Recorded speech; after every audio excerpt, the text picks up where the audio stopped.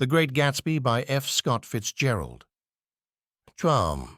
Epigraph. Once again to Zelda.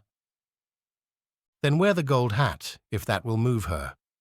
If you can bounce high, bounce for her too, till she cry, "Lover, gold-hatted, high-bouncing lover, I must have you." Thomas Park D'Invilliers. Chapter 1. In my younger and more vulnerable years, my father gave me some advice that I've been turning over in my mind ever since. Whenever you feel like criticizing anyone, he told me, just remember that all the people in this world haven't had the advantages that you've had. He didn't say any more, but we've always been unusually communicative in a reserved way, and I understood that he meant a great deal more than that. In consequence, I'm inclined to reserve all judgments, a habit that has opened up many curious natures to me and also made me the victim of not a few veteran bores.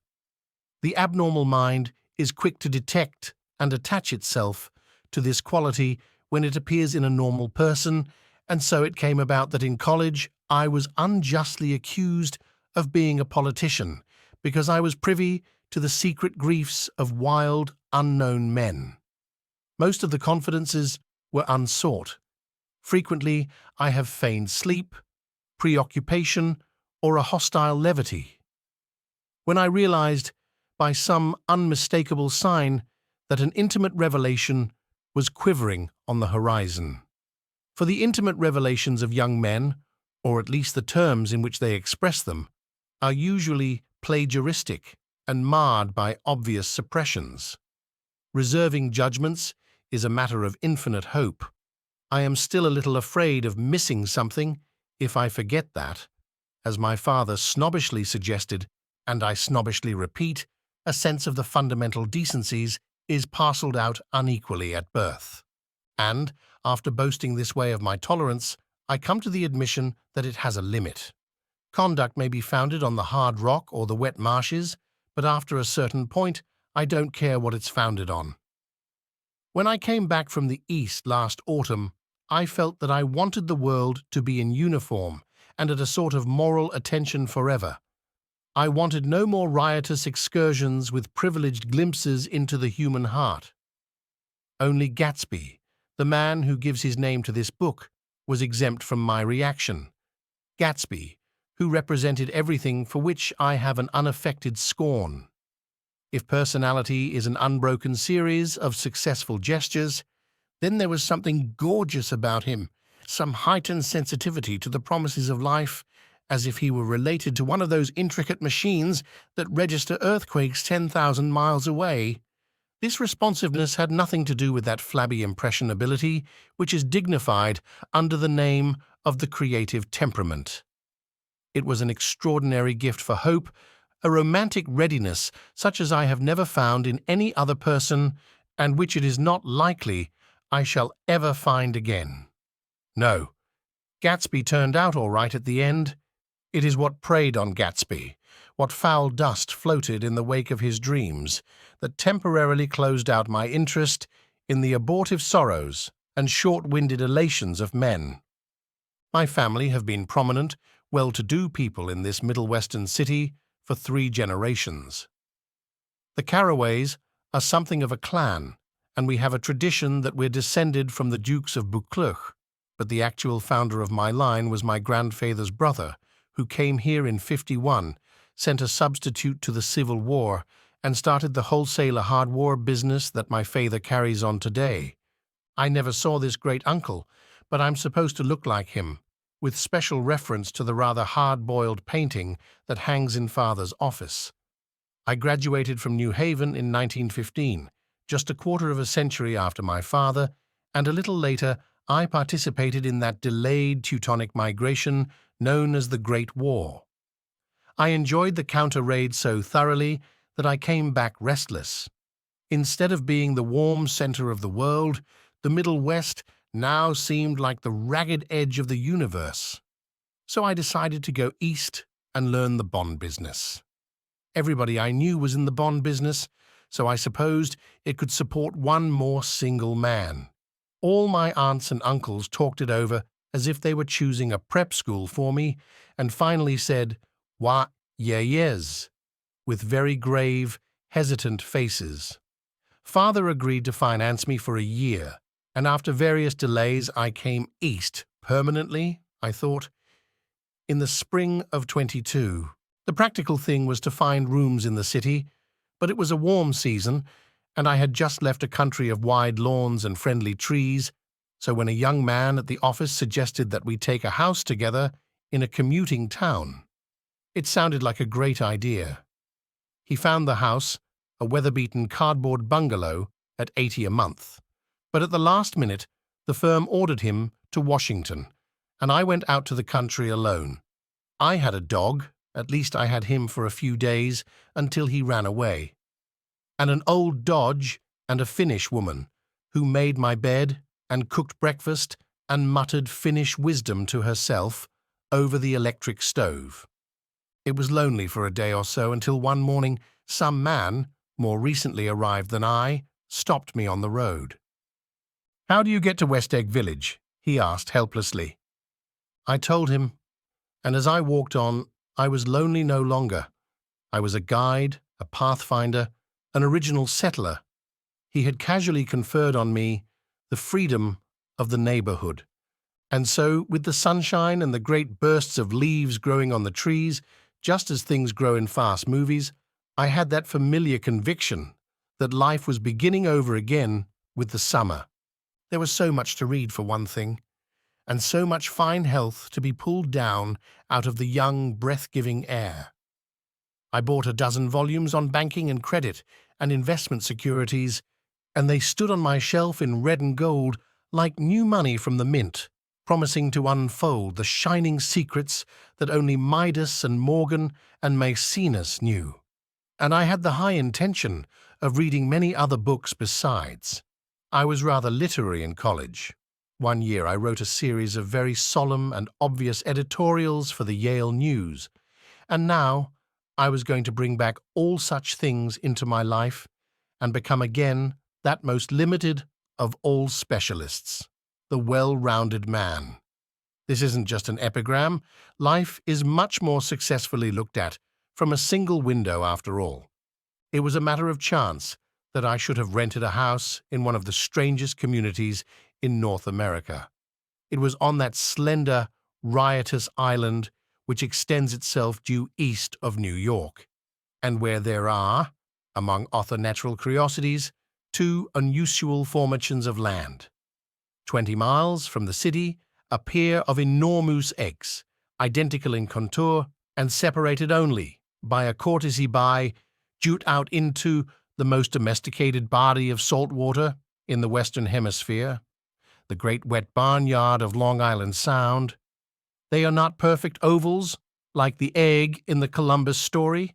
They are both crushed flat at the contact end, but their physical resemblance must be a source of perpetual wonder to the gulls that fly overhead. To the wingless, a more interesting phenomenon is their dissimilarity in every particular except shape and size. I lived at West Egg, the less fashionable of the two, though this is a most superficial tag to express the bizarre and not a little sinister contrast between them. My house was at the very tip of the Egg, only 50 yards from the Sound, and squeezed between two huge places that rented for $12,000 or $15,000 a season. The one on my right was a colossal affair by any standard. It was a factual imitation of some Hôtel de Ville in Normandy, with a tower on one side, spanking new under a thin beard of raw ivy, and a marble swimming pool, and more than 40 acres of lawn and garden. It was Gatsby's mansion, or rather, as I didn't know Mr. Gatsby, it was a mansion inhabited by a gentleman of that name. My own house was an eyesore, but it was a small eyesore, and it had been overlooked, so I had a view of the water, a partial view of my neighbor's lawn, and the consoling proximity of millionaires. All for $80 a month. Across the Courtesy Bay, the white palaces of fashionable East Egg glittered along the water, and the history of the summer really begins on the evening I drove over there to have dinner with the Tom Buchanans. Daisy was my second cousin once removed, and I'd known Tom in college, and just after the war, I spent 2 days with them in Chicago. Her husband, among various physical accomplishments, had been one of the most powerful ends that ever played football at New Haven, a national figure in a way, one of those men who reach such an acute limited excellence at 21 that everything afterward savours of anticlimax. His family were enormously wealthy. Even in college, his freedom with money was a matter for reproach. But now he'd left Chicago and come east in a fashion that rather took your breath away. For instance, he'd brought down a string of polo ponies from Lake Forest. It was hard to realize that a man in my own generation was wealthy enough to do that. Why they came east, I don't know. They had spent a year in France for no particular reason, and then drifted here and there unrestfully, wherever people played polo and were rich together. "This was a permanent move," said Daisy over the telephone, but I didn't believe it. I had no sight into Daisy's heart, but I felt that Tom would drift on forever seeking, a little wistfully, for the dramatic turbulence of some irrecoverable football game, and so it happened that on a warm, windy evening I drove over to East Egg to see 2 old friends whom I scarcely knew at all. Their house was even more elaborate than I expected, a cheerful red and white Georgian colonial mansion overlooking the bay. The lawn started at the beach and ran towards the front door for a quarter of a mile, jumping over sundials and brick walks and burning gardens. Finally, when it reached the house, drifting up the side in bright vines as though from the momentum of its run. The front was broken by a line of French windows, glowing now with reflected gold and wide open to the warm, windy afternoon, and Tom Buchanan, in riding clothes, was standing with his legs apart on the front porch. He had changed since his New Haven years. Now he was a sturdy, straw-haired man of 30, with a rather hard mouth and a supercilious manner. 2 shining, arrogant eyes had established dominance over his face and gave him the appearance of always leaning aggressively forward. Not even the effeminate swank of his riding clothes could hide the enormous power of that body. He seemed to fill those glistening boots until he strained the top lacing, and you could see a great pack of muscle shifting when his shoulder moved under his thin coat. It was a body capable of enormous leverage, a cruel body. His speaking voice, a gruff, husky tenor, added to the impression of fractiousness he conveyed. There was a touch of paternal contempt in it, even toward people he liked, and there were men at New Haven who had hated his guts. "Now, don't think my opinion on these matters is final," he seemed to say, "just because I'm stronger and more of a man than you are." We were in the same senior society, and while we were never intimate, I always had the impression that he approved of me and wanted me to like him, with some harsh, defiant wistfulness of his own. We talked for a few minutes on the sunny porch. "I've got a nice place here," he said, his eyes flashing about restlessly.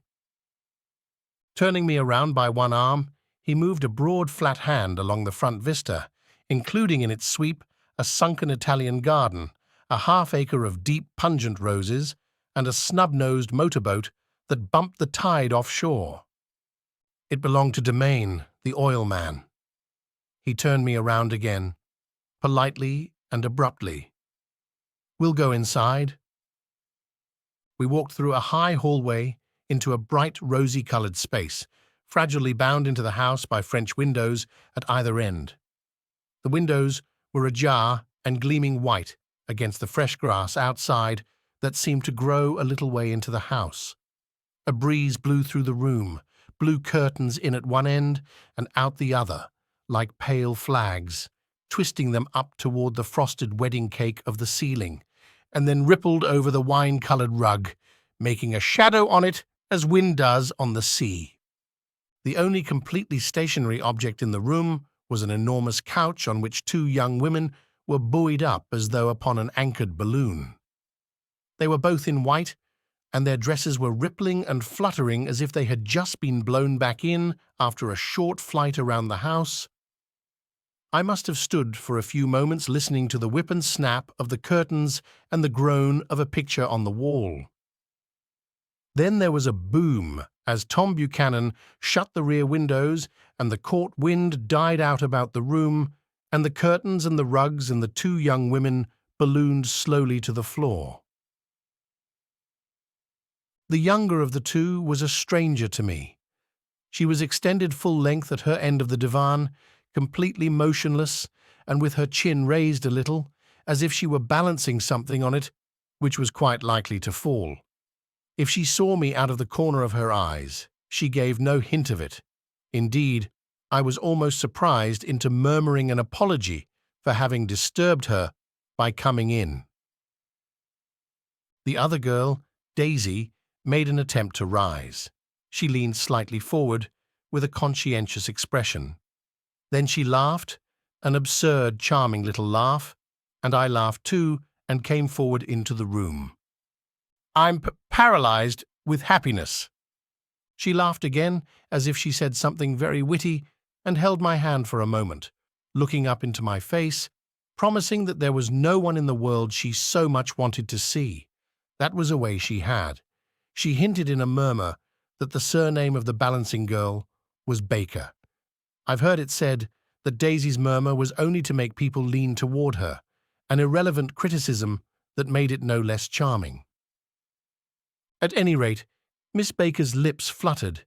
She nodded at me, almost imperceptibly, and then quickly tipped her head back again. The object she was balancing had obviously tottered a little and given her something of a fright. Again, a sort of apology arose to my lips. Almost any exhibition of complete self-sufficiency draws a stunned tribute from me.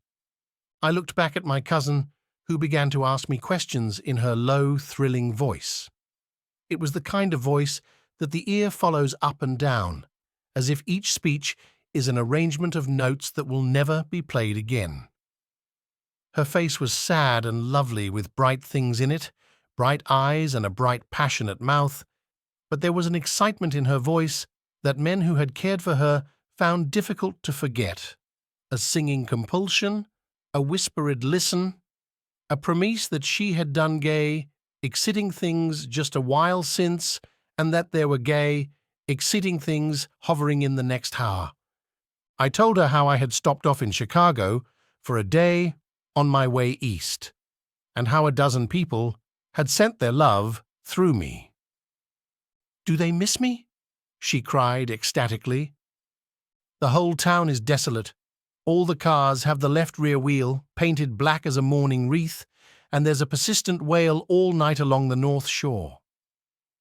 "How gorgeous! Let's go back, Tom. Tomorrow." Then she added irrelevantly, "You ought to see the baby." "I'd like to." "She's asleep. She's 3 years old. Haven't you ever seen her?" "Never." "Well, you ought to see her. She's—" Tom Buchanan, who had been hovering restlessly about the room, stopped and rested his hand on my shoulder. "What you doing, Nick?" "I'm a bondman." "Who with?" I told him. "Never heard of them," he remarked decisively. This annoyed me.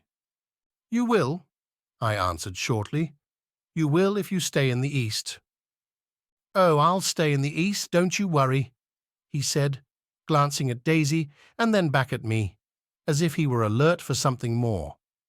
I'd be a goddamn fool to live anywhere else. At this point, Miss Baker said, "Absolutely," with such suddenness that I started. It was the first word she had uttered since I came into the room. Evidently it surprised her as much as it did me, for she yawned and with a series of rapid, deft movements stood up into the room. "I'm stiff," she complained. "I've been lying on that sofa for as long as I can remember." "Don't look at me," Daisy retorted. "I've been trying to get you to New York all afternoon." "No thanks," said Miss Baker to the 4 cocktails just in from the pantry. "I'm absolutely in training." Her host looked at her incredulously. "You are?" He took down his drink as if it were a drop in the bottom of a glass. "How you ever get anything done is beyond me." I looked at Miss Baker, wondering what it was she got done. I enjoyed looking at her. She was a slender, small-breasted girl with an erect carriage, which she accentuated by throwing her body backward at the shoulders like a young cadet. Her grey, sun-strained eyes looked back at me with polite reciprocal curiosity out of a wan, charming, discontented face. It occurred to me now that I had seen her, or a picture of her, somewhere before. "You live in West Egg," she remarked contemptuously. "I know somebody there." "I don't know a single—" "You must know Gatsby." "Gatsby?" demanded Daisy. "What Gatsby?" Before I could reply that he was my neighbour, dinner was announced. Wedging his tense arm imperatively under mine, Tom Buchanan compelled me from the room as though he were moving a checker to another square. Slenderly, languidly, their hands set lightly on their hips, the 2 young women preceded us out onto a rosy-coloured porch, open toward the sunset, where 4 candles flickered on the table in the diminished wind. "Why candles?" objected Daisy, frowning. She snapped them out with her fingers. "In 2 weeks, it'll be the longest day in the year." She looked at us all radiantly. "Do you always watch for the longest day of the year and then miss it?" "I always watch for the longest day in the year and then miss it." "We ought to plan something," yawned Miss Baker, sitting down at the table as if she were getting into bed. "All right," said Daisy. "What'll we plan?" She turned to me helplessly. "What do people plan?" Before I could answer, her eyes fastened, with an awed expression on her little finger. "Look," she complained. "I hurt it." We all looked.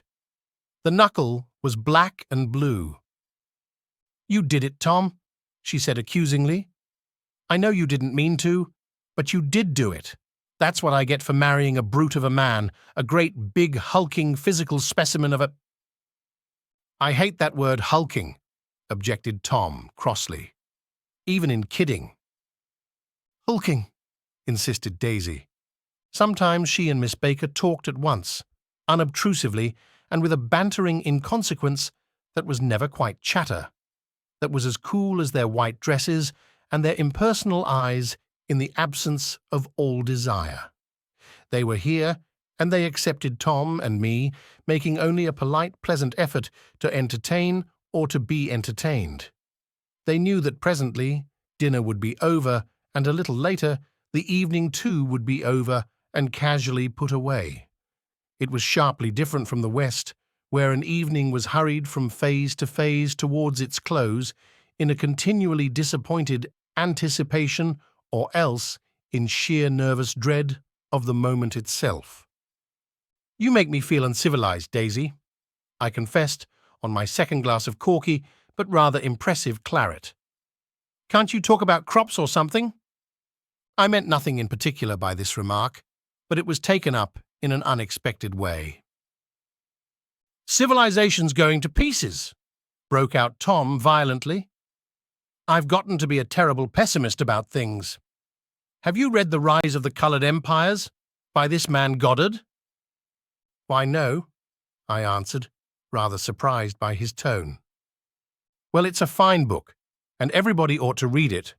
The idea is, if we don't look out, the white race will be utterly submerged. It's all scientific stuff. It's been proved." "Tom's getting very profound," said Daisy, with an expression of unthoughtful sadness. "He reads deep books with long words in them. What was that word we—" Well, these books are all scientific, insisted Tom, glancing at her impatiently. This fellow has worked out the whole thing. It's up to us, who are the dominant race, to watch out, or these other races will have control of things. We've got to beat them down, whispered Daisy, winking ferociously toward the fervent sun.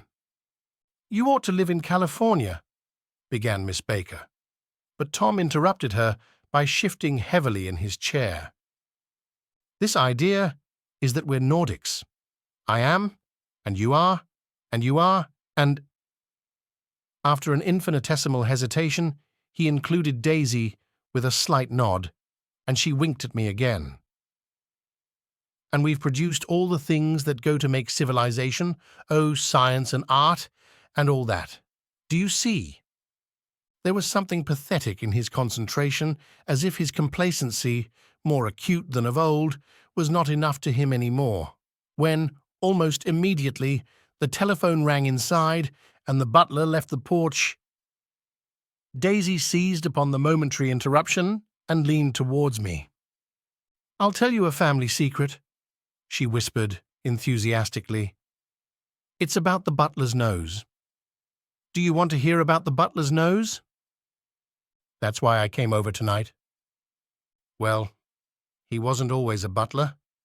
He used to be the silver polisher for some people in New York that had a silver service for 200 people. He had to polish it from morning till night until finally it began to affect his nose. Things went from bad to worse, suggested Miss Baker. Yes, things went from bad to worse, until finally he had to give up his position. For a moment, the last sunshine fell with romantic affection upon her glowing face. Her voice compelled me forward breathlessly as I listened. Then the glow faded, each light deserting her with lingering regret, like children leaving a Pleasant Street at dusk. The butler came back and murmured something close to Tom's ear, whereupon Tom frowned, pushed back his chair, and without a word went inside. As if his absence quickened something within her, Daisy leaned forward again, her voice glowing and singing. I love to see you at my table, Nick. You remind me of a rose, an absolute rose, doesn't he? She turned to Miss Baker for confirmation. An absolute rose. This was untrue. I am not even faintly like a rose. She was only extemporizing, but a stirring warmth flowed from her, as if her heart was trying to come out to you concealed in one of those breathless, thrilling words. Then suddenly she threw her napkin on the table and excused herself and went into the house. Miss Baker and I exchanged a short glance consciously, devoid of meaning. I was about to speak when she sat up alertly and said, "Shh," in a warning voice.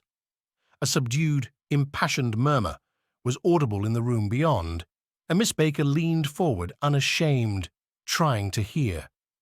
The murmur trembled on the verge of coherence, sank down, mounted excitedly, and then ceased altogether. "This Mr. Gatsby you spoke of is my neighbor," I began. "Don't talk. I want to hear what happens." "Is something happening?" I inquired innocently. "You mean to say you don't know?" said Miss Baker, honestly surprised. "I thought everybody knew." "I don't." "Why," she said hesitantly, "Tom's got some woman in New York." "Got some woman?" I repeated blankly. Miss Baker nodded. "She might have the decency not to telephone him at dinner time, don't you think?" Almost before I had grasped her meaning, there was the flutter of a dress and the crunch of leather boots, and Tom and Daisy were back at the table. "It couldn't be helped," cried Daisy with tense gaiety.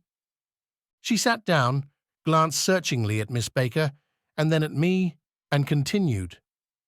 "I looked outdoors for a minute, and it's very romantic outdoors. There's a bird on the lawn that I think must be a nightingale come over on the Cunard or White Star Line. He's singing away."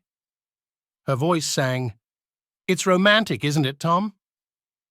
Very romantic, he said, and then miserably to me, if it's light enough after dinner, I want to take you down to the stables.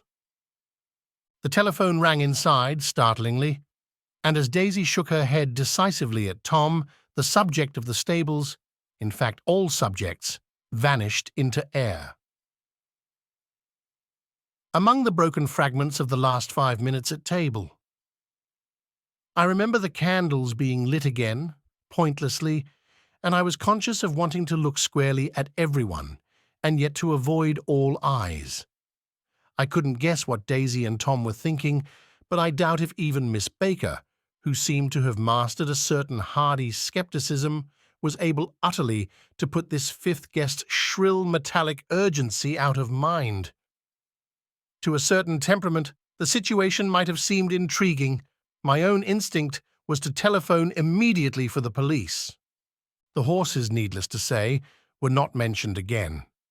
Tom and Miss Baker, with several feet of twilight between them, strolled back into the library, as if to a vigil beside a perfectly tangible body, while, trying to look pleasantly interested and a little deaf, I followed Daisy around a chain of connecting verandas to the porch in front.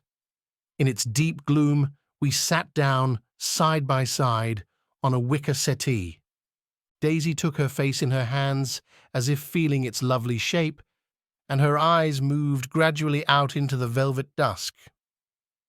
I saw that turbulent emotions possessed her, so I asked what I thought would be some sedative questions about her little girl. "We don't know each other very well, Nick," she said suddenly. "Even if we are cousins, you didn't come to my wedding." "I wasn't back from the war." "That's true." She hesitated.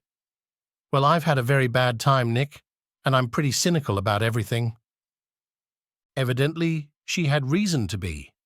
I waited, but she didn't say any more, and after a moment, I returned rather feebly to the subject of her daughter.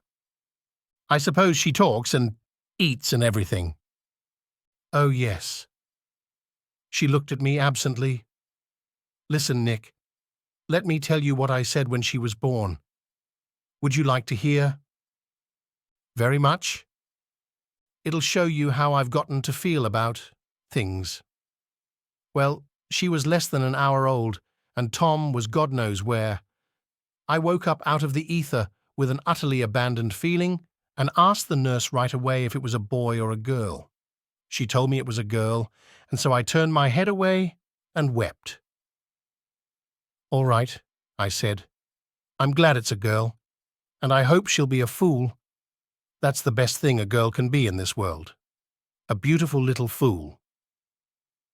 You see, I think everything's terrible anyhow," she went on in a convinced way. "Everybody thinks so, the most advanced people, and I know. I've been everywhere and seen everything and done everything." Her eyes flashed around her in a defiant way, rather like Tom's, and she laughed with thrilling scorn. "Sophisticated! God, I'm sophisticated." The instant her voice broke off, ceasing to compel my attention, my belief, I felt the basic insincerity of what she had said. It made me uneasy, as though the whole evening had been a trick of some sort to exact a contributory emotion from me.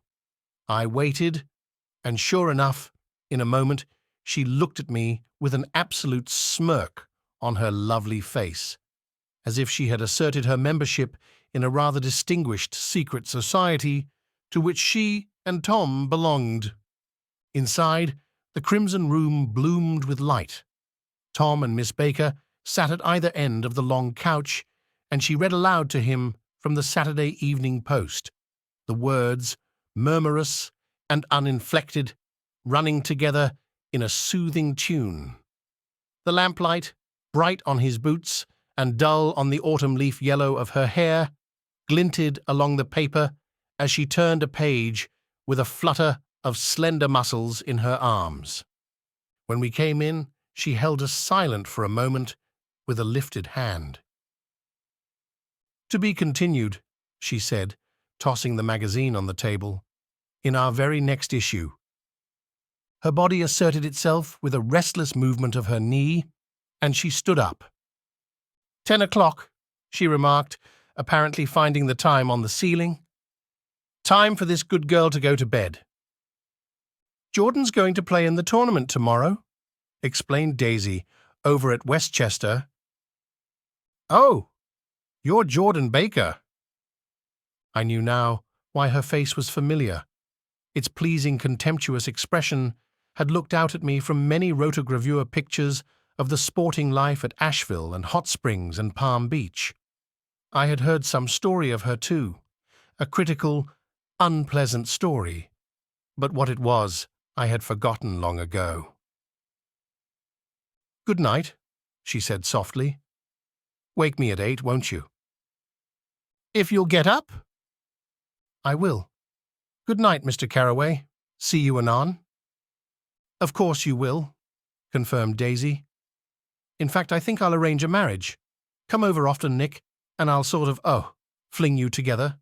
You know, lock you up, accidentally, in linen closets, and push you out to sea in a boat and all that sort of thing."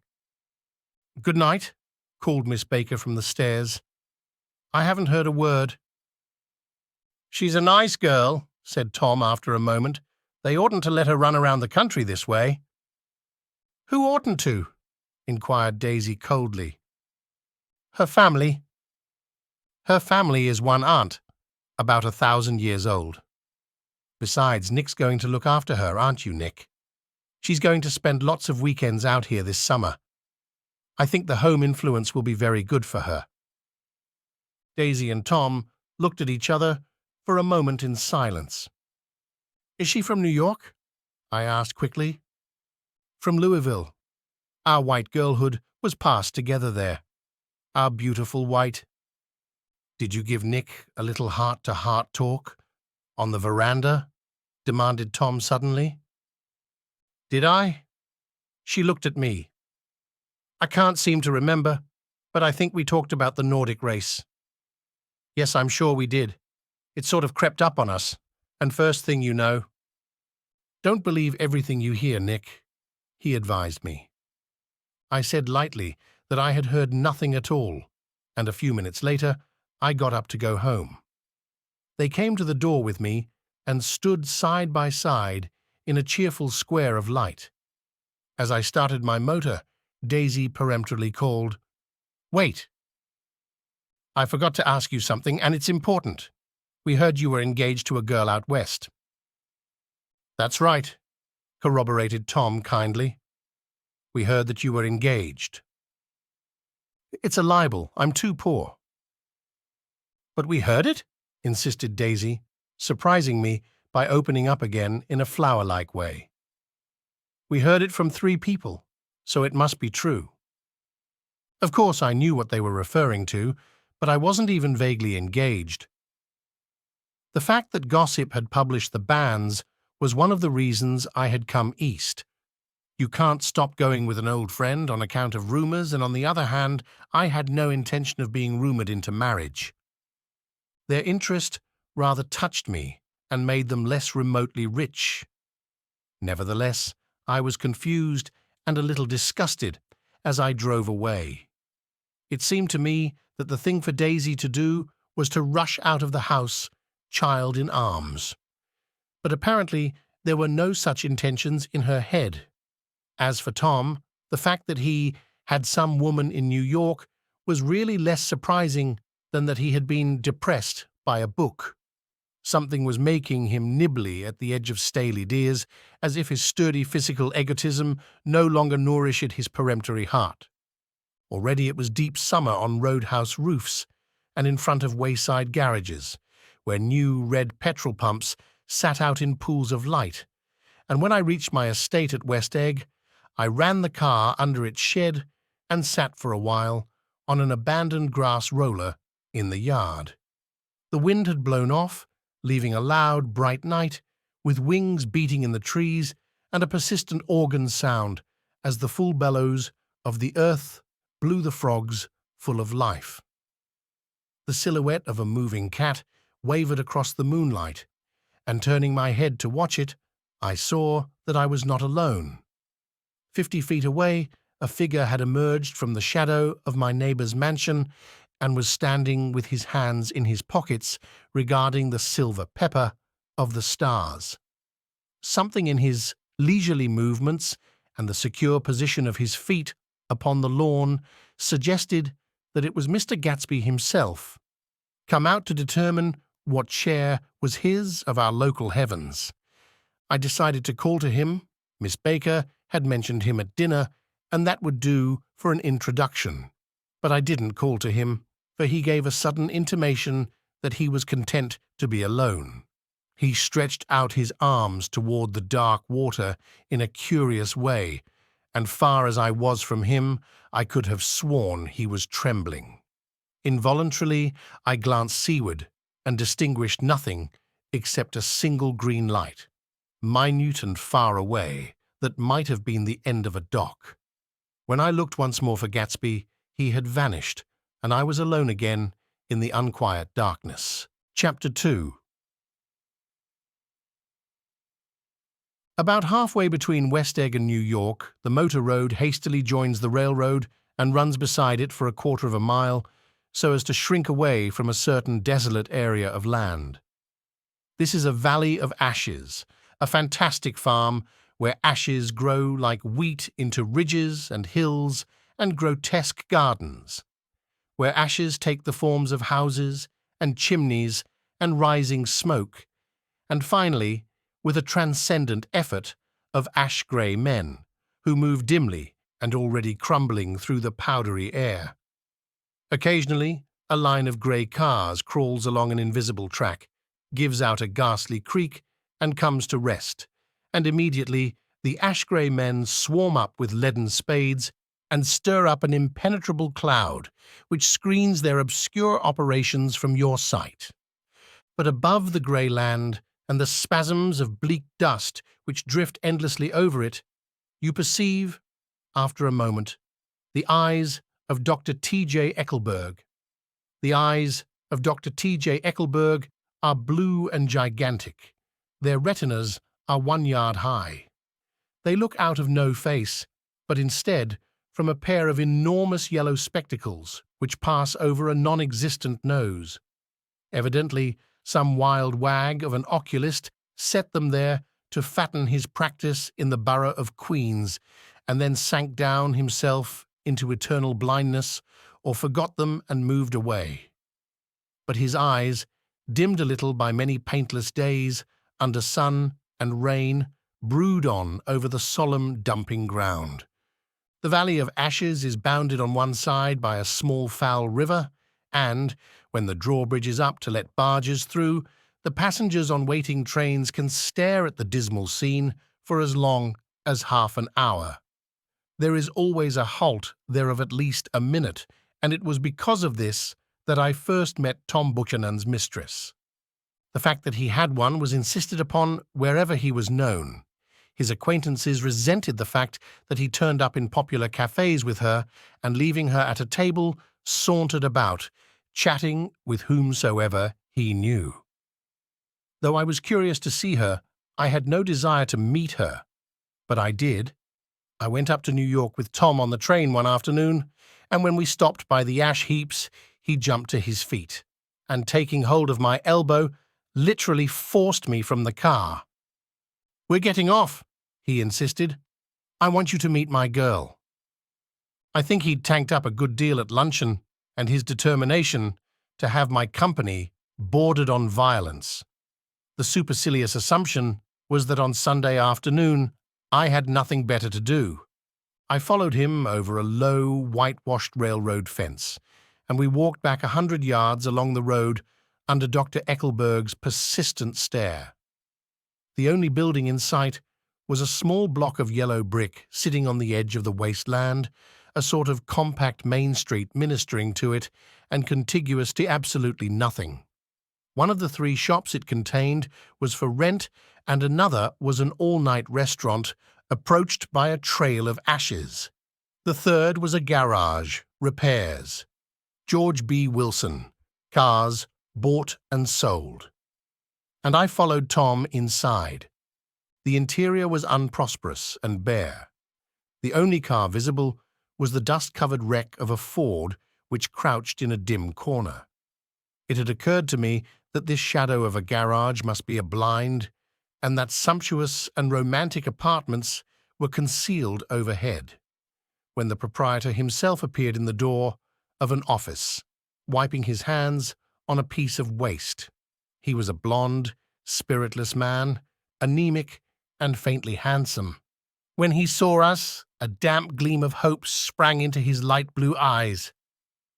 "Hello, Wilson, old man," said Tom, slapping him jovially on the shoulder. "How's business?" "I can't complain," answered Wilson unconvincingly. "When are you going to sell me that car?" "Next week. I've got my man working on it now." "Works pretty slow, don't he?" "No, he doesn't," said Tom coldly. "And if you feel that way about it, maybe I'd better sell it somewhere else after all." "I don't mean that," explained Wilson quickly. "I just meant—" His voice faded off, and Tom glanced impatiently around the garage. Then I heard footsteps on a stairs, and in a moment the thickish figure of a woman blocked out the light from the office door. She was in the middle 30s and faintly stout, but she carried her flesh sensuously as some women can. Her face, above a spotted dress of dark blue crêpe de chine, contained no facet or gleam of beauty, but there was an immediately perceptible vitality about her, as if the nerves of her body were continually smouldering. She smiled slowly, and walking through her husband as if he were a ghost, shook hands with Tom, looking him flush in the eye. Then she wet her lips, and without turning around, spoke to her husband in a soft, coarse voice. "Get some chairs, why don't you, so somebody can sit down?" "Oh, sure," agreed Wilson hurriedly, and went toward the little office, mingling immediately with the cement color of the walls. A white ashen dust veiled his dark suit and his pale hair, as it veiled everything in the vicinity, except his wife, who moved close to Tom. "I want to see you," said Tom intently. "Get on the next train." "All right. I'll meet you by the newsstand on the lower level." She nodded and moved away from him, just as George Wilson emerged with 2 chairs from his office door. We waited for her down the road and out of sight. It was a few days before the 4th of July, and a grey, scrawny Italian child was setting torpedoes in a row along the railroad track. "Terrible place, isn't it?" said Tom, exchanging a frown with Dr. Eckelberg. "Awful." "It does her good to get away." "Doesn't her husband object?" "Wilson? He thinks she goes to see her sister in New York.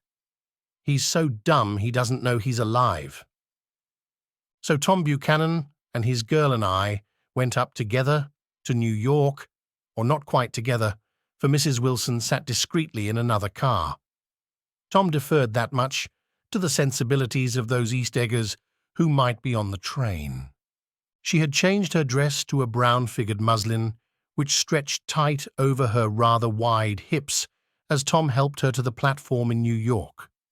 At the newsstand, she bought a copy of Town Tattle and a moving picture magazine, and in the station drugstore some cold cream and a small flask of perfume. Upstairs, in the solemn echoing drive, she let 4 taxicabs drive away before she selected a new one. Lavender-coloured, with grey upholstery, and in this we slid out from the mass of the station into the glowing sunshine. But immediately she turned sharply from the window and, leaning forward, tapped on the front glass. "I want to get one of those dogs," she said earnestly. "I want to get one for the apartment. They're nice to have. A dog." We backed up to a grey old man who bore an absurd resemblance to John D. Rockefeller. In a basket swung from his neck cowered a dozen very recent puppies of an indeterminate breed. "What kind are they?" asked Mrs. Wilson eagerly as he came to the taxi window. All kinds. What kind do you want, lady? I'd like to get one of those police dogs. I don't suppose you got that kind? The man peered doubtfully into the basket, plunged in his hand, and drew one up, wriggling by the back of the neck. That's no police dog, said Tom. No, it's not exactly a police dog, said the man, with disappointment in his voice. It's more of an Airedale. He passed his hand over the brown wash rag of a back. Look at that coat. Some coat. That's a dog that'll never bother you with catching cold. I think it's cute, said Mrs. Wilson enthusiastically. How much is it? That dog? He looked at it admiringly. That dog will cost you $10. The Airedale, undoubtedly there was an Airedale concerned in it somewhere, though its feet were startlingly white, changed hands and settled down into Mrs. Wilson's lap, where she fondled the weatherproof coat with rapture. Is it a boy or a girl? She asked delicately. That dog? That dog's a boy. It's a bitch, said Tom decisively. Here's your money. Go and buy 10 more dogs with it. We drove over to Fifth Avenue, warm and soft, almost pastoral, on the summer Sunday afternoon. I wouldn't have been surprised to see a great flock of white sheep turn the corner. Hold on, I said. I have to leave you here. No, you don't, interposed Tom quickly. Myrtle'll be hurt if you don't come up to the apartment. Won't you, Myrtle? Come on, she urged. I'll telephone my sister Catherine. She's said to be very beautiful by people who ought to know. Well, I'd like to, but...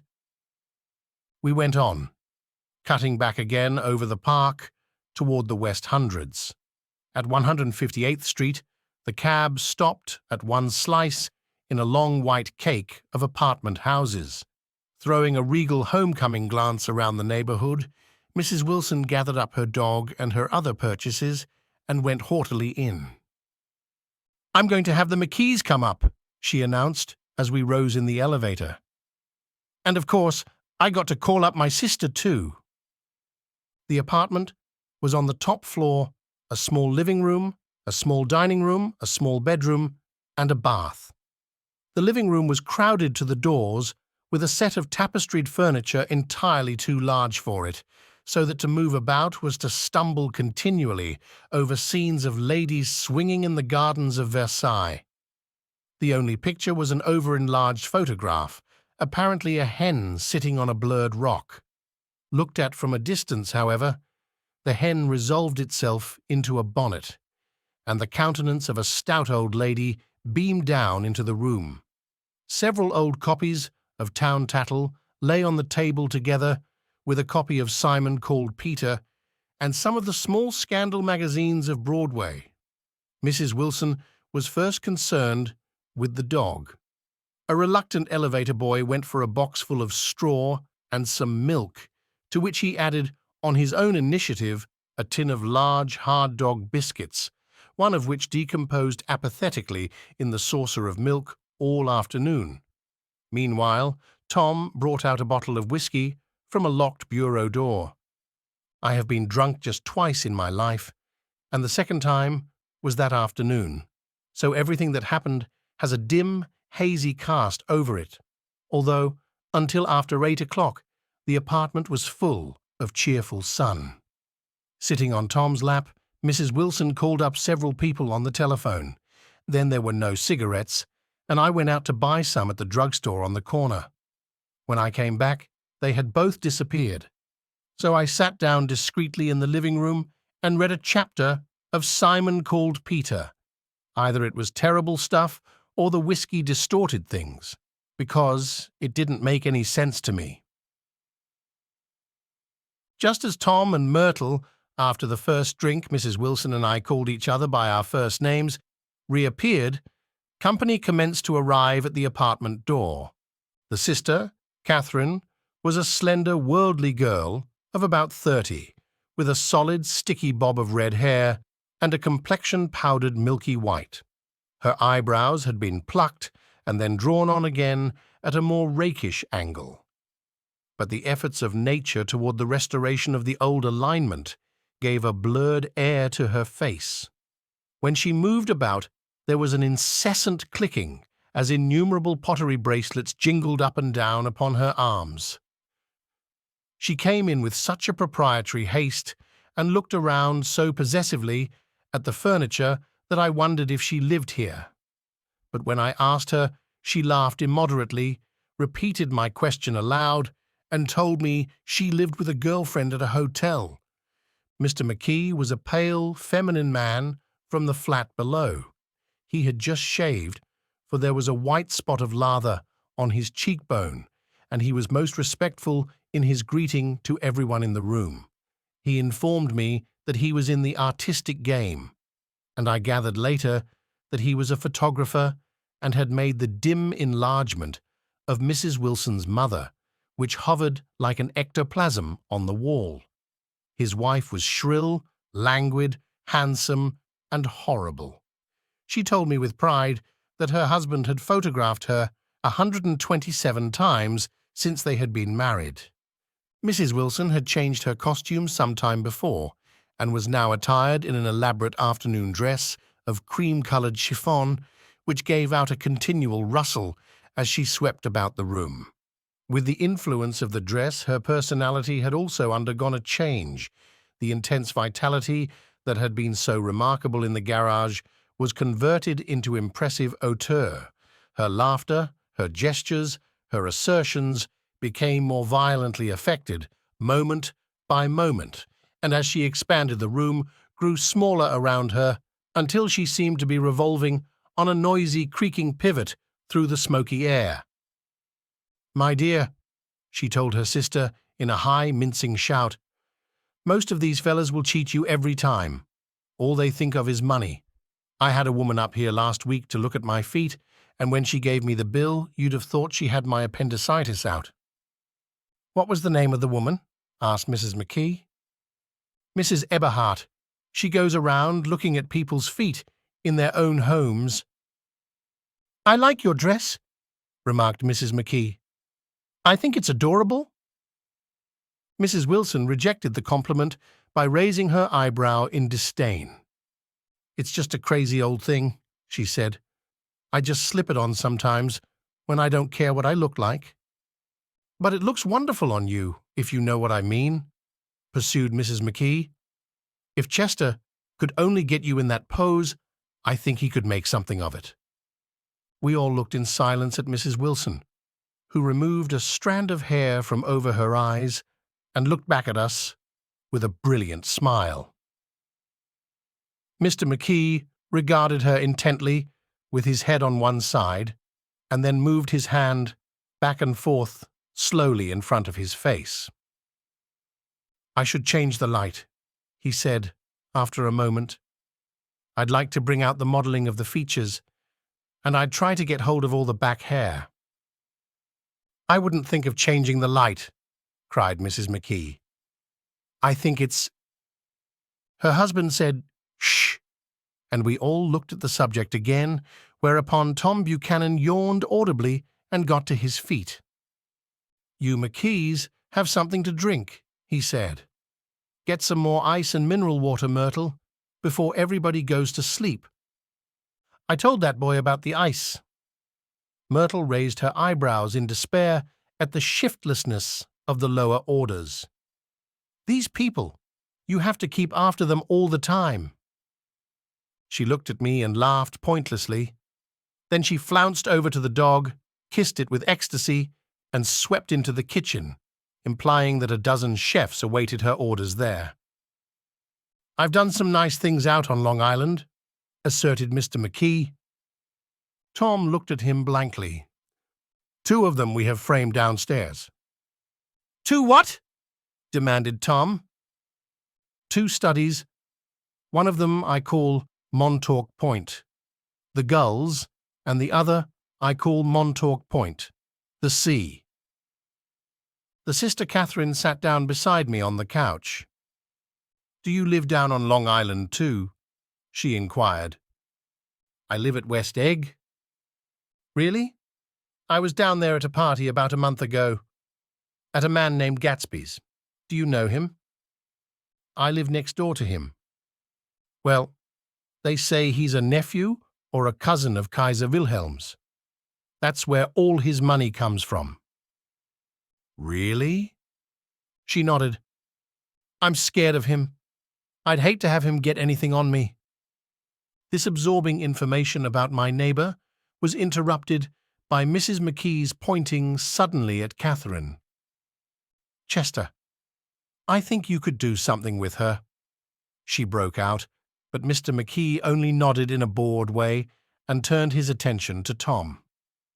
"I'd like to do more work on Long Island, if I could get the entry.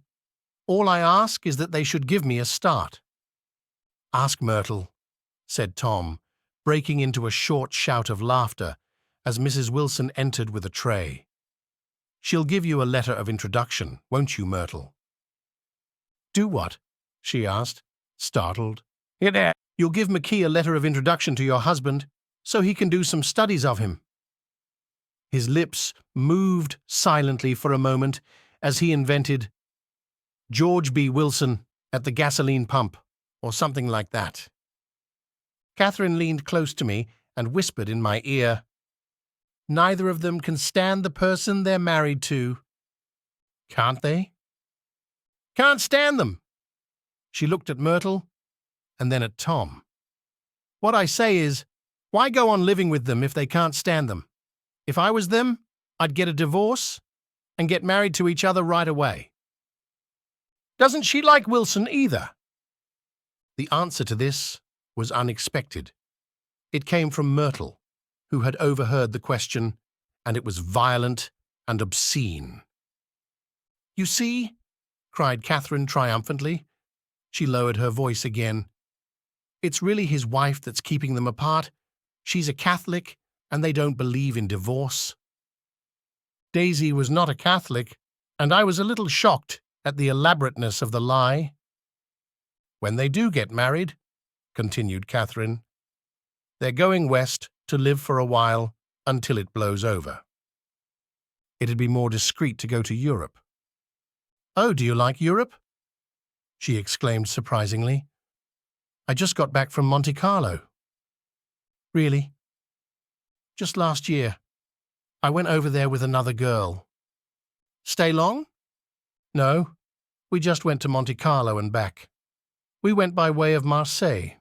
We had over $1,200 when we started, but we got jiped out of it all in 2 days in the private rooms.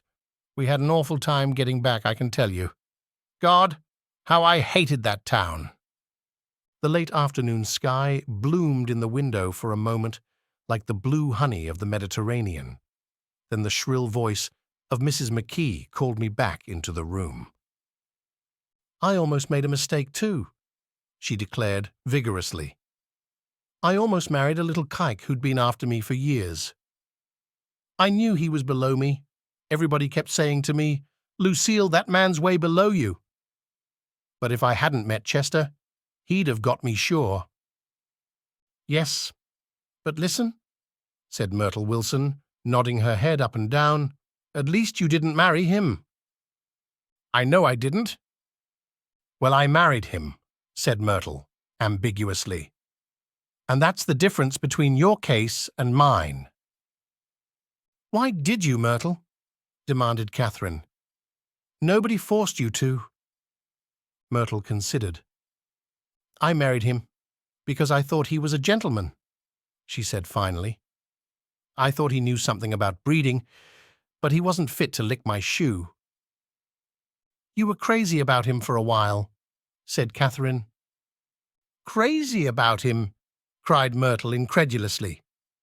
"Who said I was crazy about him? I never was any more crazy about him than I was about that man there." She pointed suddenly at me, and everyone looked at me accusingly.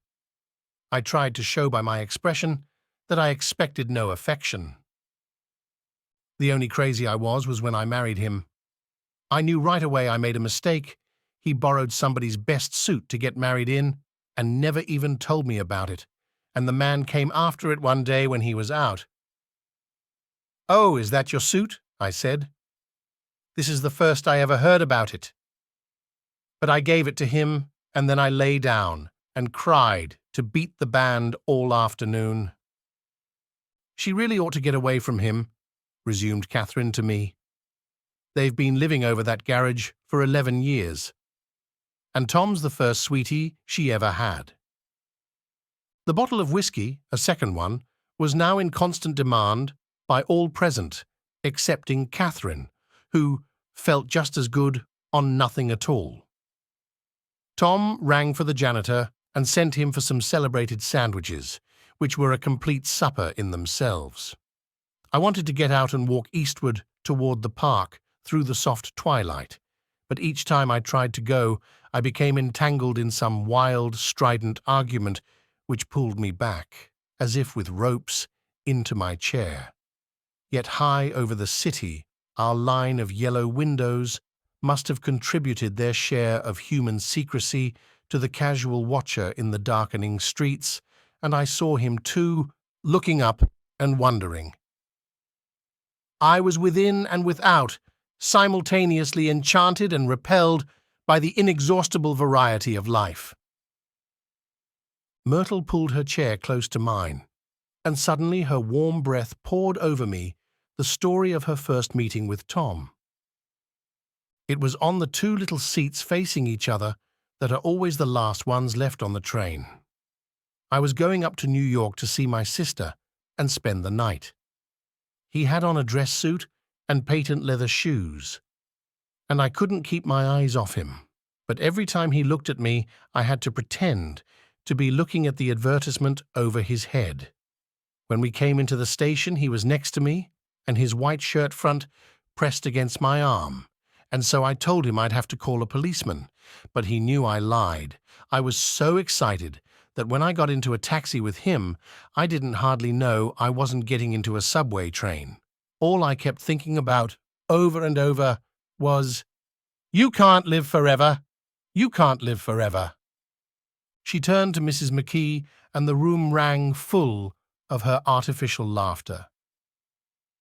"My dear," she cried, "I'm going to give you this dress as soon as I'm through with it. I've got to get another one tomorrow. I'm going to make a list of all the things I've got to get. A massage and a wave, and a collar for the dog, and one of those cute little ashtrays where you touch a spring, and a wreath with a black silk bow for Mother's grave that'll last all summer. I got to write down a list so I won't forget all the things I got to do."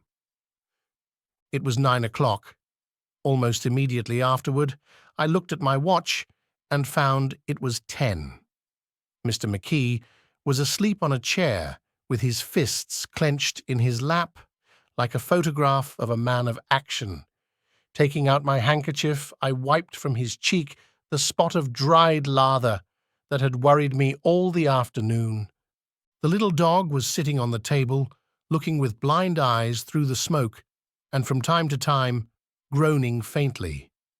People disappeared, reappeared, made plans to go somewhere, and then lost each other, searched for each other, found each other a few feet away. Sometime toward midnight, Tom Buchanan and Mrs. Wilson stood face to face, discussing, in impassioned voices, whether Mrs. Wilson had any right to mention Daisy's name. "Daisy! Daisy! Daisy!" shouted Mrs. Wilson. "I'll say it whenever I want to. Daisy. Die." Making a short, deft movement, Tom Buchanan broke her nose with his open hand.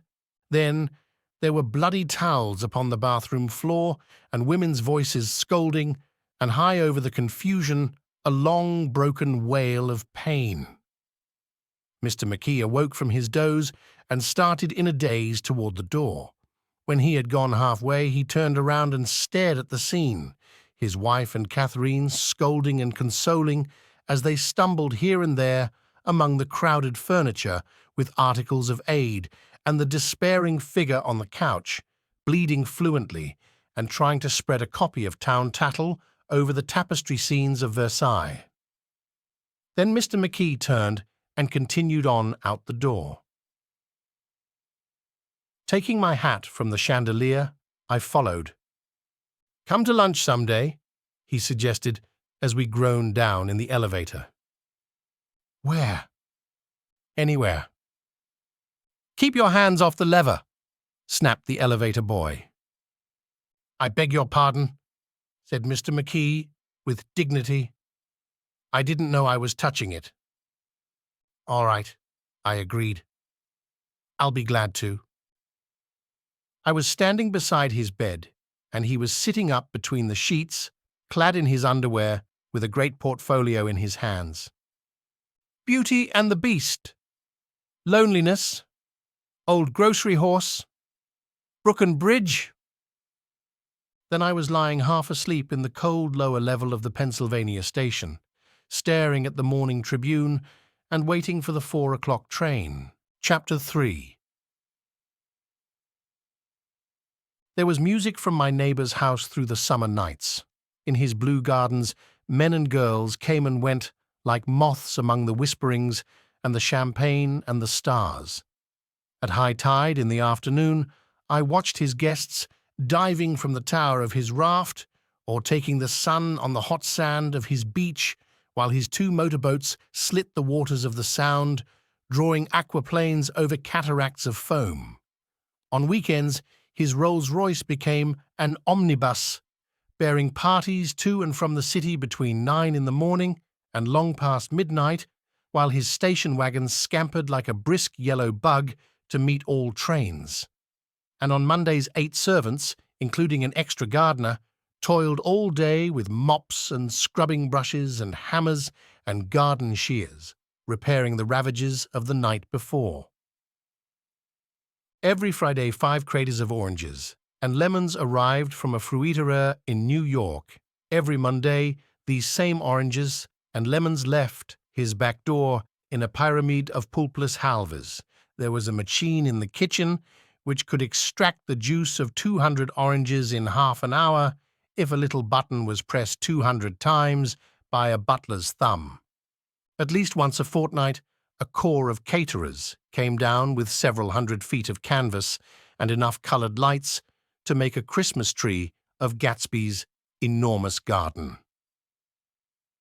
On buffet tables, garnished with glistening hors d'oeuvre, spiced baked hams crowded against salads of harlequin designs, and pastry pigs and turkeys bewitched to a dark gold. In the main hall, a bar with a real brass rail was set up and stocked with gins and liquors and with cordials so long forgotten that most of his female guests were too young to know one from another.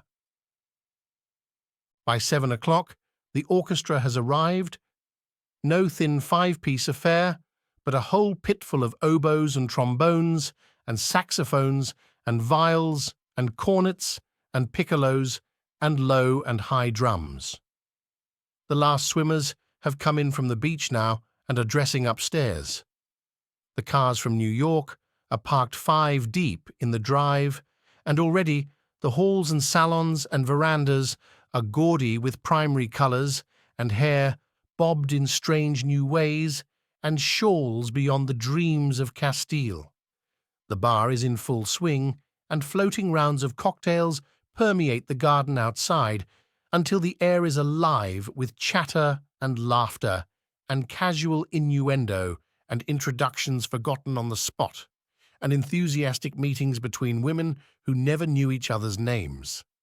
The lights grow brighter as the earth lurches away from the sun, and now the orchestra is playing yellow cocktail music, and the opera of voices pitches a key higher. Laughter is easier minute by minute, spilled with prodigality, tipped out at a cheerful word. The groups change more swiftly, swell with new arrivals, dissolve and form in the same breath. Already there are wanderers, confident girls who weave here and there among the stouter and more stable, become for a sharp, joyous moment the center of a group, and then, excited with triumph, glide on through the sea change of faces and voices and color under the constantly changing light. Suddenly, one of these gypsies in trembling opal seizes a cocktail out of the air, dumps it down for courage, and moving her hands like Frisco, dances out alone on the canvas platform. A momentary hush. The orchestra leader varies his rhythm obligingly for her, and there is a burst of chatter as the erroneous news goes around that she is Gilda Gray's understudy from the Follies. The party has begun.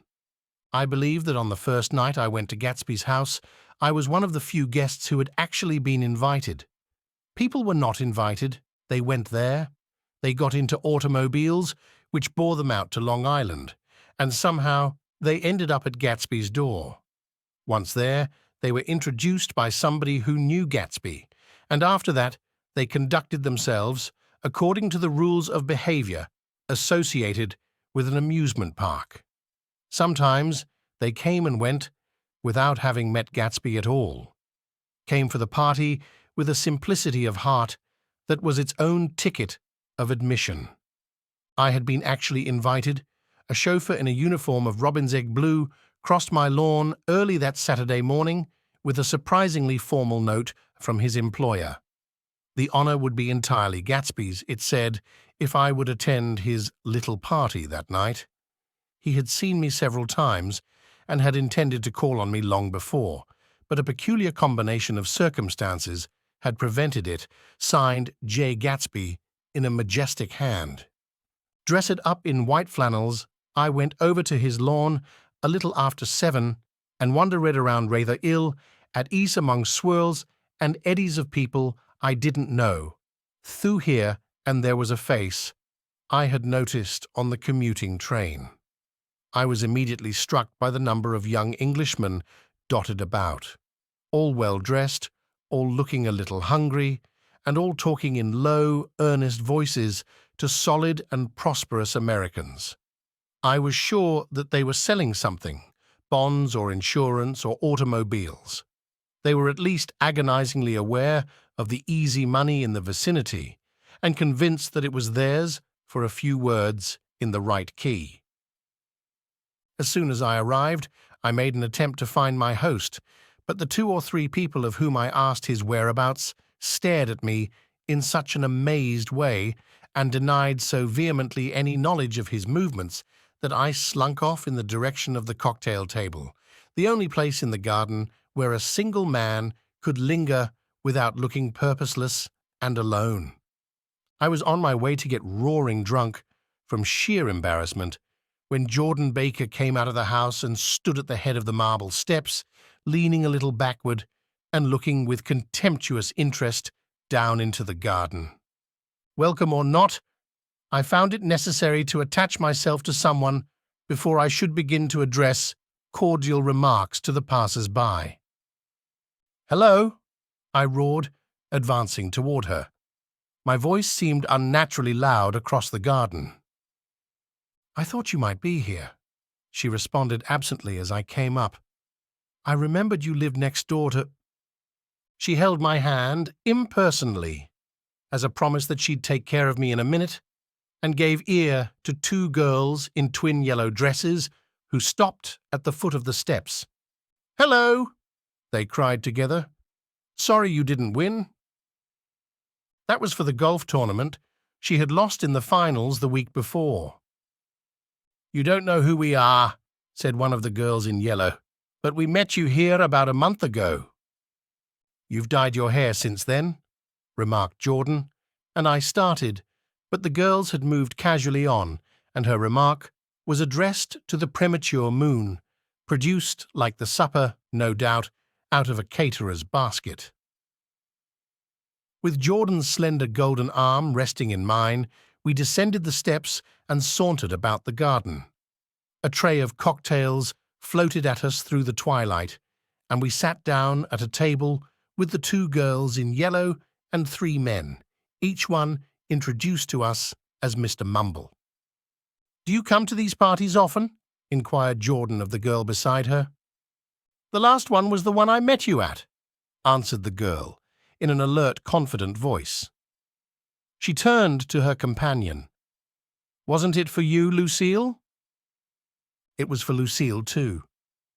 I like to come, Lucille said. I never care what I do, so I always have a good time.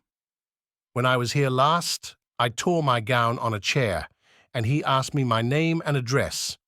Inside of a week, I got a package from Croirier's with a new evening gown in it. Did you keep it? Asked Jordan. Sure I did. I was going to wear it tonight, but it was too big in the bust and had to be altered.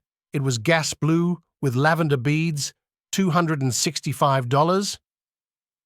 There's something funny about a fellow that'll do a thing like that, said the other girl eagerly.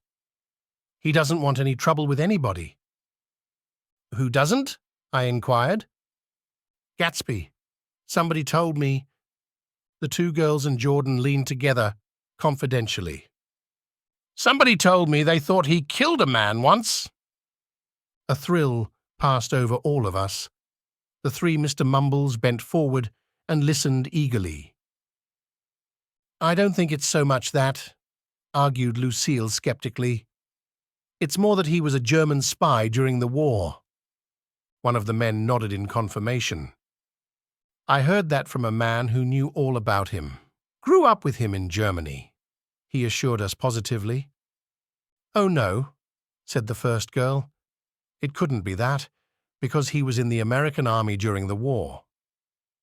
As our credulity switched back to her, she leaned forward with enthusiasm. You look at him sometimes when he thinks nobody's looking at him. I'll bet he killed a man. She narrowed her eyes and shivered. Lucille shivered. We all turned and looked around for Gatsby. It was testimony to the romantic speculation he inspired that there were whispers about him from those who had found little that it was necessary to whisper about in this world. The first supper, there would be another one after midnight, was now being served, and Jordan invited me to join her own party, who were spread around a table on the other side of the garden.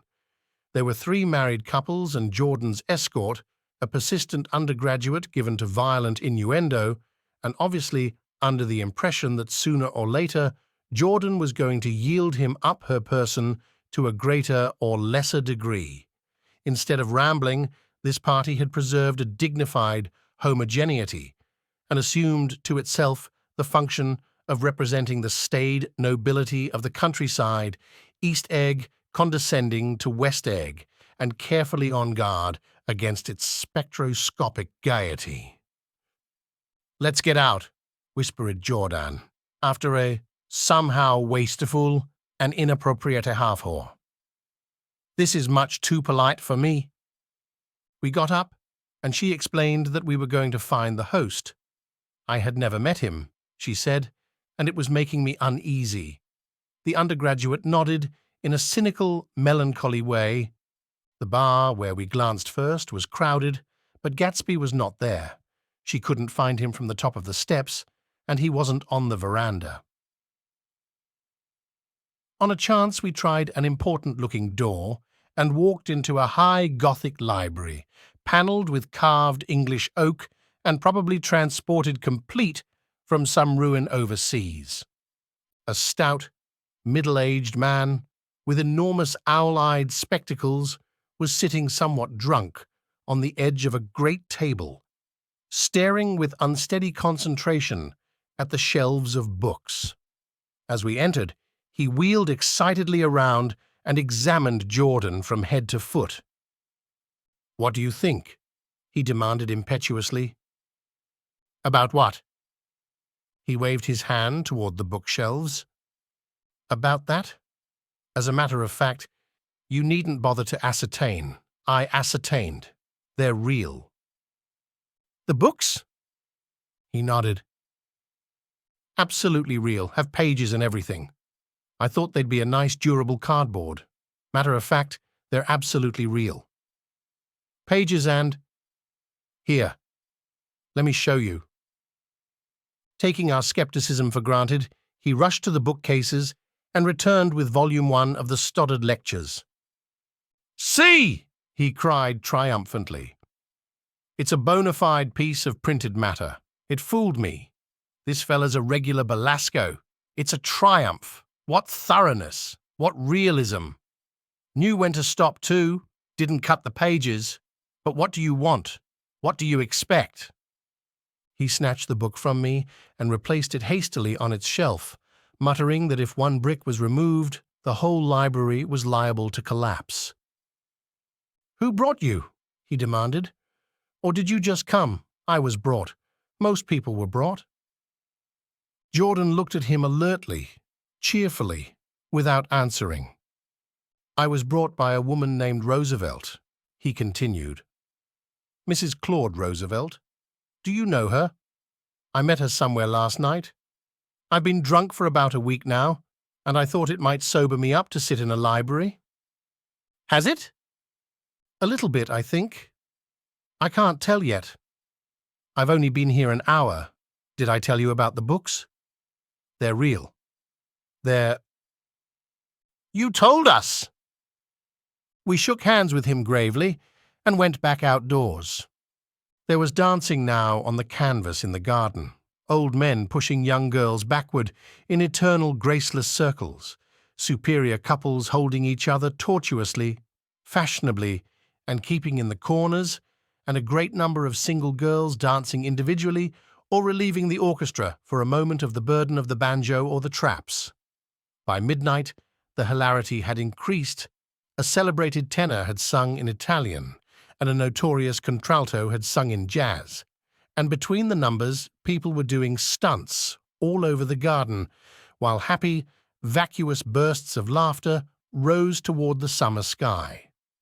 A pair of stage twins, who turned out to be the girls in yellow, did a baby act in costume, and champagne was served in glasses bigger than finger bowls. The moon had risen higher, and floating in the sound was a triangle of silver scales, trembling a little to the stiff tinny drip of the banjos on the lawn. I was still with Jordan Baker. We were sitting at a table with a man of about my age and a rowdy little girl, who gave way upon the slightest provocation to uncontrollable laughter. I was enjoying myself now. I had taken 2 finger bowls of champagne, and the scene had changed before my eyes into something significant, elemental, and profound.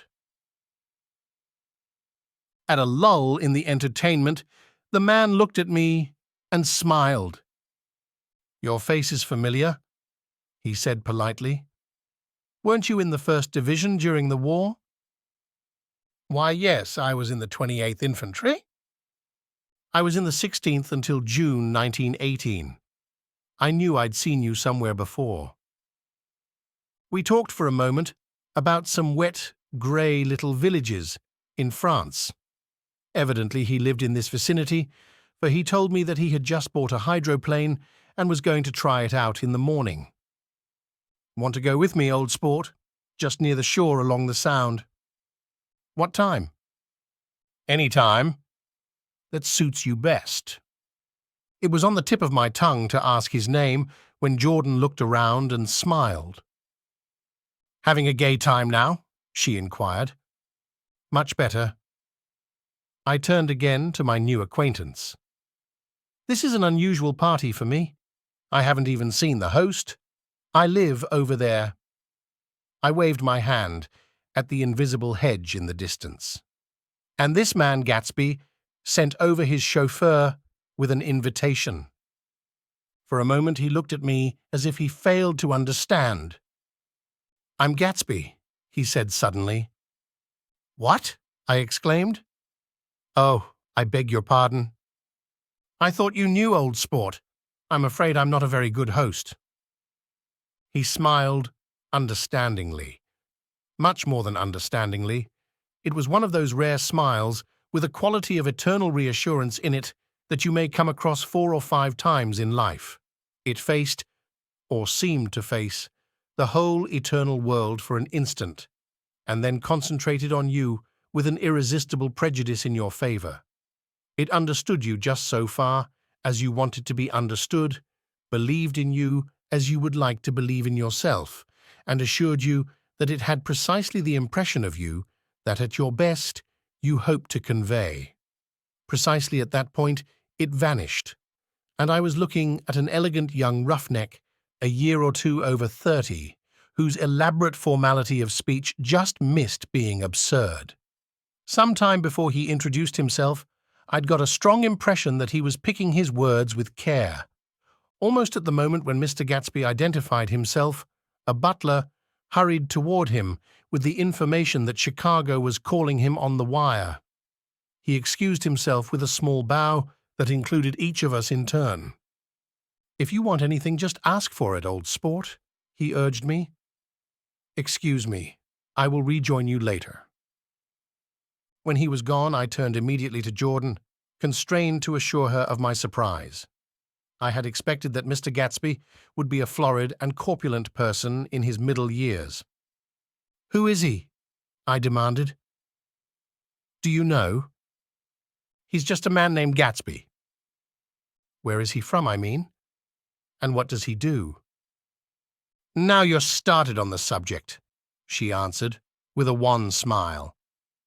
"Well, he told me once he was an Oxford man."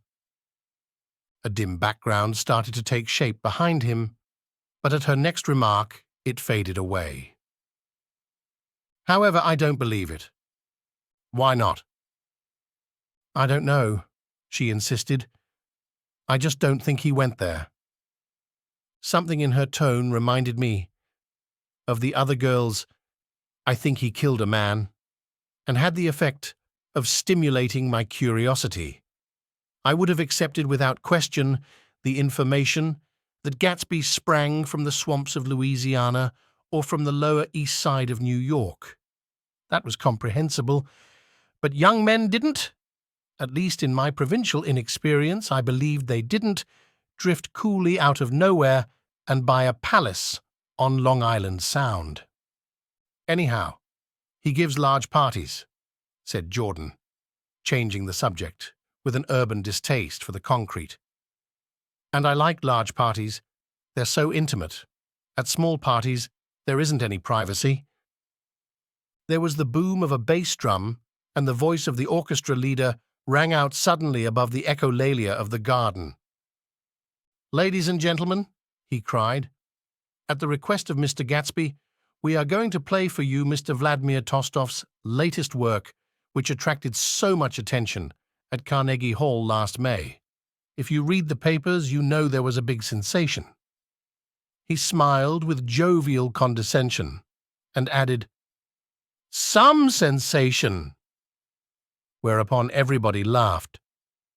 "The piece is known," he concluded lustily, "as Vladimir Tostov's Jazz History of the World." The nature of Mr. Tostov's composition eluded me, because just as it began, my eyes fell on Gatsby, standing alone on the marble steps and looking from one group to another with approving eyes. His tanned skin was drawn attractively tight on his face, and his short hair looked as though it were trimmed every day. I could see nothing sinister about him. I wondered if the fact that he was not drinking helped to set him off from his guests, for it seemed to me that he grew more correct as the fraternal hilarity increased. When the Jazz History of the World was over, girls were putting their heads on men's shoulders in a puppyish, convivial way. Girls were swooning backward playfully into men's arms, even into groups, knowing that someone would arrest their falls, but no one swooned backward on Gatsby, and no French bob touched Gatsby's shoulder, and no singing quartets were formed with Gatsby's head for one link. "I beg your pardon." Gatsby's butler was suddenly standing beside us. "Miss Baker," he inquired, "I beg your pardon, but Mr. Gatsby would like to speak to you alone." "With me?" she exclaimed in surprise. "Yes, madame." She got up slowly, raising her eyebrows at me in astonishment, and followed the butler toward the house. I noticed that she wore her evening dress, all her dresses like sports clothes. There was a jauntiness about her movements, as if she had first learned to walk upon golf courses on clean, crisp mornings. I was alone, and it was almost 2. For some time, confused and intriguing sounds had issued from a long, many-windowed room which overhung the terrace. Eluding Jordan's undergraduate, who was now engaged in an obstetrical conversation with two chorus girls and who implored me to join him. I went inside. The large room was full of people. One of the girls in yellow was playing the piano, and beside her stood a tall, red-haired young lady from a famous chorus, engaged in song. She had drunk a quantity of champagne, and during the course of her song she had decided, ineptly, that everything was very, very sad.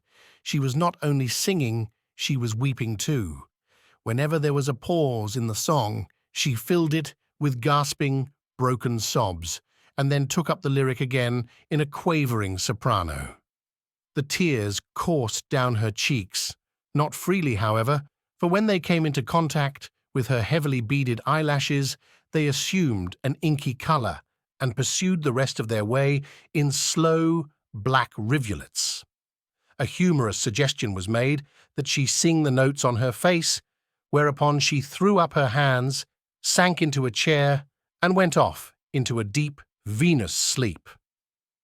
"She had a fight with a man who says he's her husband," explained a girl at my elbow. I looked around.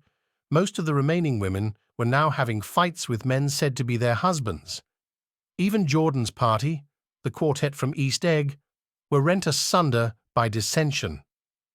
One of the men was talking with curious intensity to a young actress, and his wife, after attempting to laugh at the situation in a dignified and indifferent way, broke down entirely and resorted to flank attacks. At intervals she appeared suddenly at his side like an angry diamond and hissed, "You promised!" into his ear. The reluctance to go home was not confined to wayward men. The hall was at present occupied by two deplorably sober men and their highly indignant wives. The wives were sympathizing with each other in slightly raised voices. "Whenever he sees I'm having a good time, he wants to go home. Never heard anything so selfish in my life. We're always the first ones to leave." "So are we." "Well, we're almost the last tonight," said one of the men, sheepishly. "The orchestra left half an hour ago." In spite of the wives' agreement that such malevolence was beyond credibility, the dispute ended in a short struggle, and both wives were lifted, kicking, into the night. As I waited for my hat in the hall, the door of the library opened, and Jordan Baker and Gatsby came out together. He was saying some last word to her, but the eagerness in his manner tightened abruptly into formality as several people approached him to say goodbye. Jordan's party were calling impatiently to her from the porch, but she lingered for a moment to shake hands. "I've just heard the most amazing thing," she whispered. "How long were we in there?" "Why, about an hour." "It was simply amazing," she repeated abstractedly. "But I swore I wouldn't tell it, and here I am, tantalizing you." She yawned gracefully in my face. "Please come and see me. Phone book, under the name of Mrs. Sigourney Howard. My aunt—" She was hurrying off as she talked. Her brown hand waved a jaunty salute as she melted into her party at the door. Rather ashamed that on my first appearance I had stayed so late, I joined the last of Gatsby's guests who were clustered around him.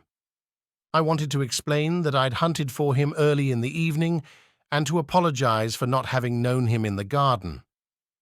"Don't mention it," he enjoined me eagerly. "Don't give it another thought, old sport." The familiar expression held no more familiarity than the hand which reassuringly brushed my shoulder. "And don't forget, we're going up in the hydroplane tomorrow morning at 9 o'clock. Then the butler, behind his shoulder, "Philadelphia wants you on the phone, sir." "All right, in a minute. Tell them I'll be right there. Good night." "Good night." "Good night." He smiled and suddenly there seemed to be a pleasant significance in having been among the last to go, as if he had desired it all the time. "Good night, old sport, good night." But as I walked down the steps, I saw that the evening was not quite over. 50 feet from the door, a dozen headlights illuminated a bizarre and tumultuous scene. In the ditch beside the road, right side up, but violently shorn of one wheel, rested a new coupé which had left Gatsby's drive not 2 minutes before. The sharp jolt of a wall accounted for the detachment of the wheel, which was now getting considerable attention from half a dozen curious chauffeurs. However, as they had left their cars blocking the road, a harsh, discordant din from those in the rear had been audible for some time, and added to the already violent confusion of the scene. A man in a long duster had dismounted from the wreck and now stood in the middle of the road, looking from the car to the tire and from the tire to the observers in a pleasant, puzzled way. "See," he explained, "it went in the ditch." The fact was infinitely astonishing to him, and I recognized first the unusual quality of wonder, and then the man. It was the late patron of Gatsby's library. "How did it happen?" He shrugged his shoulders.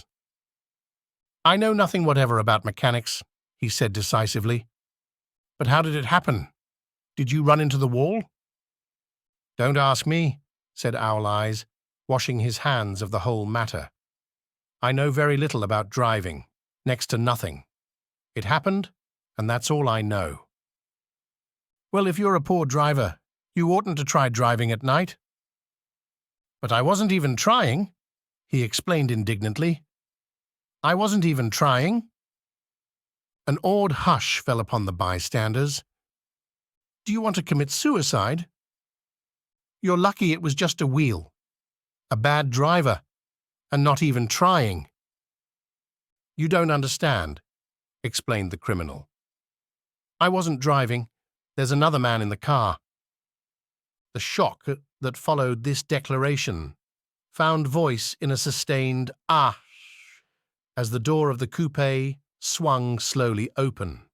The crowd, it was now a crowd, stepped back involuntarily, and when the door had opened wide, there was a ghostly pause. Then very gradually, part by part, a pale, dangling individual stepped out of the wreck, pawing tentatively at the ground with a large, uncertain dancing shoe. Blinded by the glare of the headlights and confused by the incessant groaning of the horns, the apparition stood swaying for a moment before he perceived the man in the duster. "What's the matter?" he inquired calmly. "Did we run out of gas?" "Look." Half a dozen fingers pointed at the amputated wheel. He stared at it for a moment and then looked upward as though he suspected that it had dropped from the sky. "It came off," someone explained. He nodded. "At first I didn't notice we'd stopped." A pause. Then, taking a long breath and straightening his shoulders, he remarked in a determined voice, "Wonder if tell me where there's a gas line station." At least a dozen men, some of them a little better off than he was, explained to him that wheel and car were no longer joined by any physical bond. "Back out," he suggested after a moment. "Put her in reverse?" "But the wheel's off." He hesitated. "No harm in trying," he said. The caterwauling horns had reached a crescendo, and I turned away and cut across the lawn toward home. I glanced back once. A wafer of a moon was shining over Gatsby's house, making the night fine as before, and surviving the laughter and the sound of his still glowing garden. A sudden emptiness seemed to flow now from the windows and the great doors, endowing with complete isolation the figure of the host, who stood on the porch, his hand up in a formal gesture of farewell. Reading over what I have written so far, I see I have given the impression that the events of 3 nights several weeks apart were all that absorbed me. On the contrary, they were merely casual events in a crowded summer, and, until much later, they absorbed me infinitely less than my personal affairs. Most of the time I worked. In the early morning, the sun threw my shadow westward as I hurried down the white chasms of lower New York to the Probity Trust. I knew the other clerks and young bond salesmen by their first names and lunched with them in dark, crowded restaurants on little pig sausages and mashed potatoes and coffee. I even had a short affair with a girl who lived in Jersey City and worked in the accounting department, but her brother began throwing mean looks in my direction, so when she went on her vacation in July, I let it blow quietly away. I took dinner usually at the Yale Club. For some reason it was the gloomiest event of my day. And then I went upstairs to the library and studied investments and securities for a conscientious hour. There were generally a few rioters around, but they never came into the library, so it was a good place to work. After that, if the night was mellow, I strolled down Madison Avenue, past the old Murray Hill Hotel, and over 33rd Street to the Pennsylvania Station. I began to like New York, the racy, adventurous feel of it at night, and the satisfaction that the constant flicker of men and women and machines gives to the restless eye. I liked to walk up Fifth Avenue and pick out romantic women from the crowd and imagine that in a few minutes I was going to enter into their lives and no one would ever know or disapprove. Sometimes, in my mind, I followed them to their apartments on the corners of hidden streets, and they turned and smiled back at me before they faded through a door into warm darkness. At the enchanted metropolitan twilight, I felt a haunting loneliness sometimes and felt it in others. Poor young clerks who loitered in front of windows, waiting until it was time for a solitary restaurant dinner. Young clerks in the dusk, wasting the most poignant moments of night and life.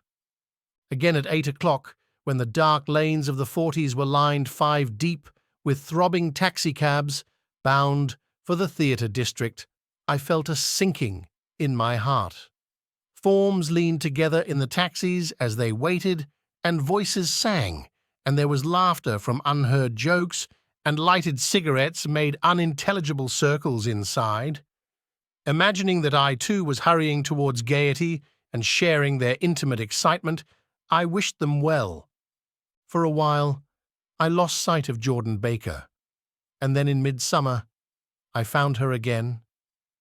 At first I was flattered to go places with her, because she was a golf champion and everyone knew her name. Then it was something more. I wasn't actually in love, but I felt a sort of tender curiosity. The bored, haughty face that she turned to the world concealed something. Most affectations conceal something eventually, even though they don't in the beginning, and one day I found what it was. When we were on a house party together, up in Warwick, she left a borrowed car out in the rain with the top down, and then lied about it, and suddenly I remembered the story about her that had eluded me that night at Daisy's. At her first big golf tournament, there was a row that nearly reached the newspapers, a suggestion that she had moved her ball from a bad lie in the semi-final round. The thing approached the proportions of a scandal, then died away. A caddy retracted his statement, and the only other witness admitted that he might have been mistaken. The incident and the name had remained together in my mind. Jordan Baker instinctively avoided clever, shrewd men, and now I saw that this was because she felt safer on a plane where any divergence from a code would be thought impossible. She was incurably dishonest. She wasn't able to endure being at a disadvantage, and given this unwillingness, I suppose she had begun dealing in subterfuges when she was very young in order to keep that cool, insolent smile turned to the world and yet satisfy the demands of her hard, jaunty body. It made no difference to me. Dishonesty in a woman is a thing you never blame deeply. I was casually sorry and then I forgot.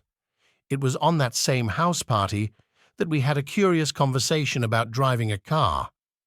It started because she passed so close to some workman that our fender flicked a button on one man's coat. "You're a rotten driver," I protested. "Either you ought to be more careful or you oughtn't to drive at all." "I am careful." "No, you're not."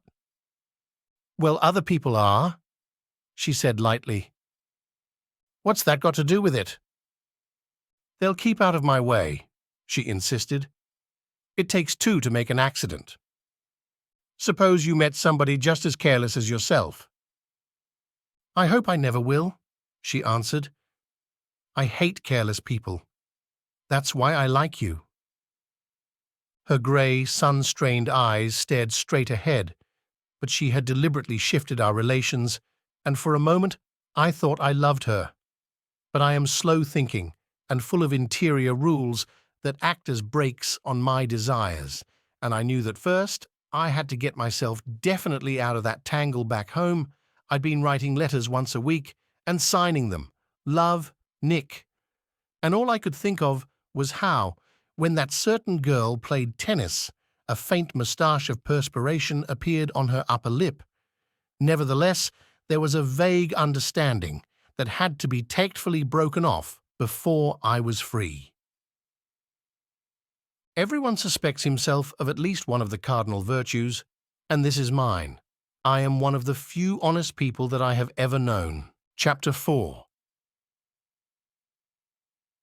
On Sunday morning, while church bells rang in the villages along shore, the world and its mistress returned to Gatsby's house and twinkled hilariously on his lawn. "He's a bootlegger," said the young ladies, moving somewhere between his cocktails and his flowers. "One time he killed a man who had found out that he was nephew to von Hindenburg and second cousin to the devil. Reach me a rose, honey, and pour me a last drop into that there crystal glass." Once I wrote down on the empty spaces of a timetable the names of those who came to Gatsby's house that summer. It is an old timetable now, disintegrating at its folds, and headed this schedule in effect July 5th, 1922.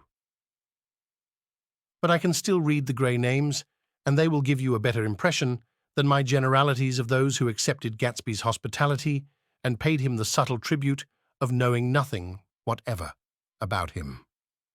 From East Egg, then, came the Chester Beckers and the Leaches, and a man named Bunsen, whom I knew at Yale, and Dr. Webster Sivat, who was drowned last summer, up in Maine, and the Hornbeams and the Willie Voltaires, and a whole clan named Blackbuck, who always gathered in a corner and flipped up their noses like goats at whosoever came near, and the Ismays and the Christies, or rather Hubert Auerbach and Mr. Christie's wife, and Edgar Beaver, whose hair, they say, turned cotton white one winter afternoon for no good reason at all.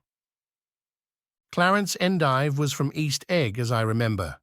He came only once, in white knickerbockers, and had a fight with a bum named Etty in the garden. From farther out on the island came the Cheadles and the O.R.P. Schraders and the Stonewall Jackson Abrams of Georgia and the Fishguards and the Ripley Snells. Snell was there 3 days before he went to the penitentiary, so drunk out on the gravel drive that Mrs. Ulysses Sweat's automobile ran over his right hand. The Danceys came too, and S.B. Whitebait, who was well over 60, and Maurice A. Flink, and the Hammerheads, and Beluga, the tobacco importer, and Beluga's girls.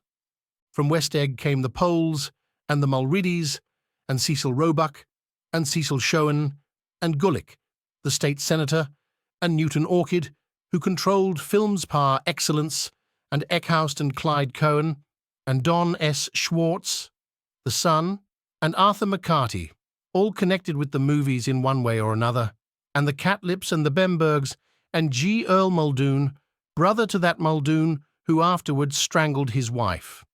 Da Fontano, the promoter, came there, and Ed LaGrosse, and James B. Rotgut, Ferret, and the De Jongs, and Ernest Lilly. They came to gamble, and when ferret wandered into the garden, it meant he was cleaned out, and associated traction would have to fluctuate profitably next day. A man named Klipspringer was there so often that he became known as the Boarder. I doubt if he had any other home. Of theatrical people, there were Gus Ways and Horace O'Donovan and Lester Meyer and George Duckweed and Francis Bull. Also from New York were the Cromes and the Backhissons and the Denekers and Russell Betty and the Corrigans and the Kellehers and the Dewars and the Scullys and S.W. Belcher and the Smirks and the Young Quinns, divorced now, and Henry L. Palmetto, who killed himself by jumping in front of a subway train in Times Square. Benny McClenahan arrived always with 4 girls. They were never quite the same ones in physical person, but they were so identical, one with another, that it inevitably seemed they had been there before. I have forgotten their names. Jacqueline, I think, or else Consuela, or Gloria, or Judy, or June, and their last names were either the melodious names of flowers and months or the sterner ones of the great American capitalists whose cousins, if pressed, they would confess themselves to be.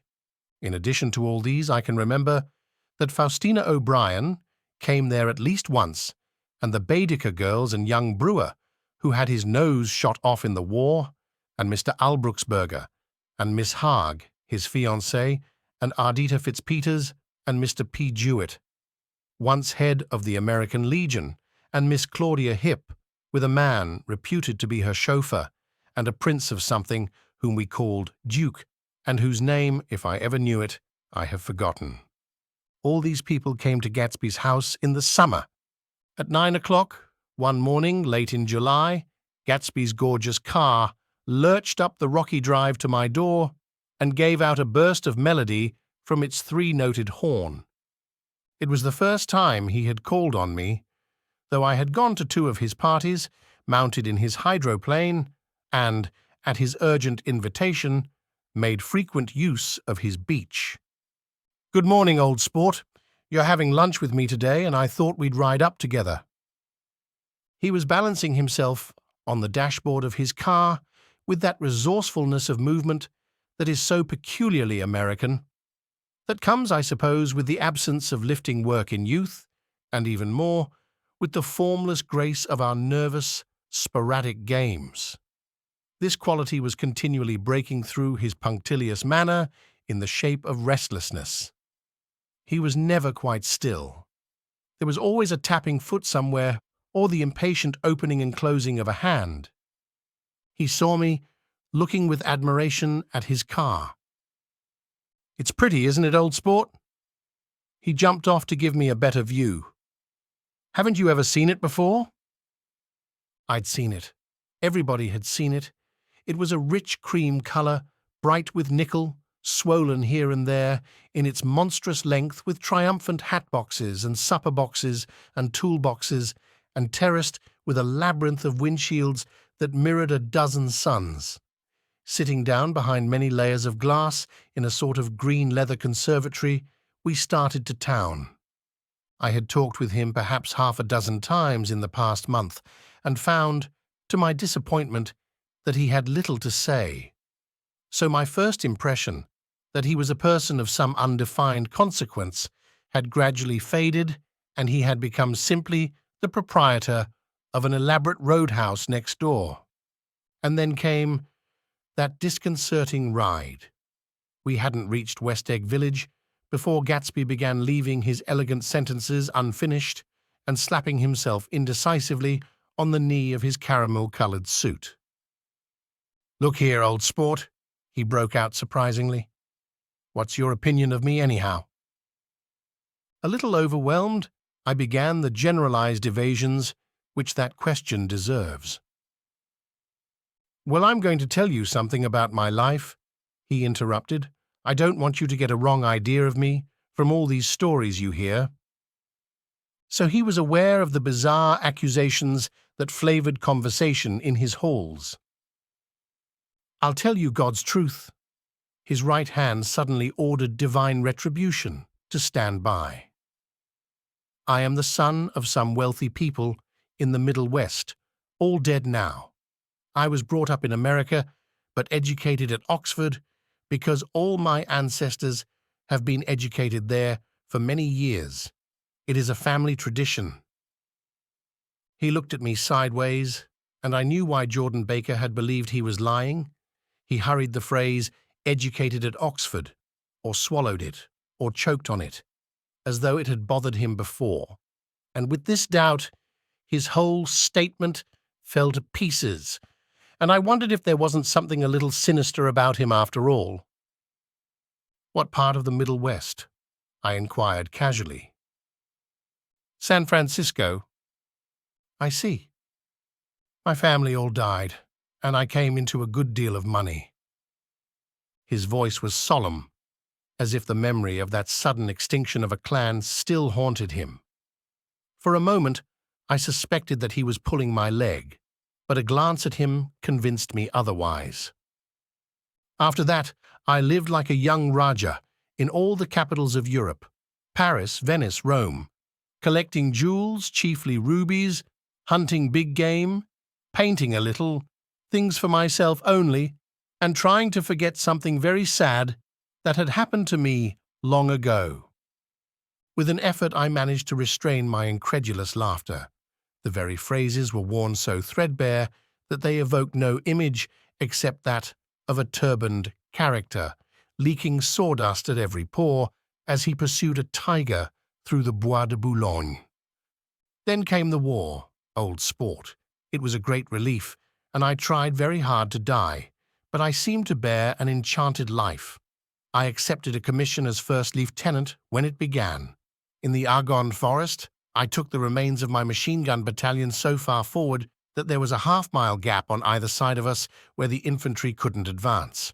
We stayed there 2 days and 2 nights, 130 men with 16 Lewis guns, and when the infantry came up at last, they found the insignia of 3 German divisions among the piles of dead. I was promoted to be a major, and every Allied government gave me a decoration, even Montenegro, little Montenegro, down on the Adriatic Sea. Little Montenegro. He lifted up the words and nodded at them with his smile. The smile comprehended Montenegro's troubled history and sympathized with the brave struggles of the Montenegrin people. It appreciated fully the chain of national circumstances which had elicited this tribute from Montenegro's warm little heart. My incredulity was submerged in fascination now. It was like skimming hastily through a dozen magazines. He reached in his pocket, and a piece of metal, slung on a ribbon, fell into my palm. "That's the one from Montenegro?" To my astonishment, the thing had an authentic look. "Orderi di Danilo," ran the circular legend. "Montenegro, Nicholas Rex." "Turn it." "Major J. Gatsby," I read. "For valor extraordinary." Here's another thing I always carry, a souvenir of Oxford days. It was taken in Trinity Quad. The man on my left is now the Earl of Doncaster. It was a photograph of half a dozen young men in blazers loafing in an archway through which were visible a host of spires. There was Gatsby, looking a little, not much, younger, with a cricket bat in his hand. Then it was all true. I saw the skins of tigers flaming in his palace on the Grand Canal. I saw him opening a chest of rubies to ease, with their crimson-lighted depths, the gnawings of his broken heart. "I'm going to make a big request of you today," he said, pocketing his souvenirs with satisfaction. "So I thought you ought to know something about me. I didn't want you to think I was just some nobody. You see, I usually find myself among strangers because I drift here and there trying to forget the sad things that happened to me." He hesitated. "You'll hear about it this afternoon." "At lunch?" "No, this afternoon. I happened to find out that you're taking Miss Baker to tea." "Do you mean you're in love with Miss Baker?" No, old sport, I'm not. But Miss Baker has kindly consented to speak to you about this matter. I hadn't the faintest idea what this matter was, but I was more annoyed than interested. I hadn't asked Jordan to tea in order to discuss Mr. J. Gatsby. I was sure the request would be something utterly fantastic, and for a moment I was sorry I'd ever set foot upon his overpopulated lawn. He wouldn't say another word. His correctness grew on him as we neared the city. We passed Port Roosevelt, where there was a glimpse of red-belted ocean-going ships, and sped along a cobbled slum lined with the dark, undeserted saloons of the faded gilt 1900s. Then the Valley of Ashes opened out on both sides of us, and I had a glimpse of Mrs. Wilson straining at the garage pump with panting vitality as we went by. With fenders spread like wings, we scattered light through half Astoria, only half, for as we twisted among the pillars of the elevated, I heard the familiar jug-jug spat of a motorcycle, and a frantic policeman rode alongside. "All right, old sport," called Gatsby. We slowed down. Taking a white card from his wallet, he waved it before the man's eyes. "Right you are," agreed the policeman, tipping his cap. "Know you next time, Mr. Gatsby. Excuse me." "What was that?" I inquired. "The picture of Oxford? I was able to do the commissioner a favour once, and he sends me a Christmas card every year." Over the great bridge, with the sunlight through the girders making a constant flicker upon the moving cars, with the city rising up across the river in white heaps and sugar lumps, all built with a wish out of non-olfactory money. The city scene from the Queensborough Bridge is always the city scene for the first time, in its first wild promise of all the mystery and the beauty in the world. A dead man passed us in a hearse heaped with blooms, followed by 2 carriages with drawn blinds, and by more cheerful carriages for friends. The friends looked out at us with the tragic eyes and short upper lips of southeastern Europe, and I was glad that the sight of Gatsby's splendid car was included in their sombre holiday. As we crossed Blackwell's Island, a limousine passed us, driven by a white chauffeur, in which sat 3 modish Negroes, 2 bucks, and a girl. I laughed aloud as the yolks of their eyeballs rolled toward us in haughty rivalry. Anything can happen now that we've slid over this bridge, I thought. Anything at all. Even Gatsby could happen, without any particular wonder. Roaring noon, in a well-fanned 42nd Street cellar, I met Gatsby for lunch. Blinking away the brightness of the street outside, my eyes picked him out obscurely in the anteroom, talking to another man. "Mr. Carraway, this is my friend Mr. Wolfsheim." A small, flat-nosed Jew raised his large head and regarded me with 2 fine growths of hair which luxuriated in either nostril. After a moment, I discovered his tiny eyes in the half-darkness. "So I took one look at him," said Mr. Wolfsheim, shaking my hand earnestly. "And what do you think I did?" "What?" I inquired politely. But evidently he was not addressing me, for he dropped my hand and covered Gatsby with his expressive nose. I handed the money to Ketspor, and I said, "All right, Ketspar, don't pay him a penny till he shuts his mouth." He shut it then and there. Gatsby took an arm of each of us and moved forward into the restaurant, whereupon Mr. Wolfsheim swallowed a new sentence he was starting and lapsed into a somnambulatory abstraction. "Highballs?" asked the head waiter. "This is a nice restaurant here," said Mr. Wolfsheim, looking at the Presbyterian nymphs on the ceiling. "But I like across the street better." "Yes, highballs," agreed Gatsby, and then to Mr. Wolfsheim, "It's too hot over there." "Hot and small, yes," said Mr. Wolfsheim. but full of memories. What place is that? I asked. The old Metropole. The old Metropole, brooded Mr. Wolfsheim gloomily. Filled with faces dead and gone, filled with friends gone now forever. I can't forget so long as I live the night they shot Rosie Rosenthal there. It was 6 of us at the table, and Rosie had eaten and drunk a lot all evening. When it was almost morning, the waiter came up to him with a funny look and says somebody wants to speak to him outside.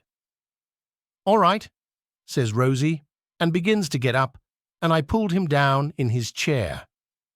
Let the bastards come in here if they want you, Rosie, but don't you, so help me, move outside this room. It was 4 o'clock in the morning then, and if we'd have raised the blinds, we'd have seen daylight. Did he go? I asked innocently. Sure he went. Mr. Wolfsheim's nose flashed at me indignantly. He turned around in the door and says, Don't let that waiter take away my coffee. Then he went out on the sidewalk, and they shot him 3 times in his full belly and drove away. 4 of them were electrocuted, I said, remembering. 5 with Becker. His nostrils turned to me in an interested way. I understand you're looking for a business connection. The juxtaposition of these 2 remarks was startling. Gatsby answered for me. Oh no, he exclaimed. This isn't the man. No? Mr. Wolfsheim seemed disappointed. This is just a friend. I told you we'd talk about that some other time. I beg your pardon, said Mr. Wolfsheim. I had a wrong man.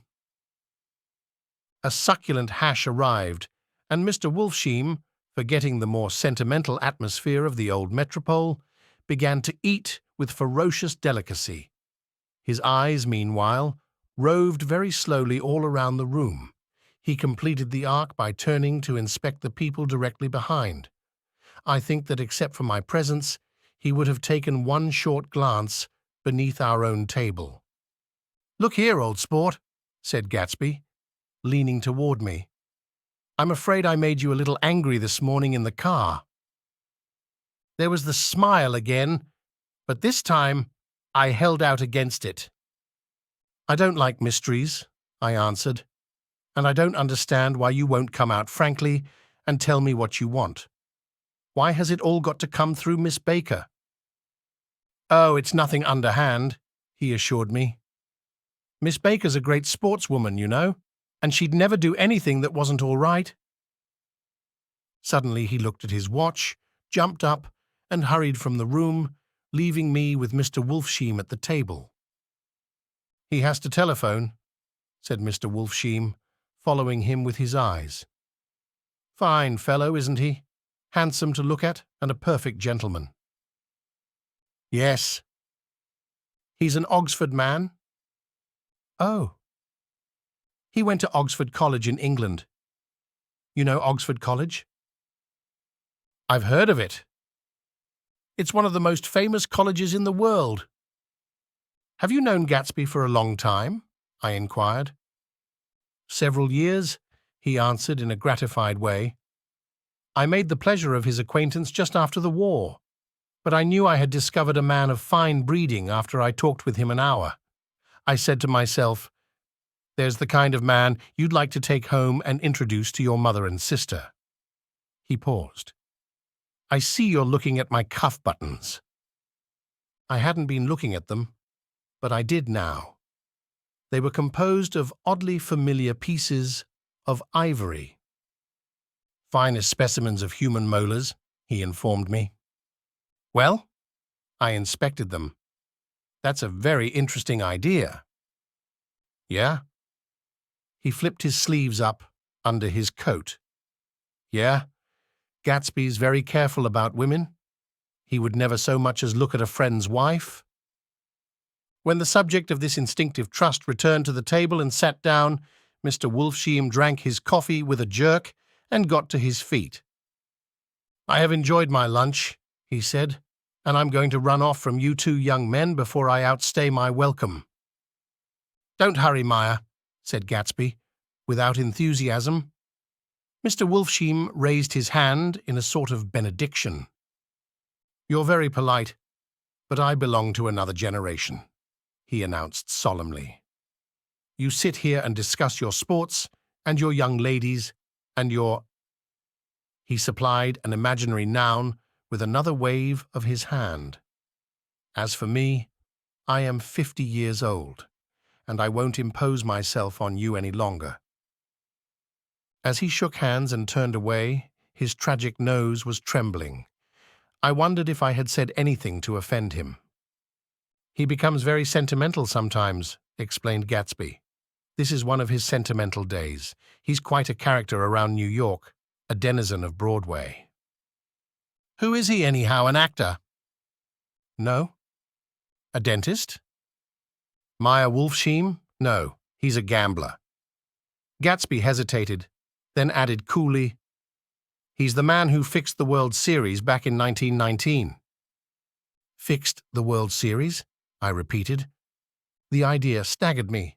I remembered, of course, that the World Series had been fixed in 1919, but if I had thought of it at all, I would have thought of it as a thing that merely happened, the end of some inevitable chain.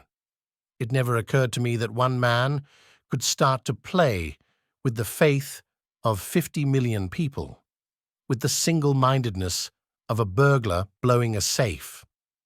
"How did he happen to do that?" I asked after a minute. "He just saw the opportunity." "Why isn't he in jail?" "They can't get him, old sport. He's a smart man." I insisted on paying the check. As the waiter brought my change, I caught sight of Tom Buchanan across the crowded room. "Come along with me for a minute," I said. "I've got to say hello to someone." When he saw us, Tom jumped up and took half a dozen steps in our direction. "Where have you been?" he demanded eagerly. "Daisy's furious because you haven't called up."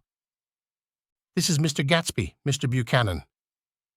They shook hands briefly, and a strained, unfamiliar look of embarrassment came over Gatsby's face. "How have you been, anyhow?" demanded Tom. Of me. "How do you happen to come up this far to eat?" "I've been having lunch with Mr. Gatsby." I turned toward Mr. Gatsby, but he was no longer there. "One October day in 1917, said Jordan Baker that afternoon, sitting up very straight on a straight chair in the tea garden at the Plaza Hotel. I was walking along from one place to another, half on the sidewalks and half on the lawns. I was happier on the lawns because I had on shoes from England with rubber knobs on the soles that bit into the soft ground. I had on a new plaid skirt also that blew a little in the wind, and whenever this happened, the red, white and blue banners in front of all the houses stretched out stiff and said, "Tut, tut, tut, tut," in a disapproving way. The largest of the banners and the largest of the lawns belonged to Daisy Fay's house. She was just 18, 2 years older than me, and by far the most popular of all the young girls in Louisville. She dressed in white and had a little white roadster, and all day long the telephone rang in her house, and excited young officers from Camp Taylor demanded the privilege of monopolizing her that night. Anyways, for an hour. When I came opposite her house that morning, her white roadster was beside the curb, and she was sitting in it with a lieutenant I had never seen before. They were so engrossed in each other that she didn't see me until I was 5 feet away. "Hello, Jordan," she called unexpectedly. "Please come here." I was flattered that she wanted to speak to me. Because of all the older girls, I admired her most. She asked me if I was going to the Red Cross to make bandages. I was. Well then, would I tell them that she couldn't come that day?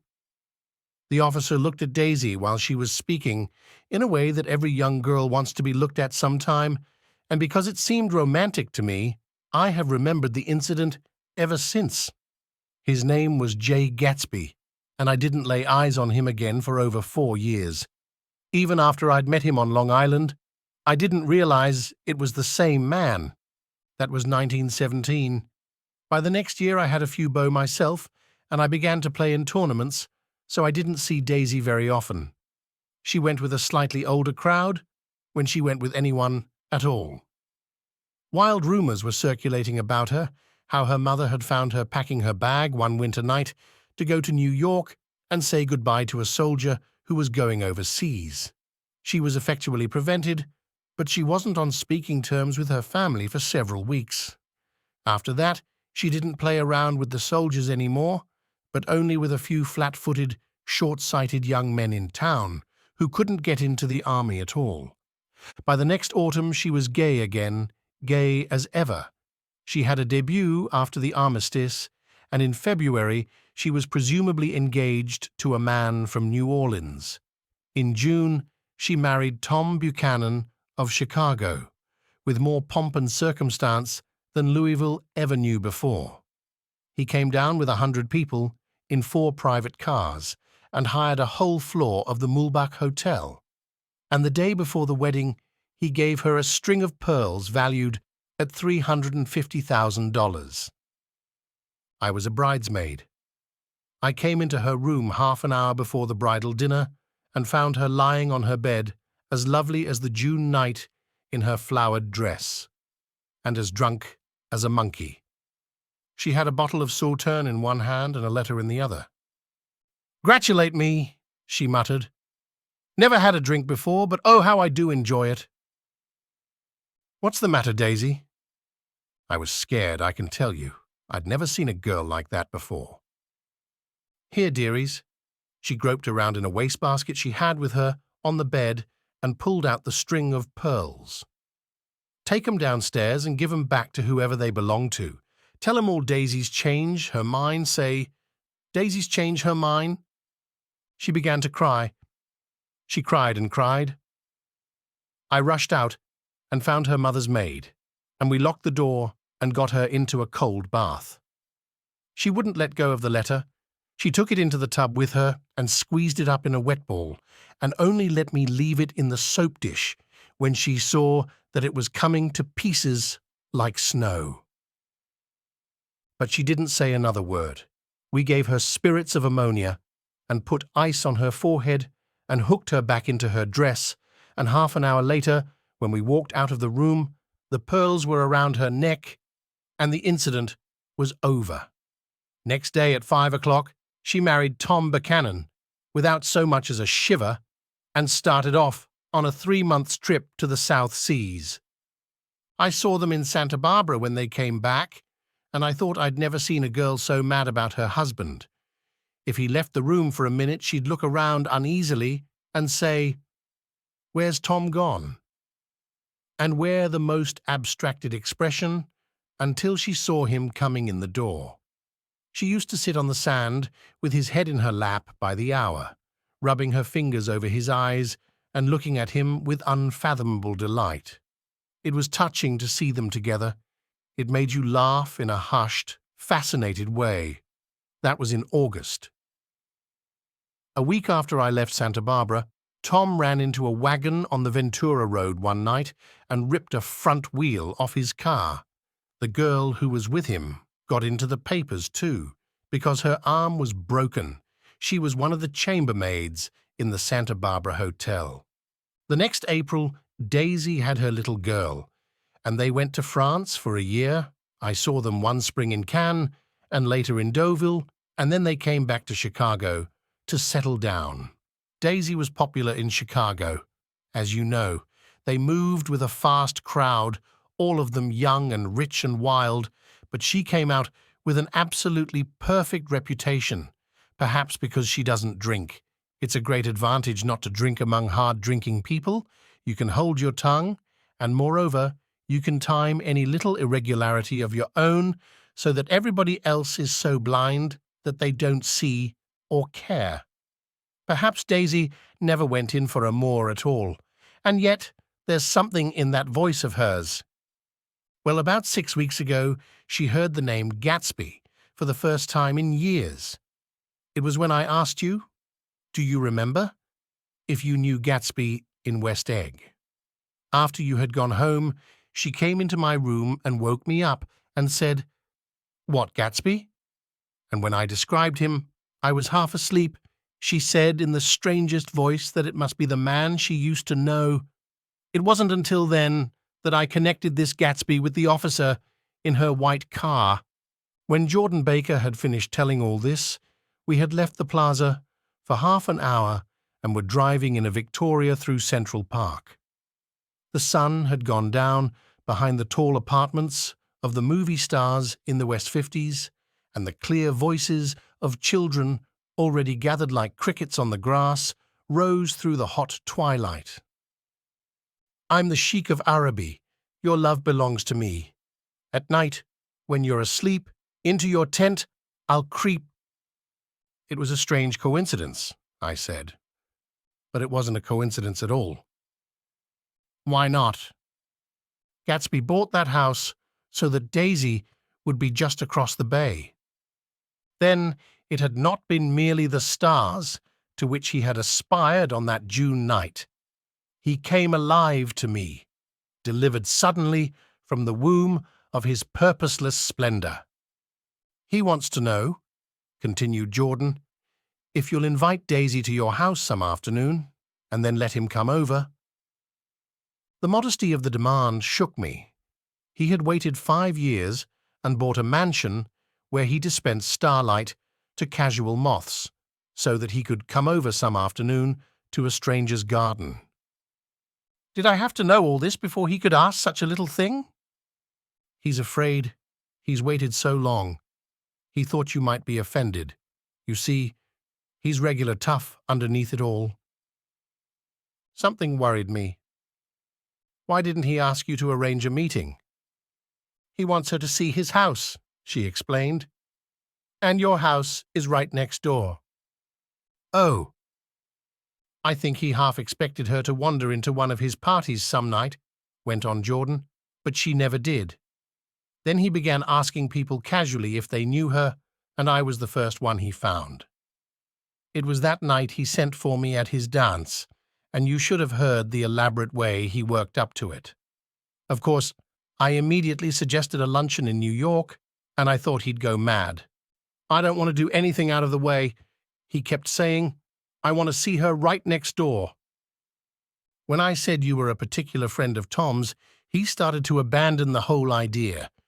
He doesn't know very much about Tom, though he says he's read a Chicago paper for years just on the chance of catching a glimpse of Daisy's name. It was dark now, and as we dipped under a little bridge, I put my arm around Jordan's golden shoulder and drew her toward me and asked her to dinner. Suddenly, I wasn't thinking of Daisy and Gatsby anymore, but of this clean, hard, limited person who dealt in universal skepticism and who leaned back jauntily just within the circle of my arm.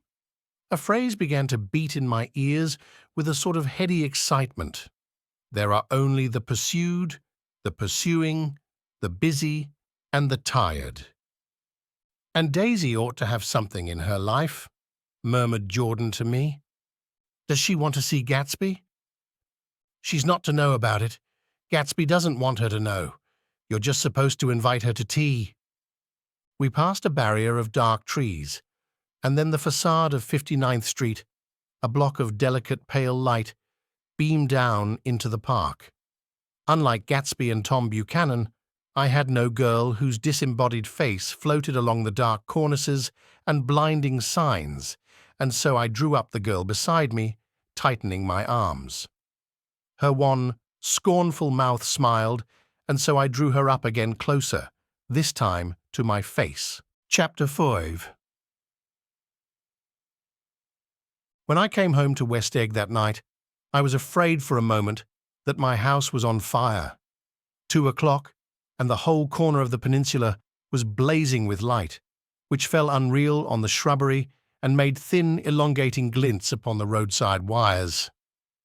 Turning a corner, I saw that it was Gatsby's house, lit from tower to cellar. At first I thought it was another party, a wild rout that had resolved itself into hide-and-go-seek or sardines in the box, with all the house thrown open to the game. But there wasn't a sound.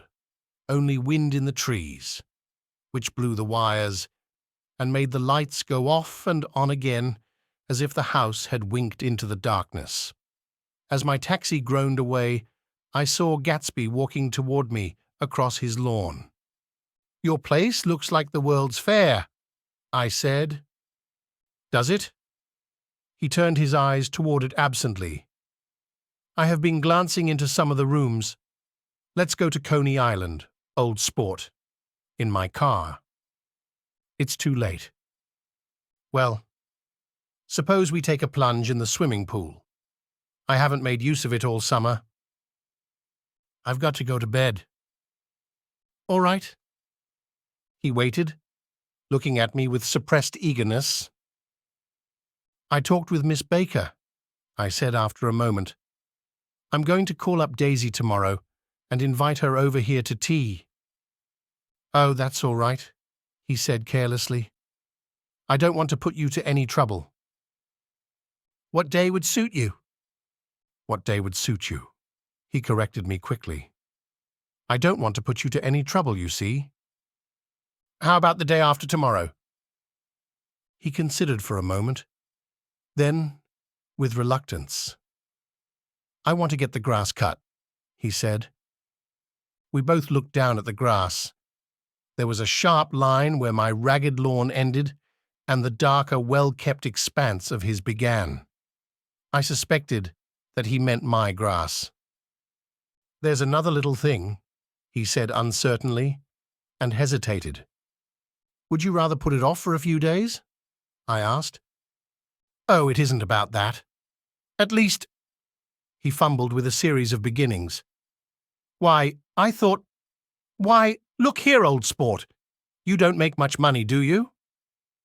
"Not very much." This seemed to reassure him, and he continued, more confidently. "I thought you didn't. If you'll pardon my— You see, I carry on a little business on the side, a sort of sideline, you understand, and I thought that if you don't make very much— You're selling bonds, aren't you, old sport?" "Trying to."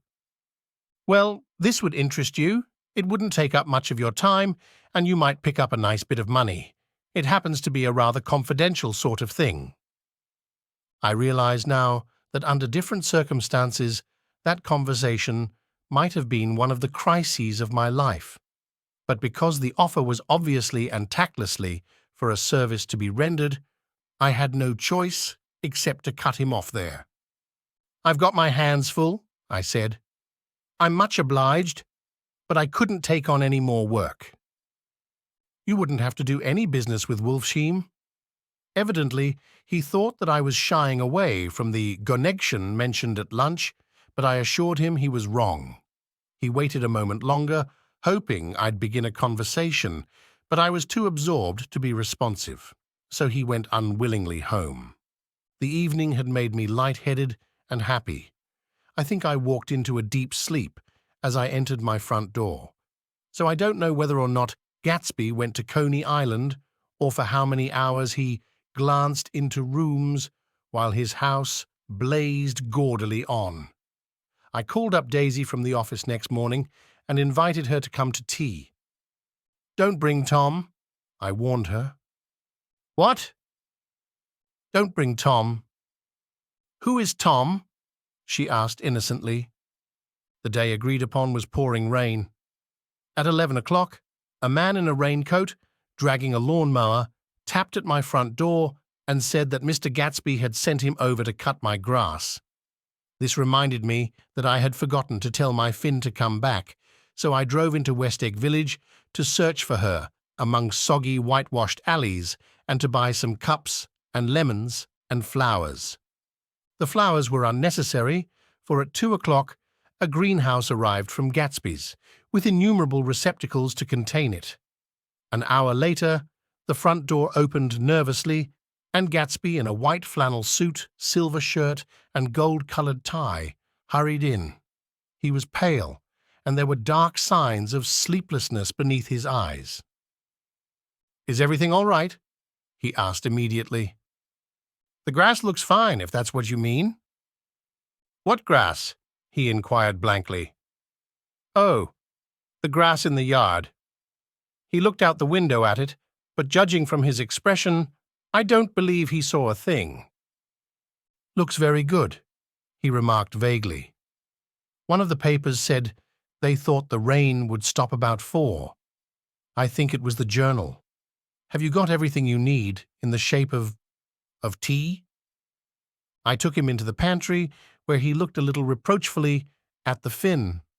Together, we scrutinized the 12 lemon cakes from the delicatessen shop. Will they do? I asked. Of course, they're fine. And he added hollowly, Old sport. The rain cooled about 3:30 to a damp mist through which occasional thin drops swam like dew. Gatsby looked with vacant eyes through a copy of Clay's Economics, starting at the finished tread that shook the kitchen floor and peering towards the bleared windows from time to time, as if a series of invisible but alarming happenings were taking place outside. Finally, he got up and informed me, in an uncertain voice, that he was going home. Why's that? Nobody's coming to tea. It's too late. He looked at his watch as if there was some pressing demand on his time elsewhere. I can't wait all day. Don't be silly. It's just 2 minutes to 4. He sat down miserably, as if I had pushed him, and simultaneously there was the sound of a motor turning into my lane. We both jumped up, and a little harrowed myself, I went out into the yard. Under the dripping bare lilac trees, a large open car was coming up the drive. It stopped. Daisy's face, tipped sideways beneath a 3-cornered lavender hat, looked out at me with a bright, ecstatic smile. Is this absolutely where you live, my dearest one? The exhilarating ripple of her voice was a wild tonic in the rain. I had to follow the sound of it for a moment, up and down, with my ear alone, before any words came through. A damp streak of hair lay like a dash of blue paint across her cheek, and her hand was wet with glistening drops as I took it to help her from the car. Are you in love with me? She said low in my ear. Or why did I have to come alone? That's the secret of Castle Rackrent. Tell your chauffeur to go far away and spend an hour. Come back in an hour, Ferdy. Then, in a grave murmur, his name is Ferdy. Does the gasoline affect his nose? I don't think so, she said innocently. Why? We went in. To my overwhelming surprise, the living room was deserted. Well, that's funny, I exclaimed. What's funny? She turned her head as there was a light, dignified knocking at the front door. I went out and opened it. Gatsby, pale as death, with his hands plunged like weights in his coat pockets, was standing in a puddle of water, glaring tragically into my eyes. With his hands still in his coat pockets, he stalked by me into the hall, turned sharply as if he were on a wire, and disappeared into the living room. It wasn't a bit funny. Aware of the loud beating of my own heart, I pulled the door to against the increasing rain.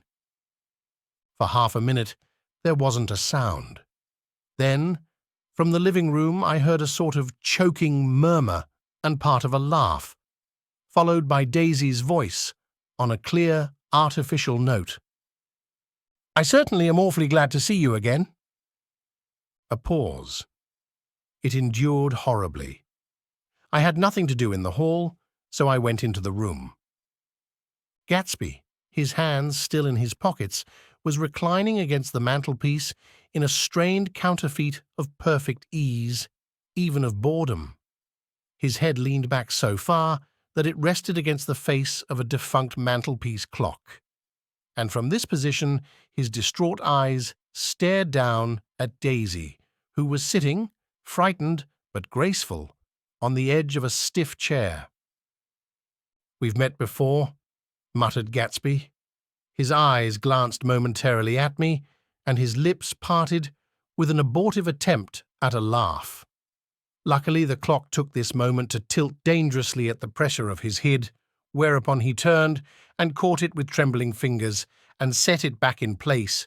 Then he sat down, rigidly, his elbow on the arm of the sofa and his chin in his hand. "I'm sorry about the clock," he said. My own face had now assumed a deep tropical burn. I couldn't muster up a single commonplace out of the 1,000 in my head. "It's an old clock," I told them idiotically. I think we all believed for a moment that it had smashed in pieces on the floor. "We haven't met for many years," said Daisy, her voice as matter-of-fact as it could ever be. 5 years next November." The automatic quality of Gatsby's answer set us all back at least another minute. I had them both on their feet with the desperate suggestion that they help me make tea in the kitchen when the demoniac Finn brought it in on a tray. Amid the welcome confusion of cups and cakes, a certain physical decency established itself. Gatsby got himself into a shadow, and while Daisy and I talked, looked conscientiously from one to the other of us with tense, unhappy eyes. However, as calmness wasn't an end in itself, I made an excuse at the first possible moment and got to my feet. "Where are you going?" demanded Gatsby, in immediate alarm. "I'll be back." "Yeah, I've got to speak to you about something before you go." He followed me wildly into the kitchen, closed the door and whispered, "Oh God," in a miserable way. "What's the matter?" "This is a terrible mistake," he said, shaking his head from side to side. "A terrible, terrible mistake. You're just embarrassed, Avi, that's all." And luckily, I added, "Daisy's embarrassed too." "She's embarrassed?" he repeated incredulously. "Just as much as you are." "Don't talk so loud." "You're acting like a little boy," I broke out impatiently. "Not only that, but you're rude. Daisy's sitting in there all alone." He raised his hand to stop my words, looked at me with unforgettable reproach, and opening the door cautiously, went back into the other room. I walked out the back way, just as Gatsby had when he had made his nervous circuit of the house half an hour before, and ran for a huge black-knotted tree whose massed leaves made a fabric against the rain. Once more, it was pouring, and my irregular lawn, well shaved by Gatsby's gardener, abounded in small muddy swamps and prehistoric marshes. There was nothing to look at from under the tree except Gatsby's enormous house, so I stared at it, like Kant at his church steeple, for half an hour. A brewer had built it early in the period craze, a decade before, and there was a story that he'd agreed to pay 5 years' taxes on all the neighbouring cottages if the owners would have their roofs thatched with straw. Perhaps their refusal took the heart out of his plan to found a family. He went into an immediate decline. His children sold his house with the black wreath still on the door. Americans, while willing, even eager to be serfs, have always been obstinate about being peasantry. After half an hour, the sun shone again, and the grocer's automobile rounded Gatsby's drive with the raw material for his servant's dinner. I felt sure he wouldn't eat a spoonful. A maid began opening the upper windows of his house, appeared momentarily in each, and leaning from the large central bay, spat meditatively into the garden. It was time I went back. While the rain continued, it had seemed like the murmur of their voices, rising and swelling a little now and then with gusts of emotion. But in the new silence, I felt that silence had fallen within the house too. I went in, after making every possible noise in the kitchen, short of pushing over the stove. But I don't believe they heard a sound. They were sitting at either end of the couch, looking at each other as if some question had been asked or was in the air, and every vestige of embarrassment was gone. Daisy's face was smeared with tears, and when I came in, she jumped up and began wiping at it with her handkerchief before a mirror. But there was a change in Gatsby that was simply confounding. He literally glowed. Without a word or a gesture of exultation, a new well-being radiated from him and filled the little room. "Oh, hello, old sport," he said, as if he hadn't seen me for years. I thought for a moment he was going to shake hands. "It stopped raining." "Has it?" When he realized what I was talking about, that there were twinkle bells of sunshine in the room, he smiled like a weatherman, like an ecstatic patron of recurrent light, and repeated the news to Daisy. "What do you think of that? It stopped raining." "I'm glad, Jay." Her throat, full of aching, grieving beauty, told only of her unexpected joy. "I want you and Daisy to come over to my house," he said. "I'd like to show her around." "You're sure you want me to come?" "Absolutely, old sport." Daisy went upstairs to wash her face. Too late, I thought, with humiliation of my towels, while Gatsby and I waited on the lawn. "My house looks well, doesn't it?" he demanded. "See how the whole front of it catches the light." I agreed that it was splendid. "Yes." His eyes went over it, every arched door and square tower. "It took me just 3 years to earn the money that bought it." "I thought you inherited your money." "I did, old sport," he said automatically, "but I lost most of it in the big panic, the panic of the war." I think he hardly knew what he was saying, for when I asked him what business he was in, he answered, "That's my affair," before he realized that it wasn't an appropriate reply.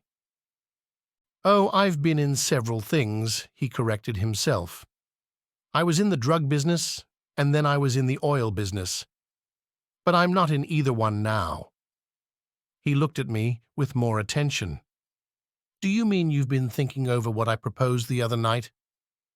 Before I could answer, Daisy came out of the house, and 2 rows of brass buttons on her dress gleamed in the sunlight. "That huge place there?" she cried, pointing. "Do you like it?" "I love it, but I don't see how you live there all alone." "I keep it always full of interesting people, night and day. People who do interesting things. Celebrated people." Instead of taking the shortcut along the Sound, we went down to the road and entered by the big postern. With enchanting murmurs, Daisy admired this aspect or that of the feudal silhouette against the sky, admired the gardens, the sparkling odour of jonquils, and the frothy odour of hawthorn and plum blossoms, and the pale gold odour of kiss me at the gate. It was strange to reach the marble steps and find no stir of bright dresses in and out the door, and hear no sound but bird voices in the trees. And inside, as we wandered through Marie Antoinette music rooms and restoration salons, I felt that there were guests concealed behind every couch and table, under orders to be breathlessly silent until we had passed through. As Gatsby closed the door of the Merton College Library, I could have sworn I heard the owl-eyed man break into ghostly laughter. We went upstairs, through period bedrooms swathed in rose and lavender silk and vivid with new flowers, through dressing rooms and pool rooms, and bathrooms with sunken baths, intruding into one chamber where a dishevelled man in pajamas was doing liver exercises on the floor. It was Mr. Klipspringer, the boarder. I had seen him wandering hungrily about the beach that morning. Finally, we came to Gatsby's own apartment, a bedroom and a bath, and an Adam's study, where we sat down and drank a glass of some chartreuse he took from a cupboard in the wall. He hadn't once ceased looking at Daisy, and I think he revalued everything in his house according to the measure of response it drew from her well-loved eyes. Sometimes, too, He stared around at his possessions in a dazed way, as though in her actual and astounding presence none of it was any longer real. Once he nearly toppled down a flight of stairs. His bedroom was the simplest room of all, except where the dresser was garnished with a toilet set of pure, dull gold. Daisy took the brush with delight and smoothed her hair, whereupon Gatsby sat down and shaded his eyes and began to laugh. "It's the funniest thing, old sport," he said hilariously. "I can't. When I try to—" He had passed visibly through 2 states and was entering upon a third. After his embarrassment and his unreasoning joy, he was consumed with wonder at her presence. He had been full of the idea so long, dreamed it right through to the end, waited with his teeth set, so to speak, at an inconceivable pitch of intensity. Now, in the reaction, he was running down like an overwound clock. Recovering himself in a minute, he opened for us 2 hulking patent cabinets, which held his massed suits and dressing gowns and ties, and his shirts piled like bricks in stacks a dozen high. "I've got a man in England who buys me clothes. He sends over a selection of things at the beginning of each season, spring and fall." He took out a pile of shirts and began throwing them, one by one, before us, shirts of sheer linen and thick silk and fine flannel, which lost their folds as they fell and covered the table in many-coloured disarray. While we admired, he brought more, and the soft, rich heap mounted higher, shirts with stripes and scrolls and plaids in coral and apple green and lavender and faint orange, with monograms of Indian blue. Suddenly, with a strained sound, Daisy bent her head into the shirts and began to cry stormily. "They're such beautiful shirts," she sobbed, her voice muffled in the thick folds. "It makes me sad, because I've never seen such beautiful shirts before." After the house, we were to see the grounds and the swimming pool, and the hydroplane, and the midsummer flowers. But outside Gatsby's window, it began to rain again, so we stood in a row, looking at the corrugated surface of the Sound. "If it wasn't for the mist, we could see your home across the bay," said Gatsby. "You always have a green light that burns all night at the end of your dock." Daisy put her arm through his abruptly, but he seemed absorbed in what he had just said. Possibly it had occurred to him that the colossal significance of that light had now vanished forever. Compared to the great distance that had separated him from Daisy, it had seemed very near to her, almost touching her. It had seemed as close as a star to the moon. Now it was again a green light on a dock. His count of enchanted objects had diminished by 1. I began to walk about the room, examining various indefinite objects in the half-darkness. A large photograph of an elderly man in yachting costume attracted me, hung on the wall over his desk. "Who's this?" That's Mr. Dan Cody, old sport." The name sounded faintly familiar. "He's dead now. He used to be my best friend years ago." There was a small picture of Gatsby, also in yachting costume, on the bureau, Gatsby with his head thrown back defiantly, taken apparently when he was about 18. "I adore it," exclaimed Daisy. "The pompadour. You never told me you had a pompadour, or a yacht." "Look at this," said Gatsby quickly. "Here's a lot of clippings about you." They stood side by side examining it. I was going to ask to see the rubies when the phone rang, and Gatsby took up the receiver.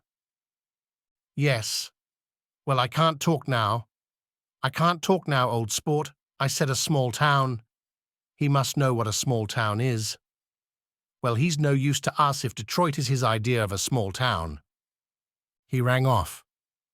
"Come here, quick," cried Daisy at the window. The rain was still falling, but the darkness had parted in the west, and there was a pink and golden billow of foamy clouds above the sea. "Look at that," she whispered, and then after a moment, "I'd like to just get one of those pink clouds and put you in it and push you around." I tried to go then, but they wouldn't hear of it. Perhaps my presence made them feel more satisfactorily alone. "I know what we'll do," said Gatsby. "We'll have Klipspringer play the piano." He went out of the room calling Ewing and returned in a few minutes accompanied by an embarrassed, slightly worn young man with shell-rimmed glasses and scanty blonde hair. He was now decently clothed in a sport shirt, open at the neck, sneakers, and duck trousers of a nebulous hue. "Did we interrupt your exercise?" inquired Daisy politely. "I was asleep," cried Mr. Klipspringer in a spasm of embarrassment. "That is, I'd been asleep. Then I got up." "Klipspringer plays the piano," said Gatsby, cutting him off. "Don't you Ewing, old sport." "I don't play well. I don't hardly play at all. I'm all out of prac." "We'll go downstairs," interrupted Gatsby. He flipped a switch. The grey windows disappeared as the house glowed full of light. In the music room, Gatsby turned on a solitary lamp beside the piano. He lit Daisy's cigarette from a trembling match and sat down with her on a couch far across the room, where there was no light, save what the gleaming floor bounced in from the hall. When Klipspringer had played The Love Nest, he turned around on the bench and searched unhappily for Gatsby in the gloom. "I'm all out of practice, you see. I told you I couldn't play. I'm all out of "Don't talk so much, old sport," commanded Gatsby. "Play. In the morning? In the evening? Ain't we got fun?" Outside, the wind was loud, and there was a faint flow of thunder along the sound. All the lights were going on in West Egg now. The electric trains, men carrying, were plunging home through the rain from New York. It was the hour of a profound human change, and excitement was generating on the air. One thing's sure, and nothing's surer. The rich get richer, and the poor get children. In the meantime, in between time. As I went over to say goodbye, I saw that the expression of bewilderment had come back into Gatsby's face, as though a faint doubt had occurred to him as to the quality of his present happiness. Almost 5 years. There must have been moments even that afternoon when Daisy tumbled short of his dreams, not through her own fault, but because of the colossal vitality of his illusion. It had gone beyond her, beyond everything. He had thrown himself into it with a creative passion, adding to it all the time, decking it out with every bright feather that drifted his way. No amount of fire or freshness can challenge what a man can store up in his ghostly heart. As I watched him, he adjusted himself a little, visibly. His hand took hold of hers, and as she said something low in his ear, he turned toward her with a rush of emotion. I think that voice held him most, with its fluctuating, feverish warmth, because it couldn't be overdreamed. That voice was a deathless song. They had forgotten me, but Daisy glanced up and held out her hand. Gatsby didn't know me now at all. I looked once more at them, and they looked back at me, remotely, possessed by intense life. Then I went out of the room and down the marble steps into the rain, leaving them there together. Chapter 6. About this time, an ambitious young reporter from New York arrived one morning at Gatsby's door and asked him if he had anything to say. "Anything to say about what?" inquired Gatsby politely. "Why, any statement to give out." It transpired after a confused 5 minutes that the man had heard Gatsby's name around his office in a connection which he either wouldn't reveal or didn't fully understand. This was his day off, and with laudable initiative, he had hurried out to sea. It was a random shot, and yet the reporter's instinct was right. Gatsby's notoriety, spread about by the hundreds who had accepted his hospitality and so become authorities upon his past, had increased all summer until he fell just short of being news. Contemporary legends such as the underground pipeline to Canada attached themselves to him, and there was one persistent story that he didn't live in a house at all, but in a boat that looked like a house and was moved secretly up and down the Long Island shore. Just why these inventions were a source of satisfaction to James Gatz of North Dakota isn't easy to say. James Gatz, that was really, or at least legally, his name. He had changed it at the age of 17 and at the specific moment that witnessed the beginning of his career, when he saw Dan Cody's yacht drop anchor over the most insidious flat on Lake Superior. It was James Gatz who had been loafing along the beach that afternoon in a torn green jersey and a pair of canvas pants, but it was already Jay Gatsby who borrowed a rowboat, pulled out to the Tuolumne, and informed Cody that a wind might catch him and break him up in half an hour. I suppose he'd had the name ready for a long time even then. His parents were shiftless and unsuccessful farm people. His imagination had never really accepted them as his parents at all. The truth was that Jay Gatsby of West Egg, Long Island, sprang from his platonic conception of himself. He was a son of God, a phrase which, if it means anything, means just that, and he must be about his father's business, the service of a vast, vulgar, and meretricious beauty. So he invented just the sort of Jay Gatsby that a 17-year-old boy would be likely to invent, and to this conception he was faithful to the end. For over a year he had been beating his way along the south shore of Lake Superior as a clam digger and a salmon fisher, or in any other capacity that brought him food and bed. His brown, hardening body lived naturally through the half-fierce, half-lazy work of the bracing days. He knew women early, and since they spoiled him, he became contemptuous of them, of young virgins, because they were ignorant, of the others, because they were hysterical about things which in his overwhelming self-absorption he took for granted. But his heart was in a constant, turbulent riot. The most grotesque and fantastic conceits haunted him in his bed at night. A universe of ineffable gaudiness spun itself out in his brain while the clock ticked on the washstand and the moon soaked with wet light his tangled clothes upon the floor. Each night he added to the pattern of his fancies until drowsiness closed down upon some vivid scene with an oblivious embrace. For a while, these reveries provided an outlet for his imagination. They were a satisfactory hint of the unreality of reality, a promise that the rock of the world was founded securely on a fairy's wing. An instinct toward his future glory had led him, some months before, to the small Lutheran College of St. Olaf's in southern Minnesota. He stayed there 2 weeks, dismayed at its ferocious indifference to the drums of his destiny, to destiny itself, and despising the janitor's work with which he was to pay his way through. Then he drifted back to Lake Superior, and he was still searching for something to do on the day that Dan Cody's yacht dropped anchor in the shallows along shore.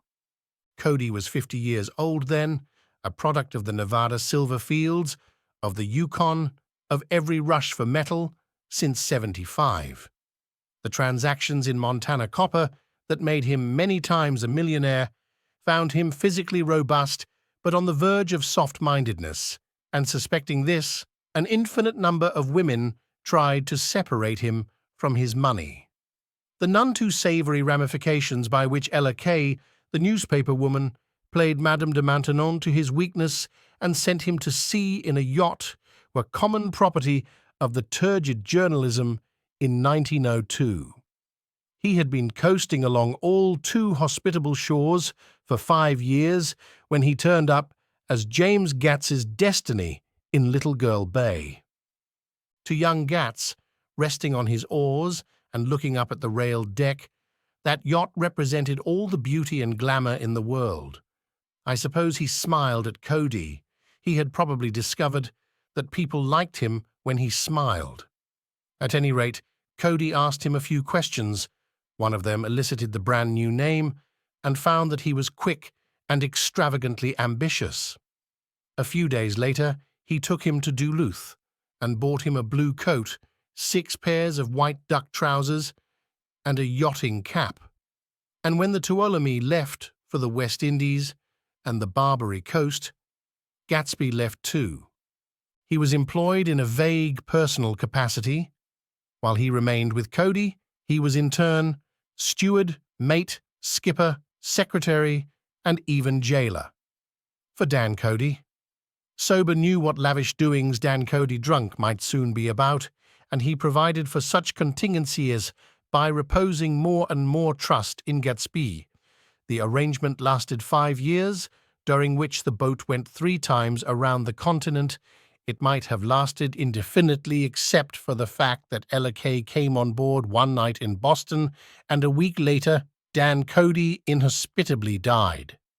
I remember the portrait of him up in Gatsby's bedroom, a grey, florid man with a hard, empty face. The pioneer debauchee, who during one phase of American life brought back to the eastern seaboard the savage violence of the frontier brothel and saloon. It was indirectly due to Cody that Gatsby drank so little. Sometimes in the course of gay parties, women used to rub champagne into his hair. For himself, he formed the habit of letting liquor alone. And it was from Cody that he inherited money, a legacy of $25,000. He didn't get it. He never understood the legal device that was used against him, but what remained of the millions went intact to Ella Kay. He was left with his singularly appropriate education. The vague contour of J. Gatsby had filled out to the substantiality of a man. He told me all this very much later, but I've put it down here with the idea of exploding those first wild rumors about his antecedents, which weren't even faintly true. Moreover, he told it to me at a time of confusion when I had reached the point of believing everything and nothing about him. So I take advantage of this short halt, while Gatsby, so to speak, caught his breath, to clear this set of misconceptions away. It was a halt, too, in my association with his affairs. For several weeks, I didn't see him or hear his voice on the phone. Mostly I was in New York, trotting around with Jordan and trying to ingratiate myself with her senile aunt. But finally, I went over to his house one Sunday afternoon. I hadn't been there 2 minutes when somebody brought Tom Buchanan in for a drink. I was startled naturally, but the really surprising thing was that it hadn't happened before. They were a party of 3 on horseback, Tom and a man named Sloane and a pretty woman in a brown riding habit who had been there previously. "I'm delighted to see you," said Gatsby, standing on his porch. "I'm delighted that you dropped in." As though they cared. "Sit right down. Have a cigarette or a cigar?" He walked around the room quickly, ringing bells. "I'll have something to drink for you in just a minute." He was profoundly affected by the fact that Tom was there, but he would be uneasy anyhow until he had given them something, realizing in a vague way that that was all they came for. Mr. Sloane wanted nothing. A lemonade? No thanks. A little champagne? Nothing at all. Thanks. I'm sorry. Did you have a nice ride? Very good roads around here? I suppose the automobiles? Yeah. Moved by an irresistible impulse, Gatsby turned to Tom, who had accepted the introduction as a stranger. "I believe we've met somewhere before, Mr. Buchanan?" "Oh, yes," said Tom, gruffly polite, but obviously not remembering. So we did. I remember very well. About 2 weeks ago. That's right. You were with Nick here. I know your wife, continued Gatsby, almost aggressively. That's so? Tom turned to me. You live near here, Nick? Next door. That's so. Mr. Sloane didn't enter into the conversation, but lounged back haughtily in his chair. The woman said nothing either, until unexpectedly, after 2 highballs, she became cordial. We'll all come over to your next party, Mr. Gatsby, she suggested. What do you say? Certainly, I'd be delighted to have you. Beaver nice, said Mr. Sloane without gratitude. Well, think ought to be starting home. Please don't hurry, Gatsby urged them. He had control of himself now, and he wanted to see more of Tom. Why don't you stay for supper? I wouldn't be surprised if some other people dropped in from New York. You come to supper with me, said the lady enthusiastically. Both of you. This included me. Mr. Sloane got to his feet. Come along, he said, but to her only. I mean it, she insisted. I'd love to have you. Lots of room. Gatsby looked at me questioningly. He wanted to go, and he didn't see that Mr. Sloane had determined he shouldn't. I'm afraid I won't be able to, I said. Well, you come, she urged, concentrating on Gatsby. Mr. Sloane murmured something close to her ear. We won't be late if we start now, she insisted aloud. I haven't got a horse, said Gatsby. I used to ride in the army, but I've never bought a horse. I'll have to follow you in my car. Excuse me for just a minute. The rest of us walked out on the porch where Sloane and the lady began an impassioned conversation aside. My God, I believe the man's coming, said Tom. Doesn't he know she doesn't want him? She says she does want him. She has a big dinner party, and he won't know a soul there. He frowned. I wonder where in the devil he met Daisy. By God, I may be old-fashioned in my ideas, but women run around too much these days to suit me. They meet all kinds of crazy fish. Suddenly, Mr. Sloane and the lady walked down the steps and mounted their horses. Come on, said Mr. Sloane to Tom. We're late. We've got to go. And then to me. Tell him we couldn't wait, will you? Tom and I shook hands. The rest of us exchanged a cool nod, and they trotted quickly down the drive, disappearing under the August foliage just as Gatsby, with hat and light overcoat in hand, came out the front door. Tom was evidently perturbed at Daisy's running around alone, for on the following Saturday night he came with her to Gatsby's party. Perhaps his presence gave the evening its peculiar quality of oppressiveness. It stands out in my memory from Gatsby's other parties that summer. There were the same people, or at least the same sort of people, the same profusion of champagne, the same many-coloured, many-keyed commotion.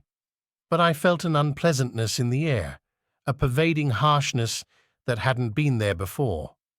Or perhaps I had merely grown used to it, grown to accept West Egg as a world complete in itself, with its own standards and its own great figures, second to nothing because it had no consciousness of being so, and now I was looking at it again through Daisy's eyes.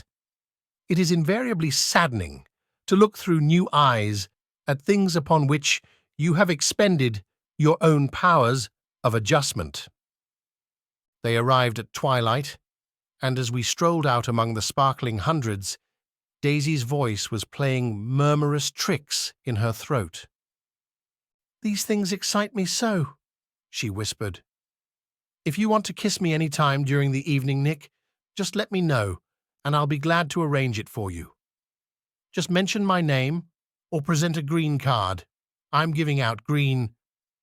"Look around," suggested Gatsby. I'm looking around. I'm having a marvelous, You must see the faces of many people you've heard about. Tom's arrogant eyes roamed the crowd.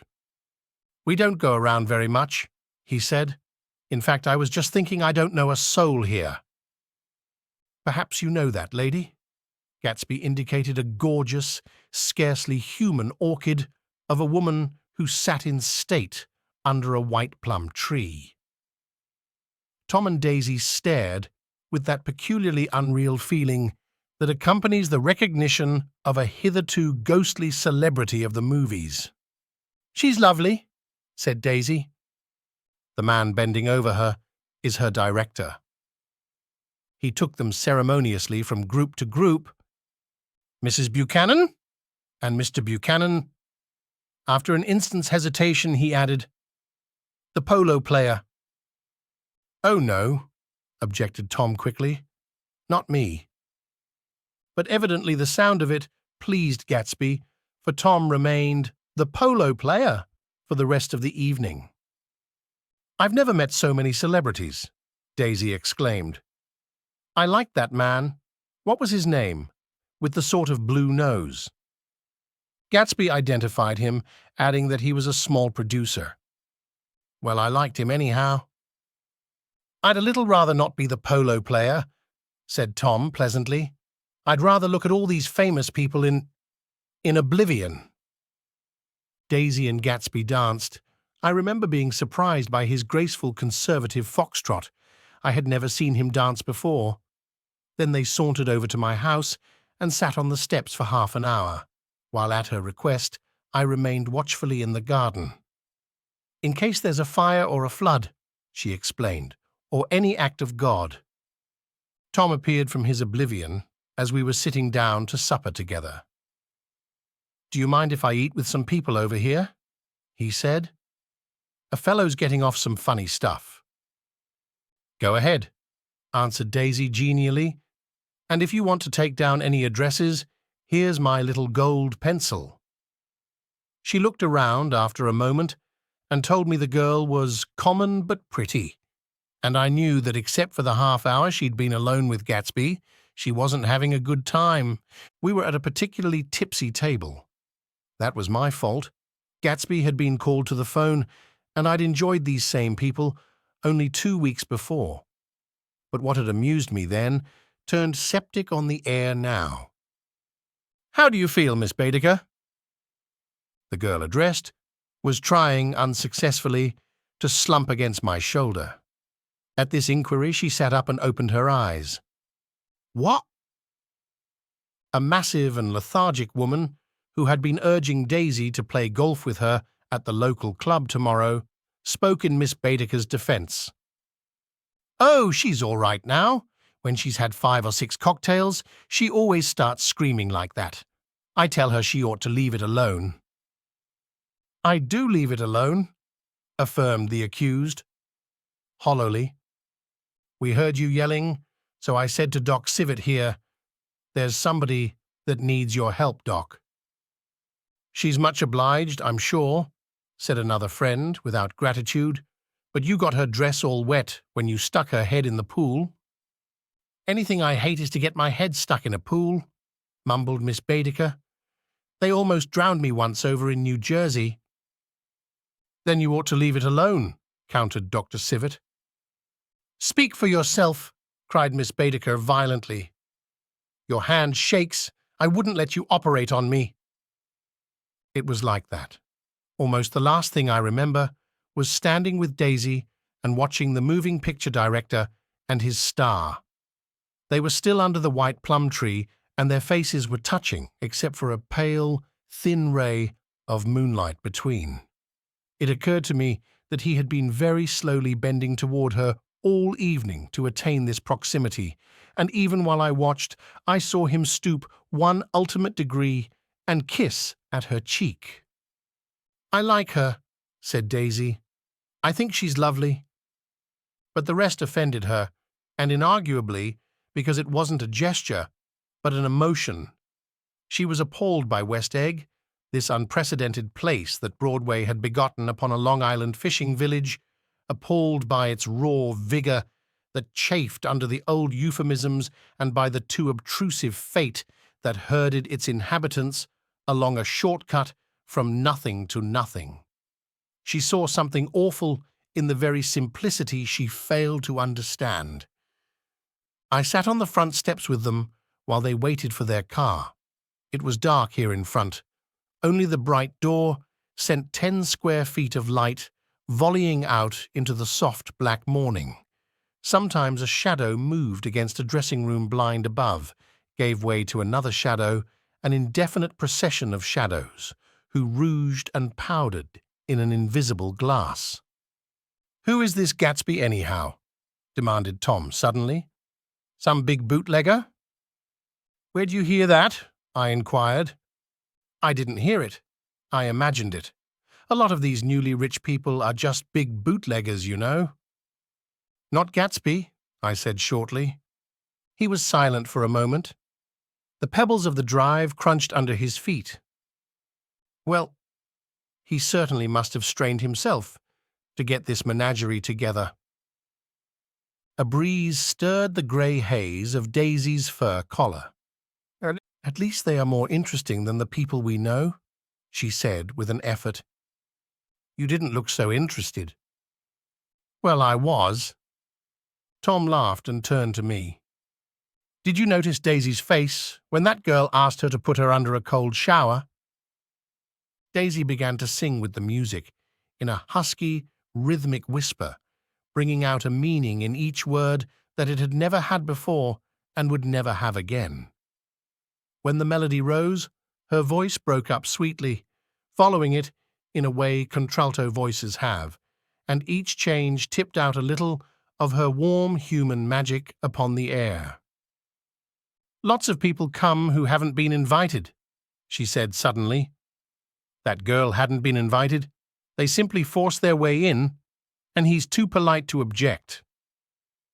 "I'd like to know who he is and what he does," insisted Tom, "and I think I'll make a point of finding out."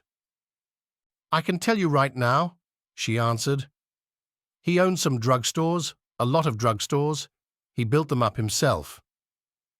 The dilatory limousine came rolling up the drive. "Good night, Nick," said Daisy. Her glance left me and sought the lighted top of the steps where 3 o'clock in the morning, a neat, sad little waltz of that year, was drifting out the open door. After all, in the very casualness of Gatsby's party, there were romantic possibilities totally absent from her world. What was it up there in the song that seemed to be calling her back inside? What would happen now in the dim, incalculable hours? Perhaps some unbelievable guest would arrive, a person infinitely rare and to be marveled at, some authentically radiant young girl who, with one fresh glance at Gatsby, one moment of magical encounter, would blot out those 5 years of unwavering devotion. I stayed late that night. Gatsby asked me to wait until he was free, and I lingered in the garden until the inevitable swimming party had run up, chilled and exalted, from the black beach, until the lights were extinguished in the guest rooms overhead. When he came down the steps at last, the tanned skin was drawn unusually tight on his face, and his eyes were bright and tired. "She didn't like it," he said immediately. "Of course she did." "She didn't like it," he insisted. "She didn't have a good time."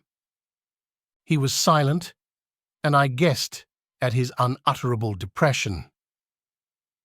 "I feel far away from her," he said. "It's hard to make her understand." "You mean about the dance?" "The dance?" He dismissed all the dances he had given with a snap of his fingers. "Old sport. The dance is unimportant." He wanted nothing less of Daisy than that she should go to Tom and say, "I never loved you." After she had obliterated 4 years with that sentence, they could decide upon the more practical measures to be taken. One of them was that, after she was free, they were to go back to Louisville and be married from her house, just as if it were 5 years ago. "And she doesn't understand," he said. She used to be able to understand. We'd sit for hours. He broke off and began to walk up and down a desolate path of fruit rinds and discarded favours and crushed flowers. I wouldn't ask too much of her, I ventured. You can't repeat the past. Can't repeat the past? He cried incredulously. Why, of course you can. He looked around him wildly, as if the past were lurking here in the shadow of his house, just out of reach of his hand. I'm going to fix everything just the way it was before, he said, nodding determinedly. She'll see. He talked a lot about the past, and I gathered that he wanted to recover something, some idea of himself perhaps, that had gone into loving Daisy.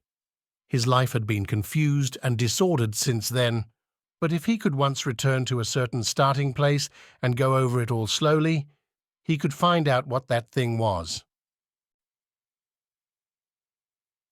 One autumn night, 5 years before, they had been walking down the street when the leaves were falling, and they came to a place where there were no trees and the sidewalk was white with moonlight. They stopped here and turned toward each other. Now it was a cool night with that mysterious excitement in it which comes at the 2 changes of the year. The quiet lights in the houses were humming out into the darkness, and there was a stir and bustle among the stars. Out of the corner of his eye, Gatsby saw that the blocks of the sidewalks really formed a ladder and mounted to a secret place above the trees. He could climb to it if he climbed alone, and once there he could suck on the pap of life, gulp down the incomparable milk of wonder. His heart beat faster as Daisy's white face came up to his own.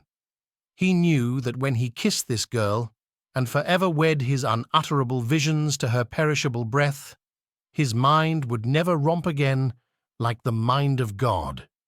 So he waited, listening for a moment longer to the tuning fork that had been struck upon a star. Then he kissed her. At his lips' touch, she blossomed for him like a flower, and the incarnation was complete. Through all he said, even through his appalling sentimentality, I was reminded of something, an elusive rhythm, a fragment of lost words that I had heard somewhere a long time ago. For a moment, a phrase tried to take shape in my mouth, and my lips parted like a dumb man's, as though there was more struggling upon them than a wisp of startled air. But they made no sound, and what I had almost remembered was uncommunicable forever. Chapter 7. It was when curiosity about Gatsby was at its highest that the lights in his house failed to go on one Saturday night, and, as obscurely as it had begun, his career as Trimalchio was over. Only gradually did I become aware that the automobiles which turned expectantly into his drive stayed for just a minute and then drove sulkily away. Wondering if he was sick, I went over to find out. An unfamiliar butler, with a villainous face, squinted at me suspiciously from the door. "Is Mr. Gatsby sick?" "Nope." After a pause, he added, "Sir," in a dilatory, grudging way. I hadn't seen him around, and I was rather worried.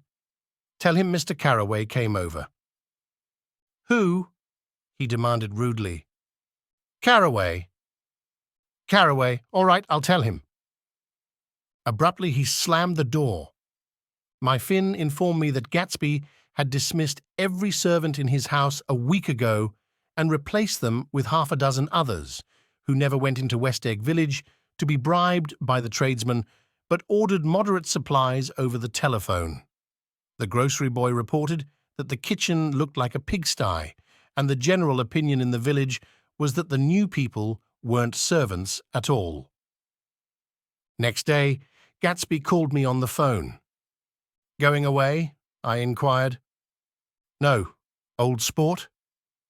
"I hear you fired all your servants." "I wanted somebody who wouldn't gossip. Daisy comes over quite often, in the afternoons." So the whole caravansary had fallen in like a card house, at the disapproval in her eyes. "There's some people Wolfsheim wanted to do something for. They're all brothers and sisters. They used to run a small hotel." "I see." He was calling up at Daisy's request. Would I come to lunch at her house tomorrow? Miss Baker would be there. Half an hour later, Daisy herself telephoned and seemed relieved to find that I was coming.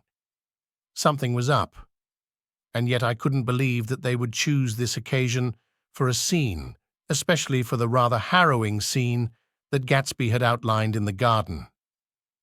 The next day was broiling, almost the last, certainly the warmest of the summer. As my train emerged from the tunnel into sunlight, only the hot whistles of the National Biscuit Company broke the simmering hush at noon. The straw seats of the car hovered on the edge of combustion. The woman next to me perspired delicately for a while into her white shirtwaist, and then, as her newspaper dampened under her fingers, lapsed despairingly into deep heat with a desolate cry. Her pocketbook slapped to the floor. "Oh my," she gasped.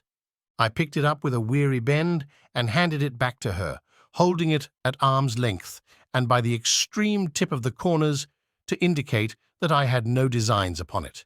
But everyone nearby, including the woman, suspected me just the same.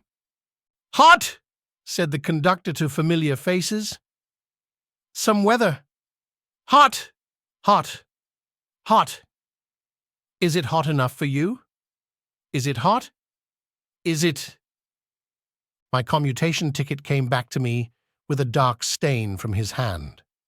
That anyone should care in this heat, whose flushed lips he kissed, whose head made damp the pajama pocket over his heart. Through the hall of the Buchanan's house blew a faint wind, carrying the sound of the telephone bell out to Gatsby and me as we waited at the door. "The master's body?" roared the butler into the mouthpiece. "I'm sorry, madame, but we can't furnish it. It's far too hot to touch this noon."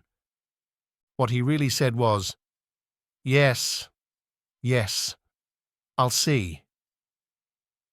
He set down the receiver and came toward us, glistening slightly, to take our stiff straw hats. "Madame expects you in the salon," he cried, needlessly indicating the direction. In this heat, every extra gesture was an affront to the common store of life. The room, shadowed well with awnings, was dark and cool. Daisy and Jordan lay upon an enormous couch, like silver idols, weighing down their own white dresses against the singing breeze of the fans. "We can't move," they said together. Jordan's fingers, powdered white over their tan, rested for a moment in mine. "And Mr. Thomas Buchanan, the athlete?" I inquired. Simultaneously, I heard his voice, gruff, muffled, husky, at the hall telephone. Gatsby stood in the center of the crimson carpet and gazed around with fascinated eyes. Daisy watched him and laughed, her sweet, exciting laugh. A tiny gust of powder rose from her bosom into the air. "The rumor is," whispered Jordan, "that that's Tom's girl on the telephone." We were silent. The voice in the hall rose high with annoyance. "Very well, then. I won't sell you the car at all. I'm under no obligations to you at all. And as for your bothering me about it at lunchtime, I won't stand that at all." "Holding down the receiver," said Daisy cynically. "No, he's not," I assured her. "It's a bona fide deal. I happen to know about it." Tom flung open the door, blocked out its space for a moment with his thick body, and hurried into the room. "Mr. Gatsby," he put out his broad, flat hand with well-concealed dislike. "I'm glad to see you, sir." "Nick." "Make us a cold drink," cried Daisy. As he left the room again, she got up and went over to Gatsby and pulled his face down, kissing him on the mouth. "You know I love you," she murmured. "You forget there's a lady present," said Jordan. Daisy looked around doubtfully. You kiss Nick too? What a low, vulgar girl. I don't care, cried Daisy, and began to clog on the brick fireplace.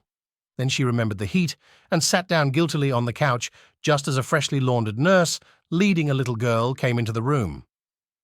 Blessed, precious, she crooned, holding out her arms. Come to your own mother that loves you. The child, relinquished by the nurse, rushed across the room and rooted shyly into her mother's dress. The blessed precious! Did mother get powder on your old yellowy hair?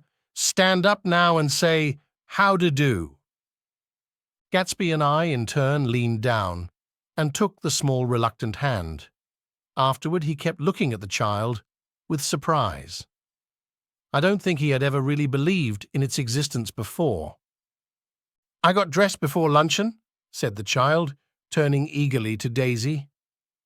That's because your mother wanted to show you off. Her face bent into the single wrinkle of the small white neck. You dream, you absolute little dream. Yes, admitted the child calmly. Aunt Jordan's got on a white dress too. How do you like Mother's friends? Daisy turned her around so that she faced Gatsby. Do you think they're pretty? Where's Daddy? She doesn't look like her father, explained Daisy. She looks like me. She's got my hair and shape of the face. Daisy sat back upon the couch. The nurse took a step forward and held out her hand. Come, Pammy. Goodbye, sweetheart. With a reluctant backward glance, the well-disciplined child held to her nurse's hand and was pulled out the door just as Tom came back, preceding 4 gin rickeys that clicked full of ice. Gatsby took up his drink. They certainly look cool, he said, with visible tension. We drank in long, greedy swallows. I read somewhere that the sun's getting hotter every year, said Tom genially. It seems that pretty soon the Earth's going to fall into the sun. Or wait a minute, it's just the opposite. The sun's getting colder every year. Come outside, he suggested to Gatsby. I'd like you to have a look at the place. I went with them out to the veranda. On the green Sound, stagnant in the heat, one small sail crawled slowly toward the fresher sea. Gatsby's eyes followed it momentarily. He raised his hand and pointed across the bay. I'm right across from you. So you are. Our eyes lifted over the rose beds and the hot lawn and the weedy refuse of the dog days along shore. Slowly the white wings of the boat moved against the blue, cool limit of the sky. Ahead lay the scalloped ocean and the abounding blessed isles. There's sport for you, said Tom, nodding. I'd like to be out there with him for about an hour. We had luncheon in the dining room, darkened too against the heat, and drank down nervous gaiety with the cold ale. What'll we do with ourselves this afternoon? Cried Daisy. And the day after that? And the next 30 years? Don't be morbid, Jordan said. Life starts all over again when it gets crisp in the fall. But it's so hot, insisted Daisy, on the verge of tears. And everything's so confused. Let's all go to town. Her voice struggled on through the heat, beating against it, moulding its senselessness into forms. I've heard of making a garage out of a stable, Tom was saying to Gatsby, but I'm the first man who ever made a stable out of a garage. Who wants to go to town? Demanded Daisy insistently. Gatsby's eyes floated toward her. Ah, she cried. You look so cool. Their eyes met, and they stared together at each other, alone in space. With an effort, she glanced down at the table.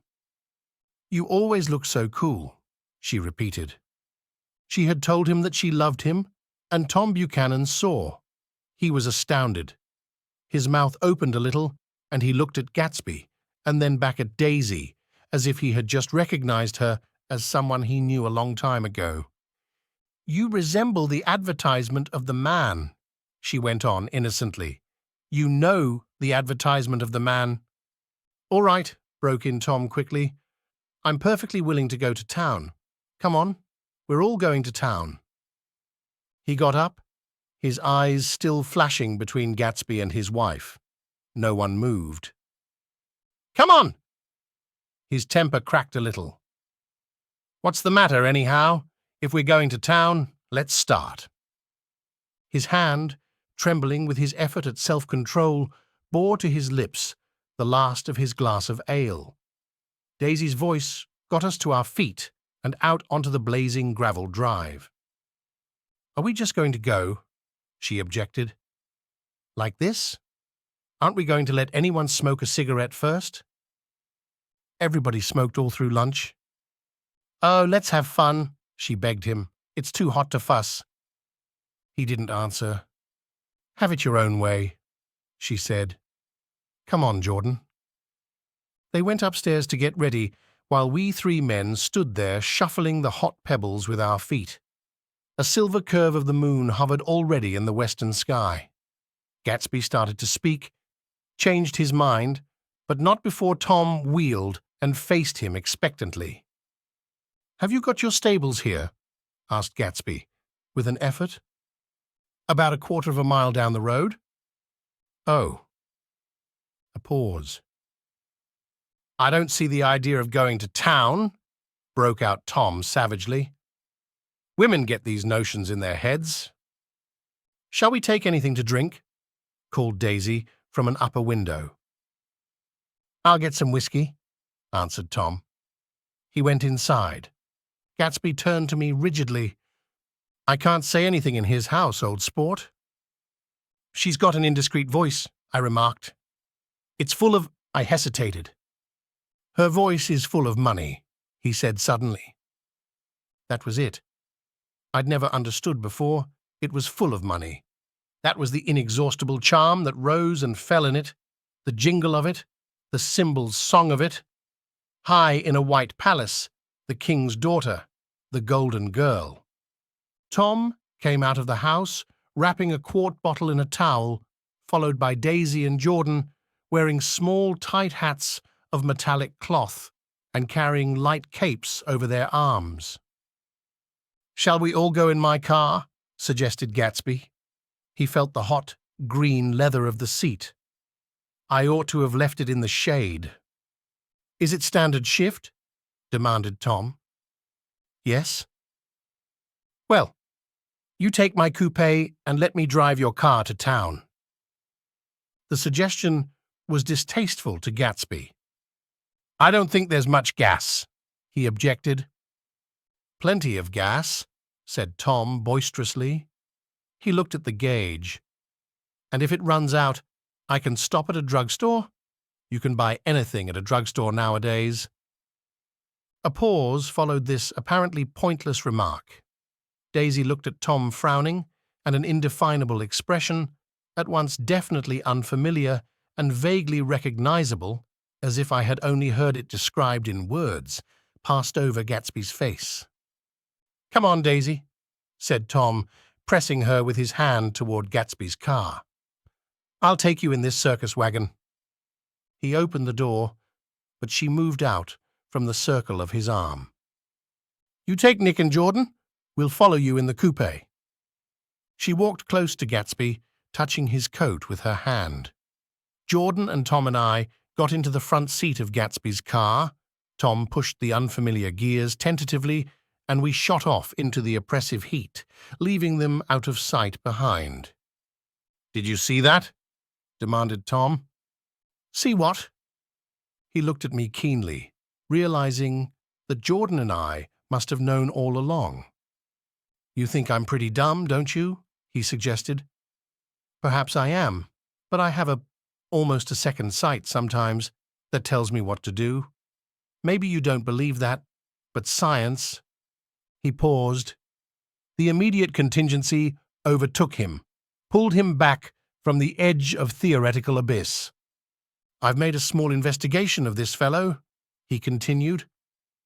I could have gone deeper if I'd known. Do you mean you've been to a medium? Inquired Jordan humorously. What? Confused, he stared at us as we laughed. A medium? About Gatsby. About Gatsby? No, I haven't. I said I'd been making a small investigation of his past. And you found he was an Oxford man, said Jordan, helpfully. An Oxford man? He was incredulous. Like hell he is. He wears a pink suit. Nevertheless, he's an Oxford man. Oxford? New Mexico, snorted Tom, contemptuously. Or something like that. Listen, Tom, if you're such a snob, why did you invite him to lunch? Demanded Jordan crossly. Daisy invited him. She knew him before we were married. God knows where. We were all irritable now with the fading ale, and aware of it, we drove for a while in silence. Then, as Dr. T.J. Eckelberg's faded eyes came into sight down the road, I remembered Gatsby's caution about gasoline. We've got enough to get us to town, said Tom. But there's a garage right here, objected Jordan. I don't want to get stalled in this baking heat. Tom threw on both brakes impatiently, and we slid to an abrupt, dusty stop under Wilson's sign. After a moment, the proprietor emerged from the interior of his establishment and gazed hollow-eyed at the car. Let's have some gas, cried Tom roughly. What do you think we stopped for? To admire the view? I'm sick, said Wilson without moving. Been sick all day. What's the matter? I'm all run down. Well, shall I help myself? Tom demanded. You sounded well enough on the phone. With an effort, Wilson left the shade and support of the doorway and, breathing hard, unscrewed the cap of the tank. In the sunlight, his face was green. I didn't mean to interrupt your lunch, he said, but I need money pretty bad, and I was wondering what you were going to do with your old car. How do you like this one? Inquired Tom. I bought it last week. It's a nice yellow one, said Wilson as he strained at the handle. Like to buy it? Big chance? Wilson smiled faintly. No, but I could make some money on the other. What do you want money for all of a sudden? I've been here too long. I want to get away. My wife and I want to go west. Your wife does, exclaimed Tom, startled. She's been talking about it for 10 years. He rested for a moment against the pump, shading his eyes. And now she's going whether she wants to or not. I'm going to get her away. The coupe flashed by us with a flurry of dust and the flash of a waving hand. What do I owe you? Demanded Tom harshly. I just got wised up to something funny the last 2 days, remarked Wilson. That's why I want to get away. That's why I've been bothering you about the car. What do I owe you? $1.20. The relentless beating heat was beginning to confuse me, and I had a bad moment there before I realized that so far his suspicions hadn't alighted on Tom. He had discovered that Myrtle had some sort of life apart from him in another world, and the shock had made him physically sick. I stared at him and then at Tom, who had made a parallel discovery less than an hour before, and it occurred to me that there was no difference between men, in intelligence or race, so profound as the difference between the sick and the well. Wilson was so sick that he looked guilty, unforgivably guilty, as if he had just got some poor girl with child. I'll let you have that car, said Tom. I'll send it over tomorrow afternoon. That locality was always vaguely disquieting, even in the broad glare of afternoon, and now I turned my head as though I had been warned of something behind.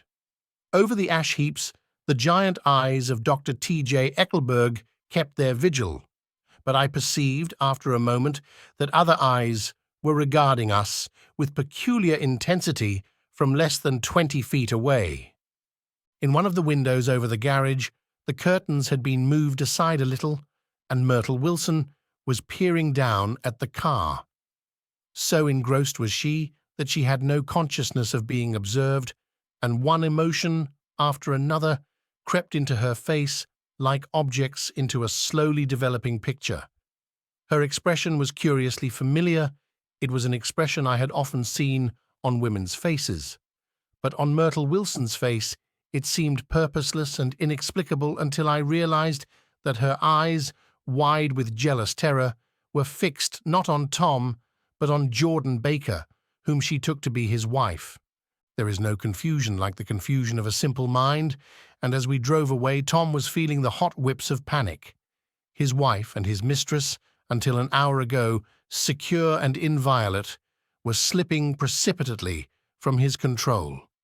Instinct made him step on the accelerator with the double purpose of overtaking Daisy and leaving Wilson behind, and we sped along toward Astoria at 50 miles an hour until, among the spidery girders of the elevated, we came in sight of the easy-going blue coupe.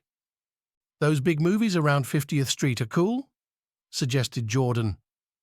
"I love New York on summer afternoons when everyone's away. There's something very sensuous about it, overripe, as if all sorts of funny fruits were going to fall into your hands." The word sensuous had the effect of further disquieting Tom, but before he could invent a protest, the coupe came to a stop, and Daisy signaled us to draw up alongside. "Where are we going?" she cried. "How about the movies?" "It's so hot," she complained. "You go. We'll ride around and meet you after." With an effort, her wit rose faintly. "We'll meet you on some corner. I'll be the man smoking 2 cigarettes. "We can't argue about it here," Tom said impatiently as a truck gave out a cursing whistle behind us. "You follow me to the south side of Central Park, in front of the plaza." Several times he turned his head and looked back for their car, and if the traffic delayed them, he slowed up until they came into sight. I think he was afraid they would dart down a side street and out of his life forever. But they didn't, and we all took the less explicable step of engaging the parlor of a suite in the Plaza Hotel. The prolonged and tumultuous argument that ended by herding us into that room eludes me, though I have a sharp physical memory that, in the course of it, my underwear kept climbing like a damp snake around my legs, and intermittent beads of sweat raced cool across my back. The notion originated with Daisy's suggestion that we hire 5 bathrooms and take cold baths, and then assumed more tangible form as a place to have a mint julep. Each of us said over and over that it was a crazy idea.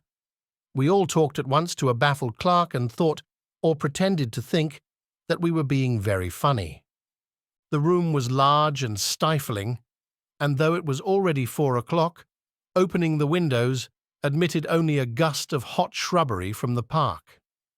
Daisy went to the mirror and stood with her back to us, fixing her hair. "It's a swell suite," whispered Jordan respectfully, and everyone laughed. "Open another window," commanded Daisy, without turning around. "There aren't any more." "Well, we'd better telephone for an axe." "The thing to do is to forget about the heat," said Tom impatiently. "You make it 10 times worse by crabbing about it." He unrolled the bottle of whiskey from the towel and put it on the table.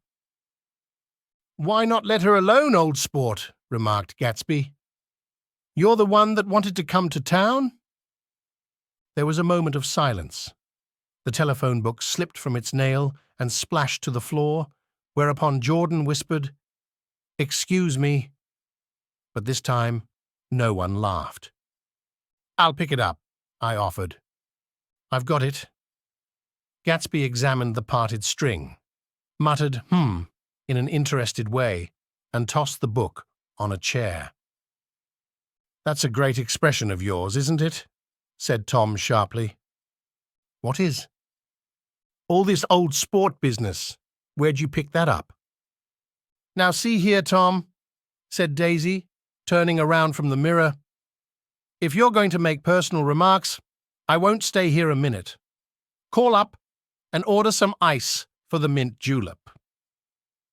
As Tom took up the receiver, the compressed heat exploded into sound, and we were listening to the portentous chords of Mendelssohn's Wedding March from the ballroom below.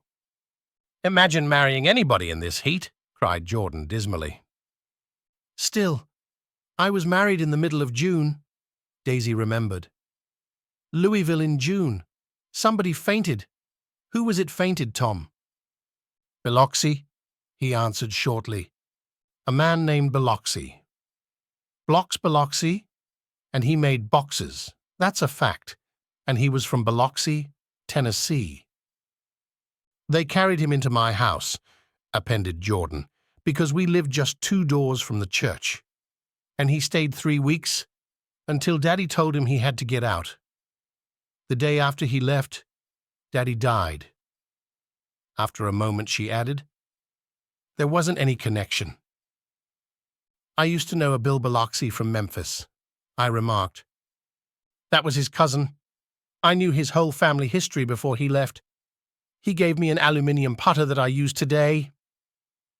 The music had died down as the ceremony began, and now a long cheer floated in at the window, followed by intermittent cries of yeah, and finally by a burst of jazz as the dancing began.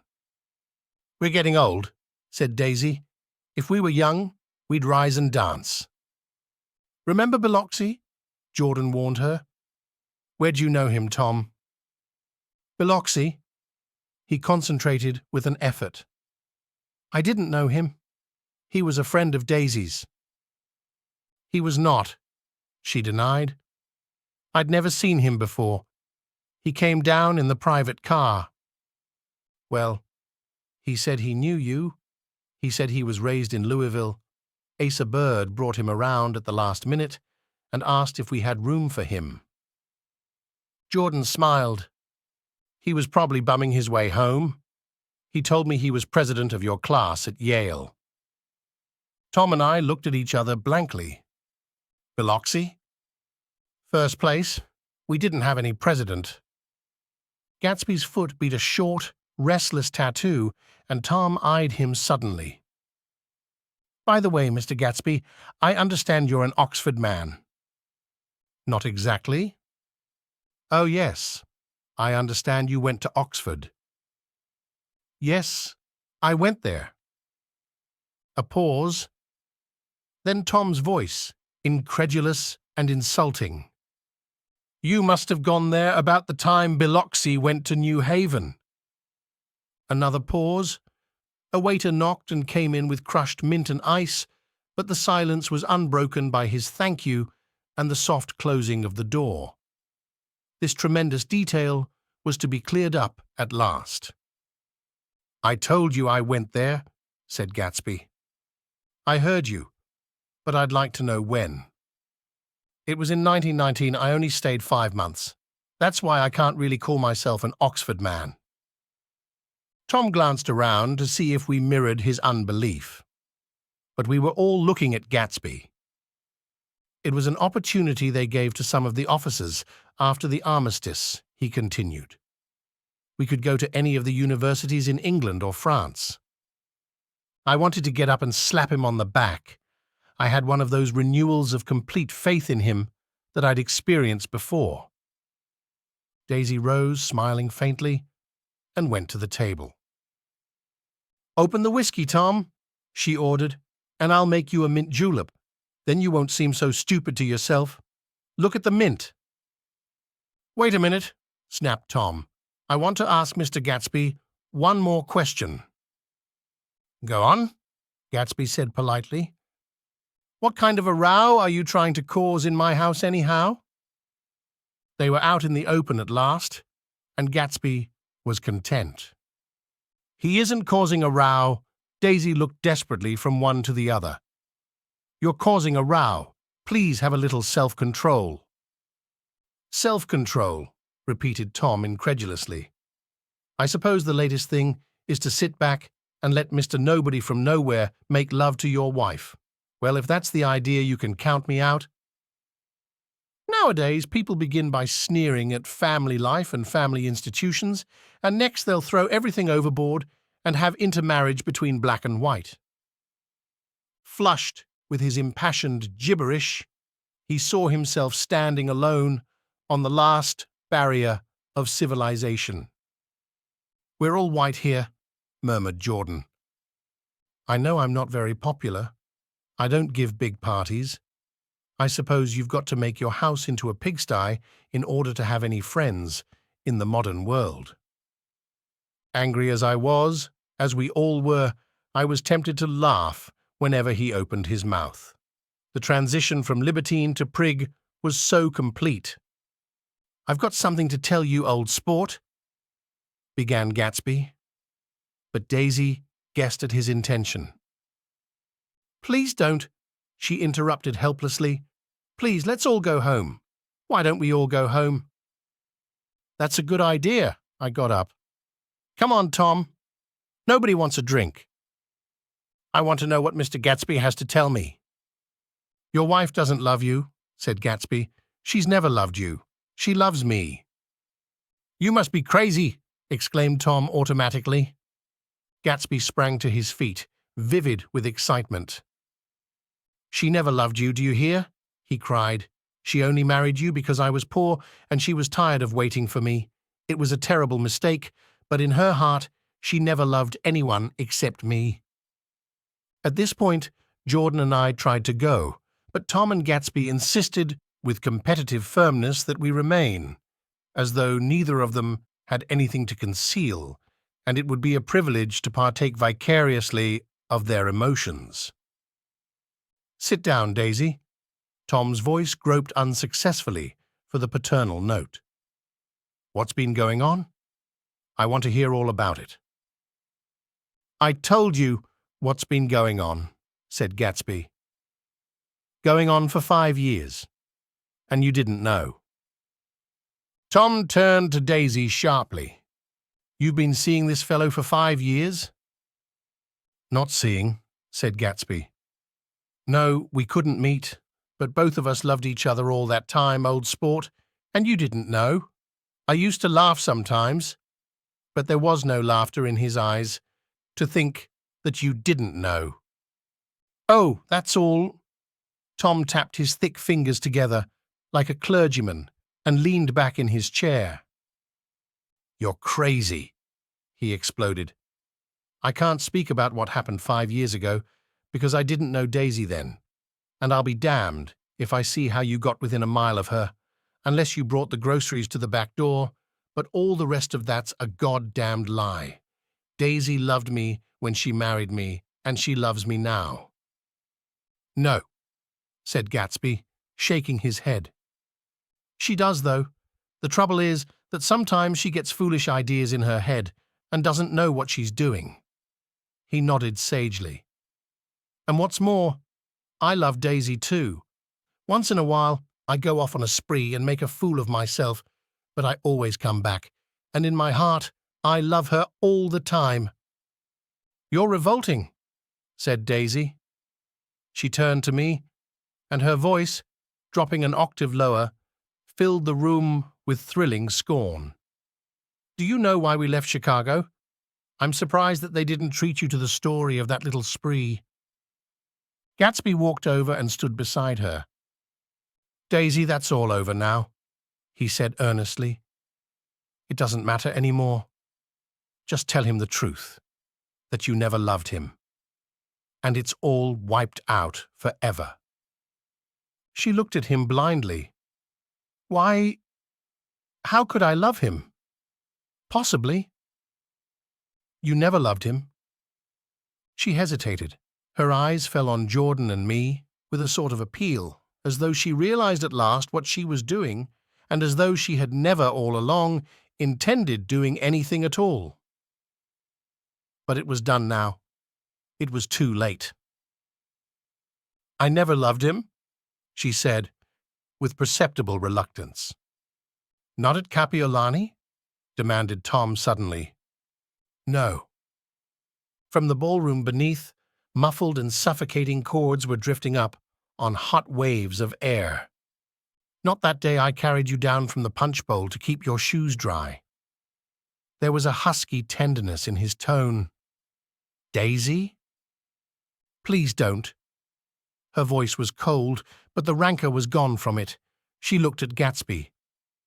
"There, Jay," she said, but her hand as she tried to light a cigarette was trembling. Suddenly she threw the cigarette and the burning match on the carpet. "Oh, you want too much," she cried to Gatsby. "I love you now. Isn't that enough? I can't help what's past." She began to sob helplessly. "I did love him once, but I loved you too." Gatsby's eyes opened and closed. "You loved me too?" he repeated. "Even that's a lie," said Tom savagely. "She didn't know you were alive. Why, there's things between Daisy and me that you'll never know, things that neither of us can ever forget." The words seemed to bite physically into Gatsby. "I want to speak to Daisy alone," he insisted. "She's all excited now." "Even alone I can't say I never loved Tom," she admitted in a pitiful voice. "It wouldn't be true." "Of course it wouldn't," agreed Tom. She turned to her husband. "As if it mattered to you?" she said. "Of course it matters. I'm going to take better care of you from now on." "You don't understand," said Gatsby, with a touch of panic. "You're not going to take care of her any more." "I'm not." Tom opened his eyes wide and laughed. He could afford to control himself now. "Why's that?" "Daisy's leaving you." "Nonsense." "I am, though," she said, with a visible effort. "She's not leaving me." Tom's words suddenly leaned down over Gatsby.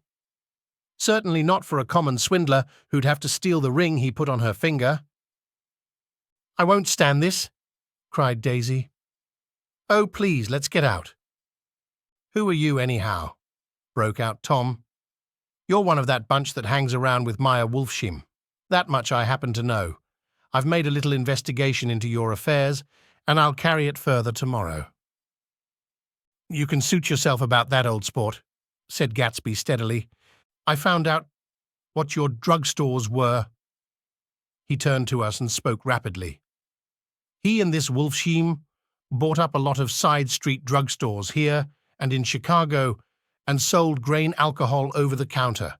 That's one of his little stunts. I picked him for a bootlegger the first time I saw him, and I wasn't far wrong." "What about it?" said Gatsby politely. "I guess your friend Walter Chase wasn't too proud to come in on it." "And you left him in the lurch, didn't you? You let him go to jail for a month over in New Jersey? God, you ought to hear Walter on the subject of you. He came to us dead broke. He was very glad to pick up some money, old sport." "Don't you call me old sport," cried Tom. Gatsby said nothing. Walter could have you up on the betting laws too, but Wolfshim scared him into shutting his mouth. That unfamiliar, yet recognizable look was back again in Gatsby's face. "That drugstore business was just small change," continued Tom slowly, "but you've got something on now that Walter's afraid to tell me about."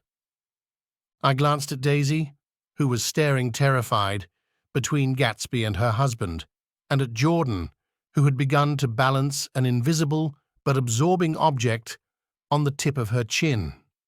Then I turned back to Gatsby and was startled at his expression. He looked, and this is said in all contempt for the babbled slander of his garden, as if he had killed a man. For a moment, the set of his face could be described in just that fantastic way. It passed, and he began to talk excitedly to Daisy, denying everything defending his name against accusations that had not been made, but with every word she was drawing further and further into herself, so he gave that up, and only the dead dream fought on as the afternoon slipped away, trying to touch what was no longer tangible, struggling unhappily, undespairingly, toward that lost voice across the room. The voice begged again to go. "Please, Tom, I can't stand this any more." Her frightened eyes told that whatever intentions, whatever courage she had had, were definitely gone. "You two start on home, Daisy," said Tom, in Mr. Gatsby's car. She looked at Tom, alarmed now, but he insisted with magnanimous scorn. "Go on. He won't annoy you. I think he realizes that his presumptuous little flirtation is over." They were gone without a word, snapped out, made accidental, isolated like ghosts, even from our pity. After a moment, Tom got up and began wrapping the unopened bottle of whiskey in the towel. "Want any of this stuff? Jordan? Nick?" I didn't answer. "Nick?" he asked again. "What? Want any?" "No. I just remembered that today's my birthday." I was 30. Before me stretched the portentous, menacing road of a new decade. It was 7 o'clock when we got into the coupe with him and started for Long Island. Tom talked incessantly, exulting and laughing, but his voice was as remote from Jordan and me as the foreign clamor on the sidewalk or the tumult of the elevated overhead. Human sympathy has its limits, and we were content to let all their tragic arguments fade with the city lights behind. 30, the promise of a decade of loneliness, a thinning list of single men to know, a thinning briefcase of enthusiasm, thinning hair, but there was Jordan beside me, who, unlike Daisy, was too wise ever to carry well-forgotten dreams from age to age. As we passed over the dark bridge, her wan face fell lazily against my coat's shoulder, and the formidable stroke of 30 died away with the reassuring pressure of her hand. So we drove on toward death through the cooling twilight. The young Greek, Michaelis, who ran the coffee joint beside the ash heaps, was the principal witness at the inquest. He had slept through the heat until after 5, when he strolled over to the garage and found George Wilson sick in his office. Really sick, pale as his own pale hair, and shaking all over. Michaelis advised him to go to bed, but Wilson refused, saying that he'd miss a lot of business if he did. While his neighbor was trying to persuade him, a violent racket broke out overhead. "I've got my wife locked in up there," explained Wilson calmly. "She's going to stay there till the day after tomorrow, and then we're going to move away." Michaelis was astonished. They had been neighbors for 4 years, and Wilson had never seemed faintly capable of such a statement. Generally, he was one of these worn-out men. When he wasn't working, he sat on a chair in the doorway and stared at the people and the cars that passed along the road. When anyone spoke to him, he invariably laughed in an agreeable, colorless way. He was his wife's man, and not his own. So naturally, Michaelis tried to find out what had happened, but Wilson wouldn't say a word. Instead, he began to throw curious, suspicious glances at his visitor, and ask him what he'd been doing at certain times on certain days. Just as the latter was getting uneasy, some workmen came past the door bound for his restaurant, and Michaelis took the opportunity to get away, intending to come back later. But he didn't. He supposed he forgot to. That's all. When he came outside again, a little after 7, he was reminded of the conversation because he heard Mrs. Wilson's voice, loud and scolding, downstairs in the garage. "Beat me!" he heard her cry. "Throw me down and beat me, you dirty little coward." A moment later, she rushed out into the dusk, waving her hands and shouting. Before he could move from his door, the business was over. The death car as the newspapers called it, didn't stop. It came out of the gathering darkness, wavered tragically for a moment, and then disappeared around the next bend. Mavro Michaelis wasn't even sure of its color. He told the first policeman that it was light green. The other car, the one going toward New York, came to rest 100 yards beyond, and its driver hurried back to where Myrtle Wilson, her life violently extinguished, knelt in the road and mingled her thick, dark blood with the dust. Michaelis and this man reached her first, but when they had torn open her shirtwaist, still damp with perspiration, they saw that her left breast was swinging loose like a flap, and there was no need to listen. For the heart beneath, the mouth was wide open and ripped a little at the corners, as though she had choked a little in giving up the tremendous vitality she had stored so long. We saw the 3 or 4 automobiles and the crowd when we were still some distance away. "Wreck," said Tom. "That's good. Wilson'll have a little business at last." He slowed down, but still without any intention of stopping, until, as we came nearer, the hushed, intent faces of the people at the garage door made him automatically put on the brakes. "We'll take a look," he said doubtfully. "Just a look." I became aware now of a hollow, wailing sound which issued incessantly from the garage, a sound which, as we got out of the coupe and walked toward the door, resolved itself into the words, "Oh my God," uttered over and over in a gasping moan. "There's some bad trouble here," said Tom excitedly. He reached up on tiptoes and peered over a circle of heads into the garage, which was lit only by a yellow light in a swinging metal basket overhead. Then he made a harsh sound in his throat, and with a violent, thrusting movement of his powerful arms, pushed his way through. The circle closed up again with a running murmur of expostulation. It was a minute before I could see anything at all. Then new arrivals deranged the line, and Jordan and I were pushed suddenly inside. Myrtle Wilson's body, wrapped in a blanket and then in another blanket, as though she suffered from a chill in the hot night, lay on a work table by the wall, and Tom, with his back to us, was bending over it, motionless. Next to him stood a motorcycle policeman, taking down names with much sweat and correction in a little book. At first I couldn't find the source of the high, groaning words that echoed clamorously through the bare garage. Then I saw Wilson standing on the raised threshold of his office, swaying back and forth and holding to the doorposts with both hands. Some man was talking to him in a low voice and attempting, from time to time, to lay a hand on his shoulder, but Wilson neither heard nor saw. His eyes would drop slowly from the swinging light to the laden table by the wall, and then jerk back to the light again, and he gave out incessantly his high, horrible call. "Oh my God! Oh my God! Oh God! Oh my God!" Presently, Tom lifted his head with a jerk and, after staring around the garage with glazed eyes, addressed a mumbled, incoherent remark to the policeman. "Av..."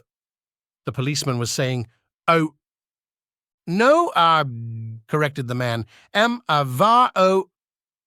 "Listen to me," muttered Tom fiercely. Said the policeman. "Oh, g.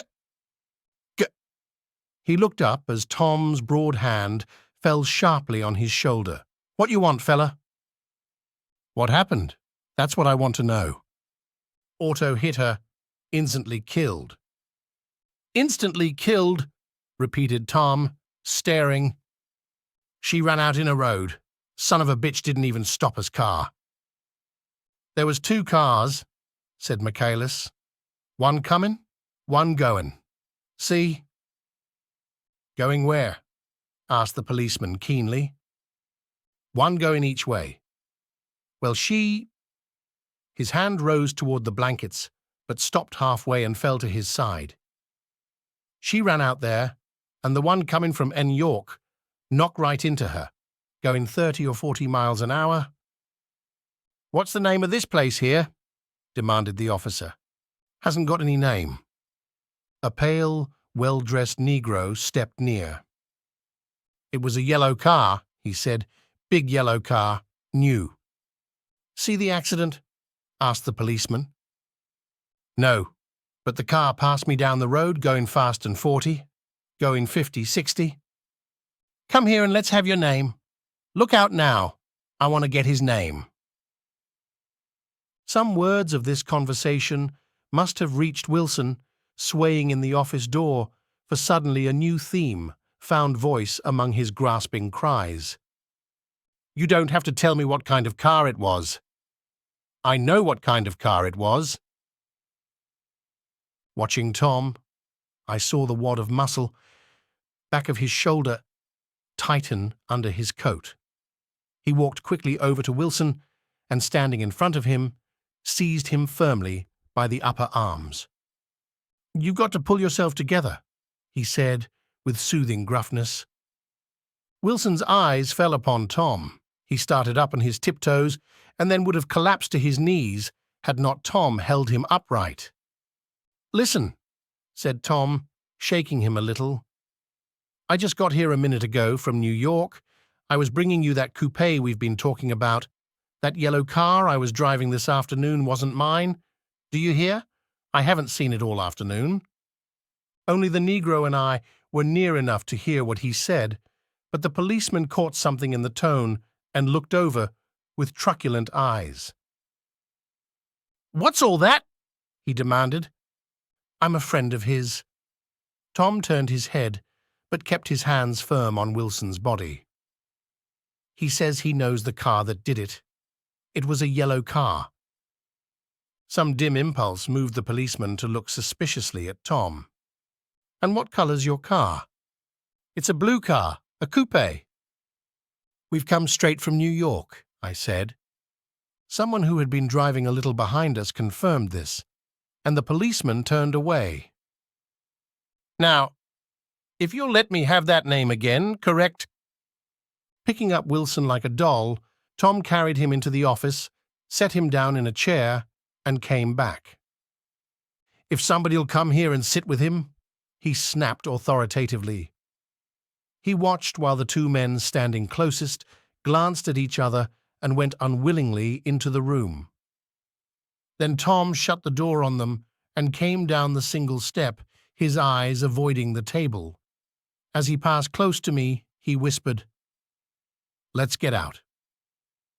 Self-consciously, with his authoritative arms breaking the way, we pushed through the still-gathering crowd, passing a hurried doctor, case in hand, who had been sent for in wild hope half an hour ago. Tom drove slowly until we were beyond the bend, then his foot came down hard, and the coupe raced along through the night. In a little while, I heard a low, husky sob and saw that the tears were overflowing down his face. "The goddamn coward," he whimpered. "He didn't even stop his car." The Buchanan's house floated suddenly toward us through the dark, rustling trees. Tom stopped beside the porch and looked up at the second floor, where two windows bloomed with light among the vines. "Daisy's home?" he said. As we got out of the car, he glanced at me and frowned slightly. "I ought to have dropped you in West Egg, Nick. There's nothing we can do tonight."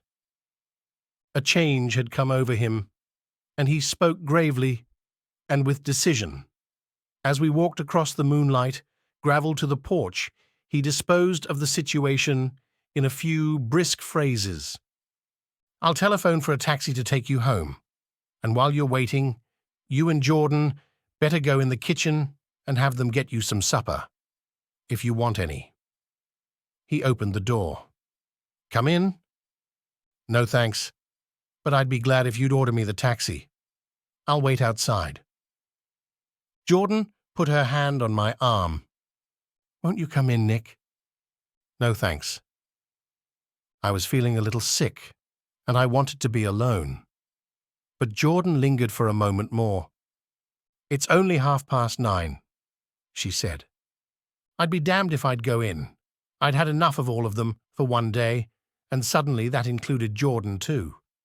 She must have seen something of this in my expression, for she turned abruptly away and ran up the porch steps into the house. I sat down for a few minutes with my head in my hands until I heard the phone taken up inside and the butler's voice calling a taxi. Then I walked slowly down the drive away from the house, intending to wait by the gatey. I hadn't gone 20 yards when I heard my name, and Gatsby stepped from between two bushes into the path. I must have felt pretty weird by that time, because I could think of nothing except the luminosity of his pink suit under the moon. "What are you doing?" I inquired. "Just standing here, old sport." Somehow, that seemed a despicable occupation. For all I knew, he was going to rob the house in a moment. I wouldn't have been surprised to see sinister faces, the faces of Wolfsheim's people, behind him in the dark shrubbery. "Did you see any trouble on the road?" he asked after a minute. "Yes." He hesitated. "Was she killed?" "Yes." "I thought so. I told Daisy I thought so. It's better that the shock should all come at once. She stood it pretty well." He spoke as if Daisy's reaction was the only thing that mattered. "I got to West Egg by a side road," he went on, "and left the car in my garage. I don't think anybody saw us, but of course I can't be sure." I disliked him so much by this time that I didn't find it necessary to tell him he was wrong. "Who was the woman?" he inquired. "Her name was Wilson. Her husband owns the garage. How the devil did it happen?" "Well, I tried to swing the wheel." He broke off, and suddenly I guessed at the truth. "Was Daisy driving?" "Yes," he said after a moment, "but of course I'll say I was. You see, when we left New York, she was very nervous, and she thought it would steady her to drive. And this woman rushed out at us just as we were passing a car coming the other way. It all happened in a minute, but it seemed to me that she wanted to speak to us, thought we were somebody she knew. Well, first, Daisy turned away from the woman toward the other car, and then she lost her nerve and turned back. The second my hand reached the wheel, I felt the shock. It must have killed her instantly. It ripped her open. Don't tell me, old sport." He winced. "Anyhow, Daisy stepped on it. I tried to make her stop, but she couldn't, so I pulled on the emergency brake. Then she fell over into my lap, and I drove on. She'll be all right tomorrow," he said presently. "I'm just going to wait here and see if he tries to bother her about that unpleasantness this afternoon. She's locked herself into her room, and if he tries any brutality, she's going to turn the light out and on again." "He won't touch her," I said. "He's not thinking about her." "I don't trust him, old sport." "How long are you going to wait?" "All night, if necessary. Anyhow, till they all go to bed." A new point of view occurred to me. Suppose Tom found out that Daisy had been driving. He might think he saw a connection in it. He might think anything. I looked at the house. There were 2 or 3 bright windows downstairs and the pink glow from Daisy's room on the ground floor. "You wait here," I said. "I'll see if there's any sign of a commotion." I walked back along the border of the lawn, traversed the gravel softly, and tiptoed up the veranda steps. The drawing-room curtains were open, and I saw that the room was empty. Crossing the porch where we had dined that June night 3 months before, I came to a small rectangle of light, which I guessed was the pantry window. The blind was drawn, but I found a rift at the sill. Daisy and Tom were sitting opposite each other at the kitchen table, with a plate of cold fried chicken between them and 2 bottles of ale. He was talking intently across the table at her, and in his earnestness his hand had fallen upon and covered her own. Once in a while, She looked up at him and nodded in agreement. They weren't happy, and neither of them had touched the chicken or the ale. And yet they weren't unhappy either. There was an unmistakable air of natural intimacy about the picture, and anybody would have said that they were conspiring together.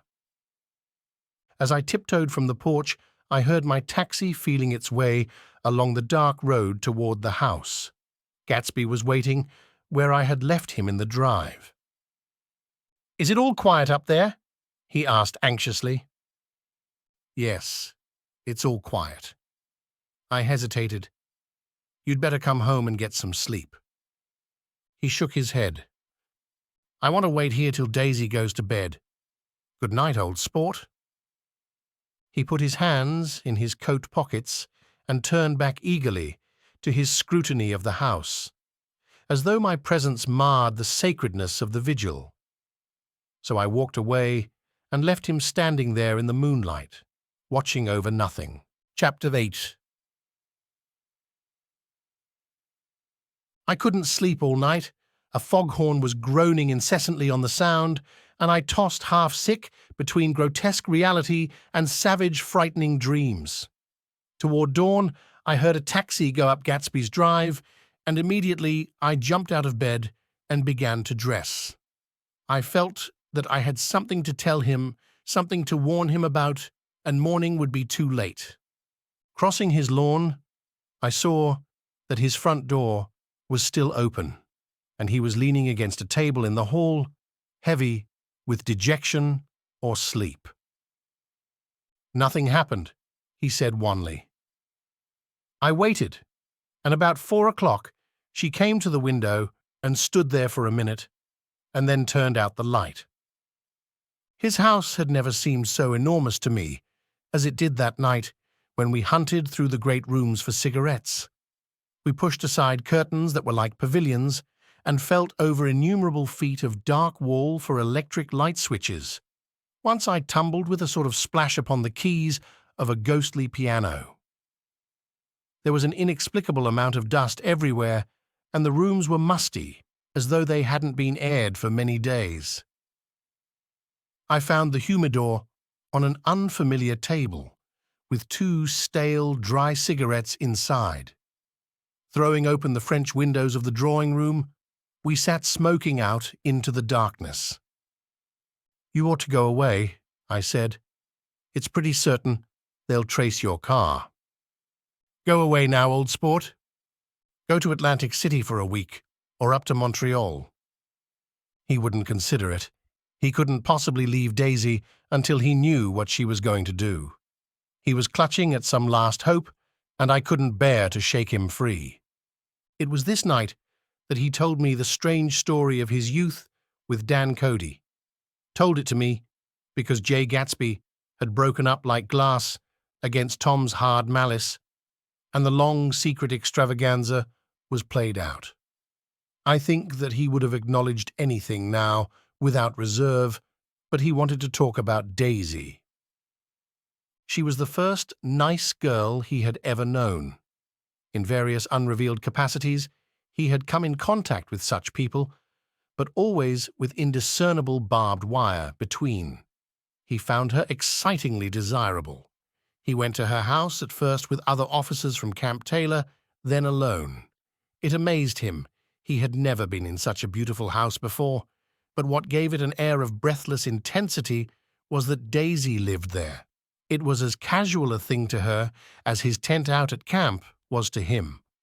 There was a ripe mystery about it, a hint of bedrooms upstairs more beautiful and cool than other bedrooms, of gay and radiant activities taking place through its corridors, and of romances that were not musty and laid away already in lavender, but fresh and breathing and redolent of this year's shining motor cars, and of dances whose flowers were scarcely withered. It excited him, too, that many men had already loved Daisy. It increased her value in his eyes. He felt their presence all about the house, pervading the air with the shades and echoes of still vibrant emotions. But he knew that he was in Daisy's house by a colossal accident. However glorious might be his future as Jay Gatsby, He was at present a penniless young man without a past, and at any moment the invisible cloak of his uniform might slip from his shoulders. So he made the most of his time. He took what he could get, ravenously and unscrupulously. Eventually he took Daisy one still October night, took her because he had no real right to touch her hand. He might have despised himself, for he had certainly taken her under false pretenses. I don't mean that he had traded on his phantom millions, but he had deliberately given Daisy a sense of security. He let her believe that he was a person from much the same strata as herself, that he was fully able to take care of her. As a matter of fact, he had no such facilities. He had no comfortable family standing behind him, and he was liable, at the whim of an impersonal government, to be blown anywhere about the world. But he didn't despise himself, and it didn't turn out as he had imagined. He had intended, probably, to take what he could and go, but now he found that he had committed himself to the following of a grail. He knew that Daisy was extraordinary, but he didn't realize just how extraordinary a nice girl could be. She vanished into her rich house, into her rich full life, leaving Gatsby nothing. He felt married to her, that was all. When they met again, 2 days later, it was Gatsby who was breathless, who was, somehow, betrayed. Her porch was bright with the bought luxury of starshine. The wicker of the settee squeaked fashionably as she turned toward him, and he kissed her curious and lovely mouth. She had caught a cold, and it made her voice huskier and more charming than ever, and Gatsby was overwhelmingly aware of the youth and mystery that wealth imprisons and preserves, of the freshness of many clothes, and of Daisy gleaming like silver, safe and proud above the hot struggles of the poor. I can't describe to you how surprised I was to find out I loved her, old sport. I even hoped for a while that she'd throw me over, but she didn't, because she was in love with me too. She thought I knew a lot, because I knew different things from her. Well, there I was, way off my ambitions, getting deeper in love every minute, and all of a sudden, I didn't care. What was the use of doing great things if I could have a better time telling her what I was going to do? On the last afternoon before he went abroad, he sat with Daisy in his arms for a long, silent time. It was a cold fall day, with fire in the room and her cheeks flushed. Now and then she moved, and he changed his arm a little, and once he kissed her dark shining hair. The afternoon had made them tranquil for a while, as if to give them a deep memory for the long parting the next day promised. They had never been closer in their month of love, nor communicated more profoundly one with another than when she brushed silent lips against his coat's shoulder, or when he touched the end of her fingers, gently as though she were asleep. He did extraordinarily well in the war. He was a captain before he went to the front, and following the Argonne battles, he got his majority and the command of the divisional machine guns. After the armistice, he tried frantically to get home, but some complication or misunderstanding sent him to Oxford instead. He was worried now. There was a quality of nervous despair in Daisy's letters. She didn't see why he couldn't come. She was feeling the pressure of the world outside, and she wanted to see him and feel his presence beside her and be reassured that she was doing the right thing after all. For Daisy was young, and her artificial world was redolent of orchids and pleasant, cheerful snobbery and orchestras which set the rhythm of the year, summing up the sadness and suggestiveness of life in new tunes. All night the saxophones wailed the hopeless comment of the Beale Street blues, while 100 pairs of golden and silver slippers shuffled the shining dust. At the grey tea hour there were always rooms that throbbed incessantly with this low, sweet fever, while fresh faces drifted here and there like rose petals blown by the sad horns around the floor. Through this twilight universe, Daisy began to move again with the season. Suddenly she was again keeping half a dozen dates a day with half a dozen men, and drowsing asleep at dawn with the beads and chiffon of an evening dress tangled among dying orchids on the floor beside her bed, and all the time something within her was crying for a decision.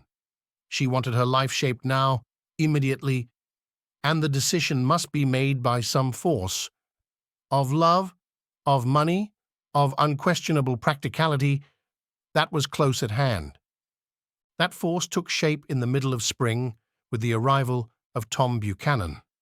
There was a wholesome bulkiness about his person and his position, and Daisy was flattered. Doubtless, there was a certain struggle and a certain relief. The letter reached Gatsby while he was still at Oxford.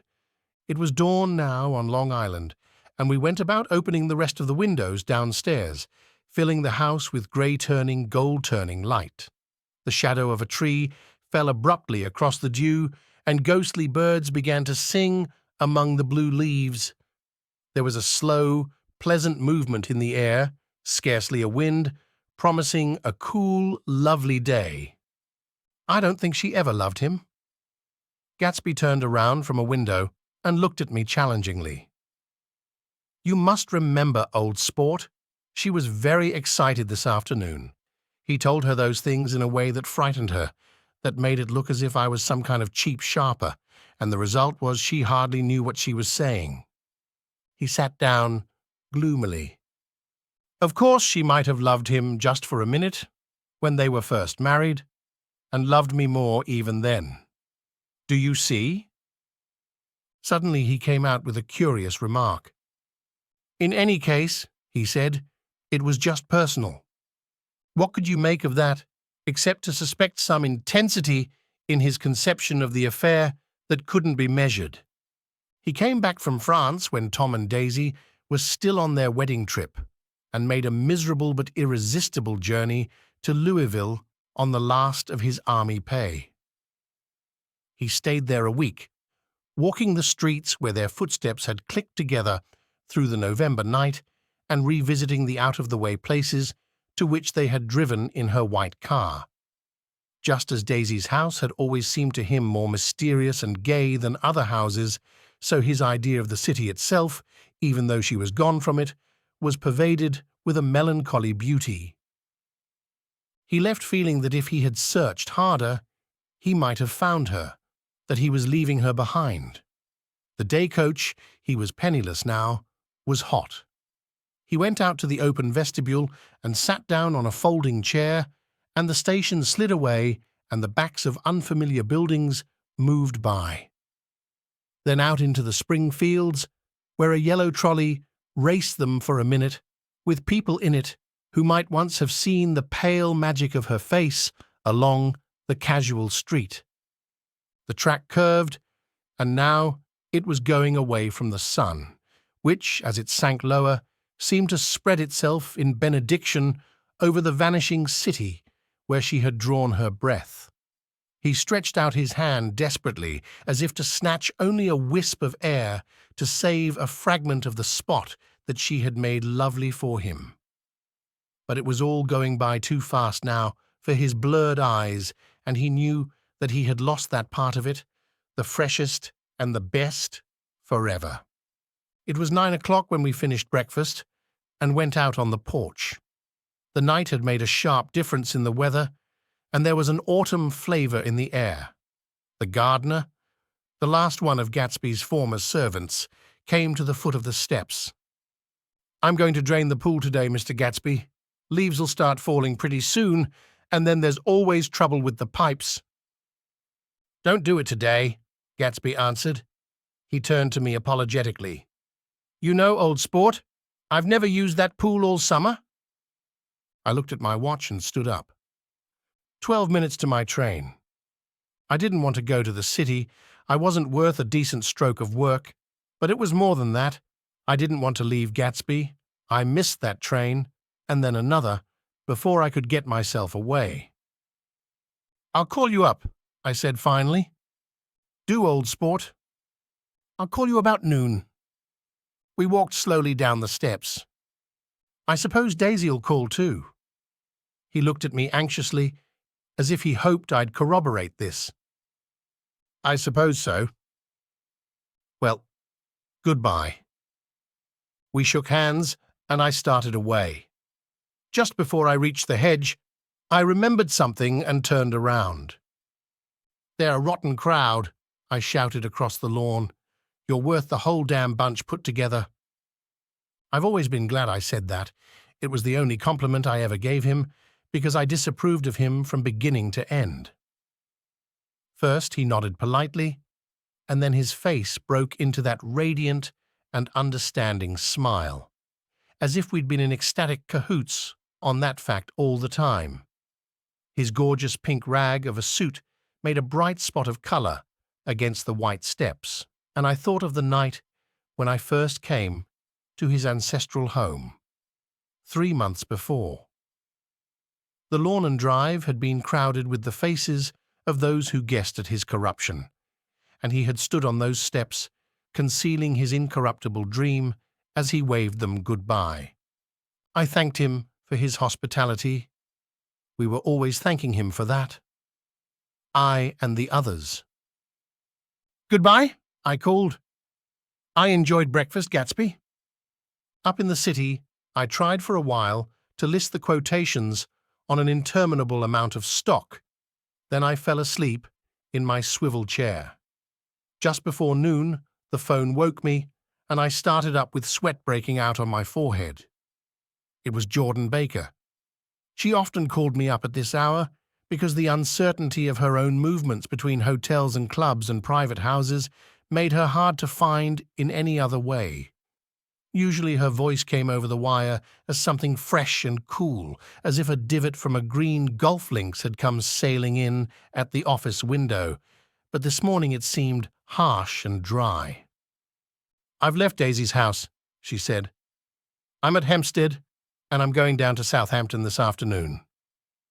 Probably it had been tactful to leave Daisy's house, but the act annoyed me, and her next remark made me rigid. "You weren't so nice to me last night." How could it have mattered then? Silence for a moment.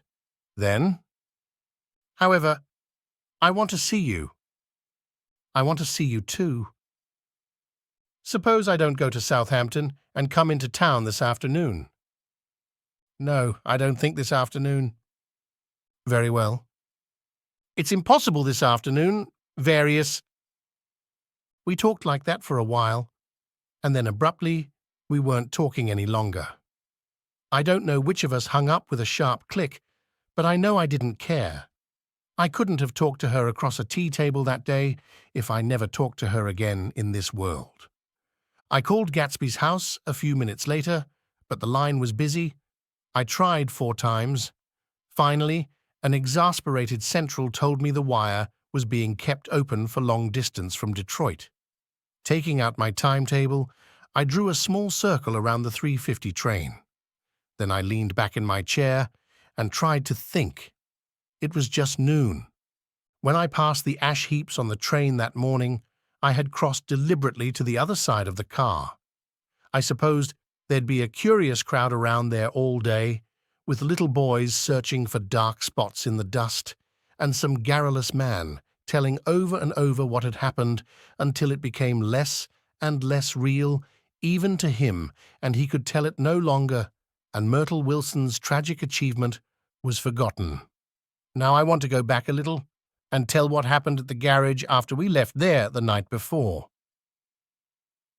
They had difficulty in locating the sister, Catherine. She must have broken her rule against drinking that night, for when she arrived, she was stupid with liquor and unable to understand that the ambulance had already gone to Flushing.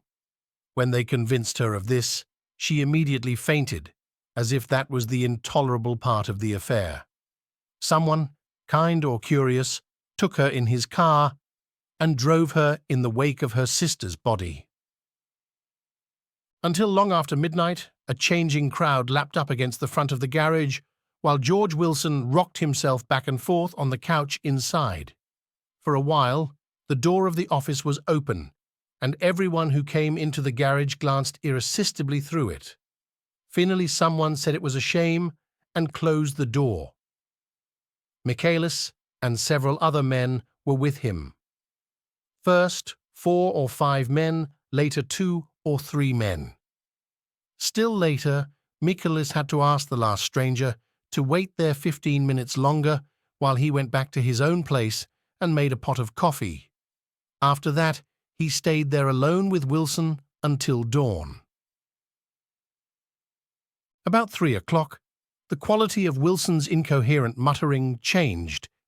He grew quieter and began to talk about the yellow car.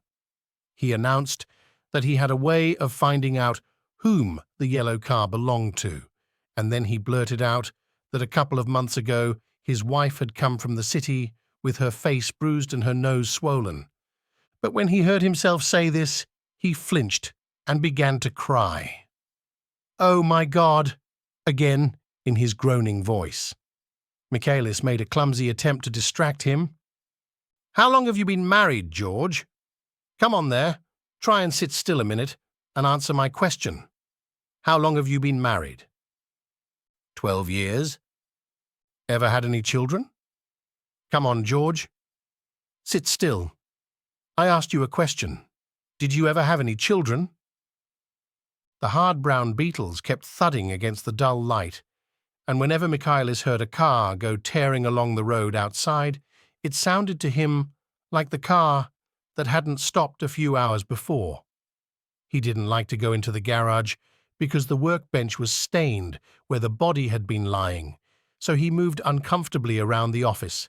He knew every object in it before morning, and from time to time sat down beside Wilson, trying to keep him more quiet. "Have you got a church you go to sometimes, George? Maybe even if you haven't been there for a long time? Maybe I could call up the church and get a priest to come over, and he could talk to you. See? Don't belong to any? You ought to have a church, George.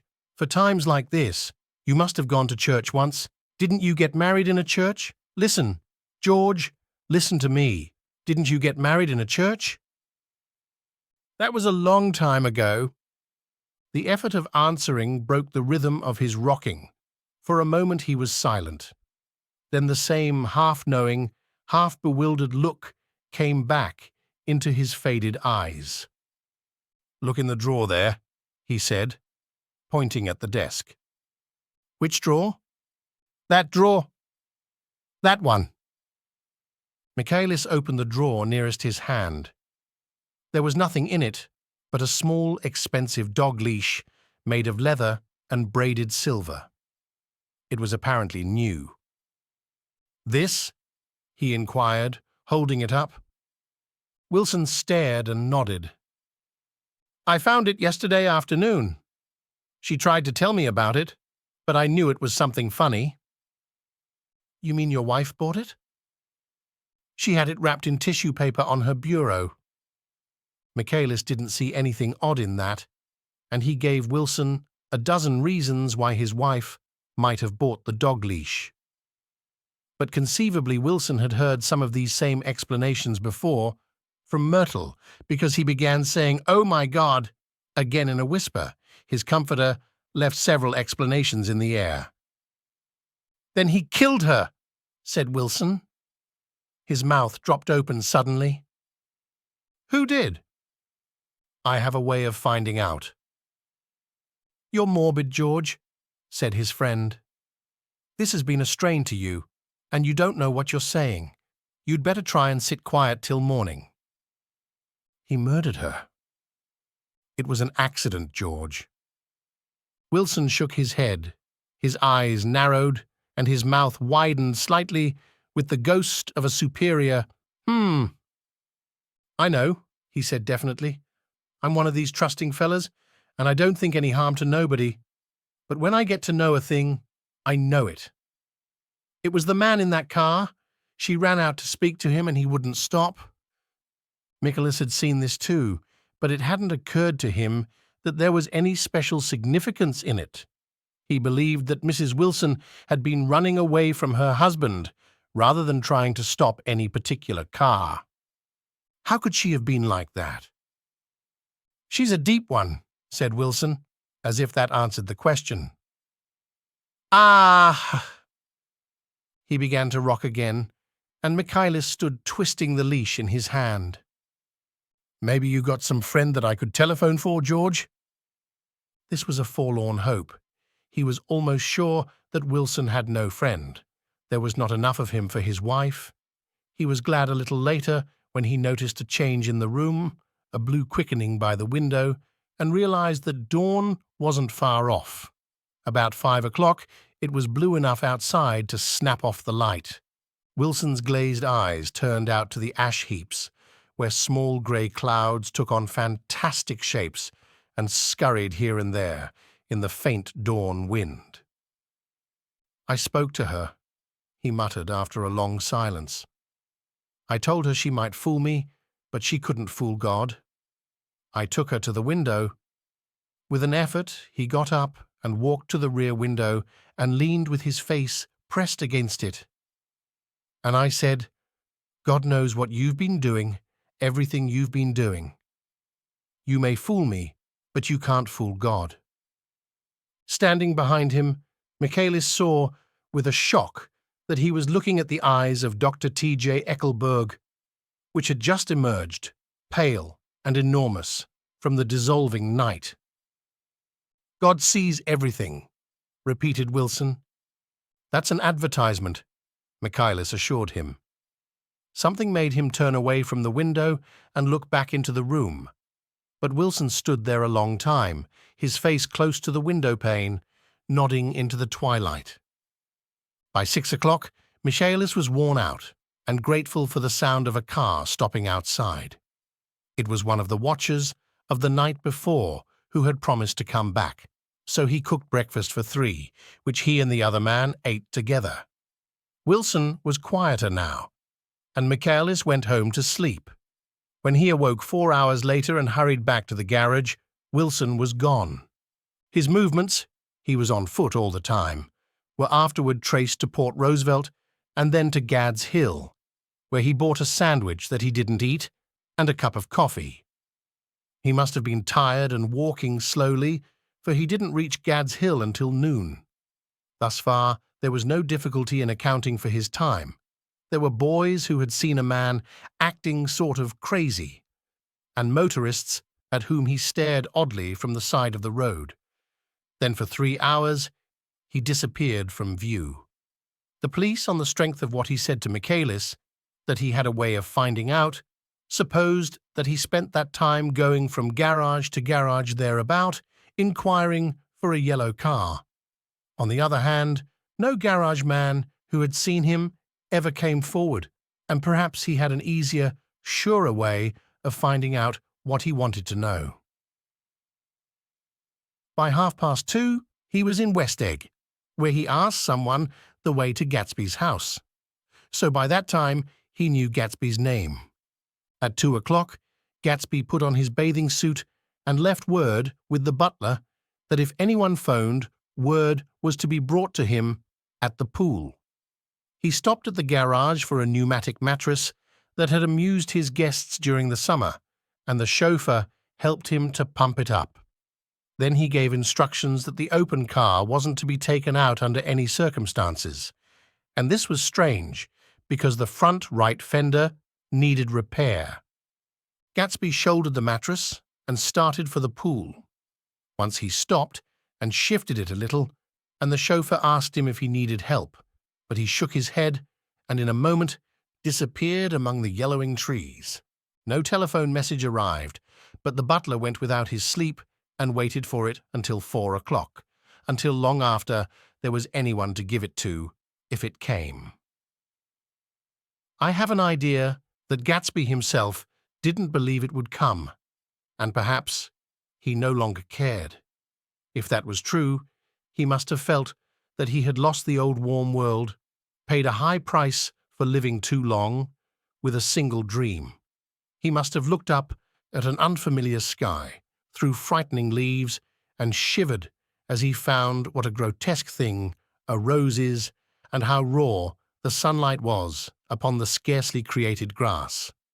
A new world, material without being real, where poor ghosts breathing dreams like air, drifted fortuitously about, like that ashen, fantastic figure gliding toward him through the amorphous trees. The chauffeur, he was one of Wolfsheim's protégés, heard the shots. Afterwards he could only say that he hadn't thought anything much about them. I drove from the station directly to Gatsby's house, and my rushing anxiously up the front steps was the first thing that alarmed anyone. But they knew then, I firmly believe. With scarcely a word said, 4 of us, the chauffeur, butler, gardener, and I hurried down to the pool. There was a faint, barely perceptible movement of the water as the fresh flow from one end urged its way toward the drain at the other. With little ripples that were hardly the shadows of waves, the laden mattress moved irregularly down the pool. A small gust of wind that scarcely corrugated the surface was enough to disturb its accidental course with its accidental burden. The touch of a cluster of leaves revolved it slowly, tracing, like the leg of transit, a thin red circle in the water. It was after we started with Gatsby toward the house that the gardener saw Wilson's body a little way off in the grass, and the Holocaust was complete. Chapter 9. After 2 years, I remember the rest of that day, and that night and the next day, only as an endless drill of police and photographers and newspaper men in and out of Gatsby's front door.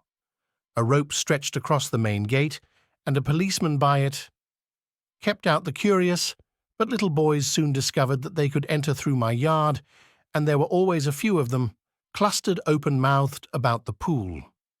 Someone with a positive manner, perhaps a detective, used the expression madman as he bent over Wilson's body that afternoon, and the adventitious authority of his voice set the key for the newspaper reports next morning. Most of those reports were a nightmare.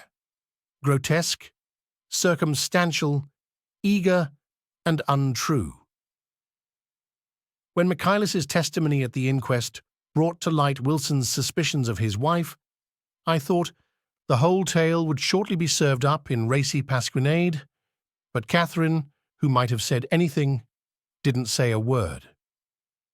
She showed a surprising amount of character about it too, looked at the coroner with determined eyes under that corrected brow of hers, and swore that her sister had never seen Gatsby, that her sister was completely happy with her husband, that her sister had been into no mischief whatever. She convinced herself of it and cried into her handkerchief as if the very suggestion was more than she could endure. So Wilson was reduced to a man deranged by grief in order that the case might remain in its simplest form, and it rested there. But all this part of it seemed remote and unessential. I found myself on Gatsby's side and alone. From the moment I telephoned news of the catastrophe to West Egg Village, every surmise about him and every practical question was referred to me. At first I was surprised and confused. Then, as he lay in his house and didn't move or breathe or speak, hour upon hour, it grew upon me that I was responsible because no one else was interested.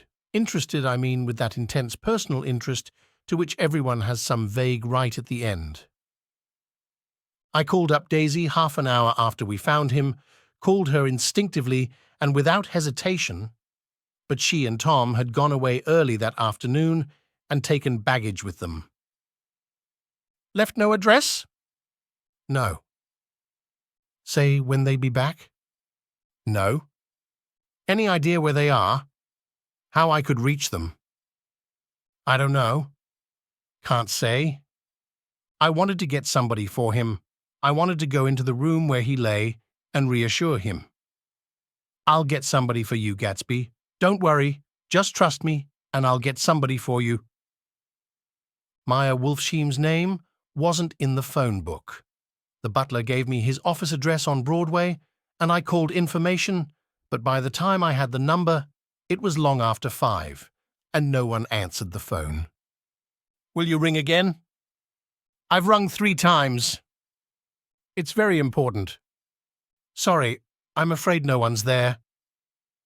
I went back to the drawing room and thought for an instant that they were chance visitors, all these official people who suddenly filled it. But though they drew back the sheet and looked at Gatsby with shocked eyes, his protest continued in my brain. Look here, old sport. You've got to get somebody for me. You've got to try hard. I can't go through this alone. Someone started to ask me questions, but I broke away and going upstairs looked hastily through the unlocked parts of his desk. He'd never told me definitely that his parents were dead, but there was nothing, only the picture of Dan Cody, a token of forgotten violence, staring down from the wall. Next morning, I sent the butler to New York with a letter to Wolfsheim, which asked for information and urged him to come out on the next train. That request seemed superfluous when I wrote it. I was sure he'd start when he saw the newspapers, just as I was sure there'd be a wire from Daisy before noon. But neither a wire nor Mr. Wolfsheim arrived. No one arrived except more police and photographers and newspaper men. When the butler brought back Wolfsheim's answer, I began to have a feeling of defiance, of scornful solidarity between Gatsby and me against them all. Dear Mr. Carraway, this has been one of the most terrible shocks of my life to me. I hardly can believe it that it is true at all. Such a mad act as that man did should make us all think. I cannot come down now as I am tied up in some very important business and cannot get mixed up in this thing now. If there is anything I can do a little later, let me know in a letter by Edgar. I hardly know where I am when I hear about a thing like this and am completely knocked down and out. Yours truly, Maya Wolfsheim. And then hasty addenda beneath. Let me know about the funeral, etc. Do not know his family at all. When the phone rang that afternoon and long distance said Chicago was calling, I thought this would be Daisy at last. But the connection came through as a man's voice, very thin and far away. This is Slagle speaking? Yes? The name was unfamiliar. Hell of a note, isn't it? Get my wire? There haven't been any wires. Young Park's in trouble, he said rapidly. They picked him up when he handed the bonds over the counter. They got a circular from New York giving them the numbers just 5 minutes before. What do you know about that, hey? You never can tell in these hick towns. Hello, I interrupted breathlessly. Look here. This isn't Mr. Gatsby. Mr. Gatsby's dead. There was a long silence on the other end of the wire, followed by an exclamation, then a quick squawk as the connection was broken. I think it was on the third day that a telegram signed Henry C. Gatz arrived from a town in Minnesota. It said only that the sender was leaving immediately and to postpone the funeral until he came. It was Gatsby's father, a solemn old man, very helpless and dismayed, bundled up in a long, cheap ulster against the warm September day. His eyes leaked continuously with excitement, and when I took the bag and umbrella from his hands, he began to pull so incessantly at his sparse grey beard that I had difficulty in getting off his coat. He was on the point of collapse, so I took him into the music room and made him sit down while I sent for something to eat. But he wouldn't eat, and the glass of milk spilled from his trembling hand. I saw it in the Chicago newspaper, he said. It was all in the Chicago newspaper. I started right away. I didn't know how to reach you. His eyes, seeing nothing, moved ceaselessly about the room. It was a madman, he said. He must have been mad. Wouldn't you like some coffee? I urged him. I don't want anything. I'm all right now. Mr. Carraway. Well, I'm all right now. Where have they got Jimmy? I took him into the drawing room where his son lay and left him there. Some little boys had come up on the steps and were looking into the hall. When I told them who had arrived, they went reluctantly away. After a little while, Mr. Gats opened the door and came out, his mouth ajar, his face flushed slightly, his eyes leaking isolated and unpunctual tears. He had reached an age where death no longer has the quality of ghastly surprise, and when he looked around him now for the first time and saw the heightened splendor of the hall and the great rooms opening out from it into other rooms, his grief began to be mixed with an awed pride. I helped him to a bedroom upstairs. While he took off his coat and vest, I told him that all arrangements had been deferred until he came. "I didn't know what you'd want, Mr. Gatsby." "Gats is my name."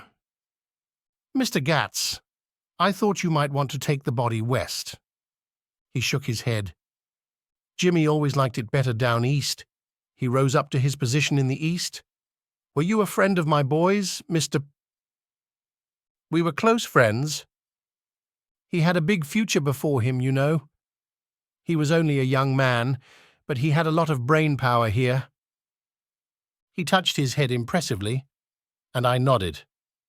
If he'd have lived, he'd have been a great man. A man like James J. Hill. He'd have helped build up the country. "That's true," I said, uncomfortably. He fumbled at the embroidered coverlet, trying to take it from the bed, and lay down stiffly, was instantly asleep. That night, an obviously frightened person called up and demanded to know who I was before he would give his name.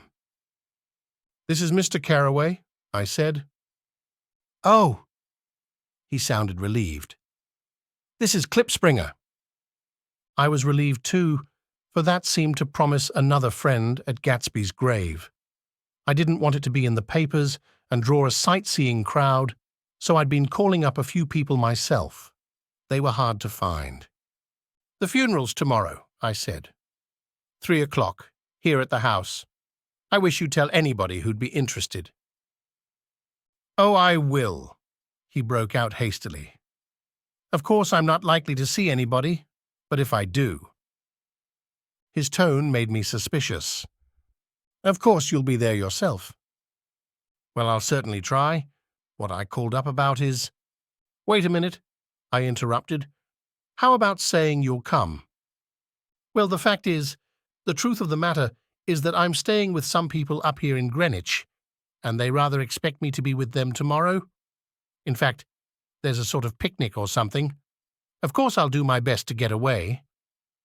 I ejaculated an unrestrained "huh," and he must have heard me, for he went on nervously.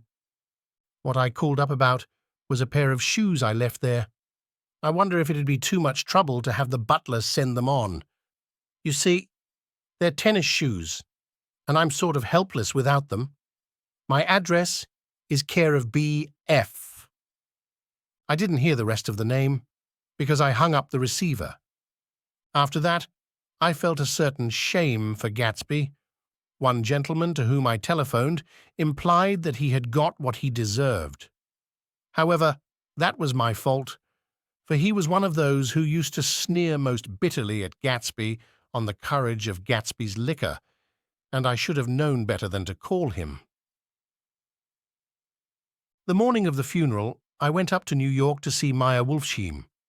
I couldn't seem to reach him any other way. The door that I pushed open on the advice of an elevator boy was marked "The Swastika Holding Company," and at first there didn't seem to be anyone inside. But when I'd shouted hello several times in vain, an argument broke out behind a partition, and presently a lovely Jewess appeared at an interior door and scrutinized me with black, hostile eyes. "Nobody's in," she said. "Mr. Wolfsheim's gone to Chicago." The first part of this was obviously untrue, for someone had begun to whistle "The Rosary" tunelessly inside. "Please say that Mr. Carraway wants to see him." "I can't get him back from Chicago, can I?" At this moment, a voice, unmistakably Wolfsheim's, called "Stella" from the other side of the door. "Leave your name on the desk," she said quickly. "I'll give it to him when he gets back." "But I know he's there." She took a step toward me and began to slide her hands indignantly up and down her hips. "You young men think you can force your way in here any time," she scolded. "We're getting sick and tired of it. When I say he's in Chicago, he's in Chicago." I mentioned Gatsby. "Oh." She looked at me over again. "Will you just— What was your name?" She vanished. In a moment, Meyer Wolfsheim stood solemnly in the doorway, holding out both hands. He drew me into his office, remarking in a reverent voice that it was a sad time for all of us, and offered me a cigar. "My memory goes back to when first I met him," he said. "A young major, just out of the army, and covered over with medals he got in the war. He was so hard up, he had to keep on wearing his uniform because he couldn't buy some regular clothes. First time I saw him was when he came into Windbrenner's pool room at 43rd Street and asked for a job. He hadn't eaten anything for a couple of days. "Come on, have some lunch with me," I said. He ate more than $4 worth of food in half an hour. "Did you start him in business?" I inquired. "Start him. I made him." "Oh." I raised him up out of nothing, right out of the gutter. I saw right away he was a fine-appearing, gentlemanly young man, and when he told me he was at Oxford, I knew I could use him good. I got him to join the American Legion, and he used to stand high there. Right off, he did some work for a client of mine up to Albany. We were so thick like that in everything. He held up two bulbous fingers, always together. I wondered if this partnership had included the World Series transaction in 1919. "Now he's dead," I said after a moment. "You were his closest friend, so I know you'll want to come to his funeral this afternoon." "I'd like to come." "Well, come then." The hair in his nostrils quivered slightly, and as he shook his head, his eyes filled with tears. "I can't do it. I can't get mixed up in it," he said. "There's nothing to get mixed up in. It's all over now. When a man gets killed, I never like to get mixed up in it in any way. I keep out. When I was a young man, it was different. If a friend of mine died, no matter how, I stuck with them to the end. You may think that's sentimental, but I mean it, to the bitter end. I saw that for some reason of his own, he was determined not to come. So I stood up. "Are you a college man?" he inquired suddenly. For a moment, I thought he was going to suggest a connection, but he only nodded and shook my hand. "Let us learn to show our friendship. For a man, when he is alive, and not after he is dead," he suggested. "After that, my own rule is to let everything alone." When I left his office, the sky had turned dark, and I got back to West Egg in a drizzle. After changing my clothes, I went next door and found Mr. Gatz walking up and down excitedly in the hall. His pride in his son and in his son's possessions was continually increasing, and now he had something to show me. "Jimmy sent me this picture." He took out his wallet with trembling fingers. "Look there." It was a photograph of the house, cracked in the corners and dirty with many hands. He pointed out every detail to me eagerly. "Look there," and then sought admiration from my eyes. He had shown it so often that I think it was more real to him now than the house itself. "Jimmy sent it to me. I think it's a very pretty picture. It shows up well." "Very well. Had you seen him lately?" "He come out to see me 2 years ago and bought me the house I live in now. Of course we was broke up when he run off from home, but I see now there was a reason for it. He knew he had a big future in front of him, and ever since he made a success, he was very generous with me. He seemed reluctant to put away the picture, held it for another minute, lingeringly, before my eyes. Then he returned the wallet and pulled from his pocket a ragged old copy of a book called Hopalong Cassidy. Look here. This is a book he had when he was a boy. It just shows you. He opened it at the back cover and turned it around for me to see. On the last flyleaf was printed the word schedule, and the date September 12th, 1906. And underneath, rise from bed, 6 a.m., dumbbell exercise and wall scaling, 6:15, 6:30, study electricity, etc. 7:15, 8:15, work 8:30, 4:30 p.m., baseball and sports, 4:35 so-sounds. Practice elocution, poise and how to attain it, 5 hour 6 wuarsam. Study needed inventions, 7e, 9 ina. General resolves, no wasting time at shafters or a name indecipherable, no more smoking or chewing. Bath every other day. Read 1 improving book or magazine per week. Save $5, crossed out, $3 per week. Be better to parents. I came across this book by accident, said the old man. It just shows you, don't it? It just shows you. Jimmy was bound to get ahead. He always had some resolves like this or something. Do you notice what he's got about improving his mind? He was always great for that. He told me I ate like a hog once, and I beat him for it.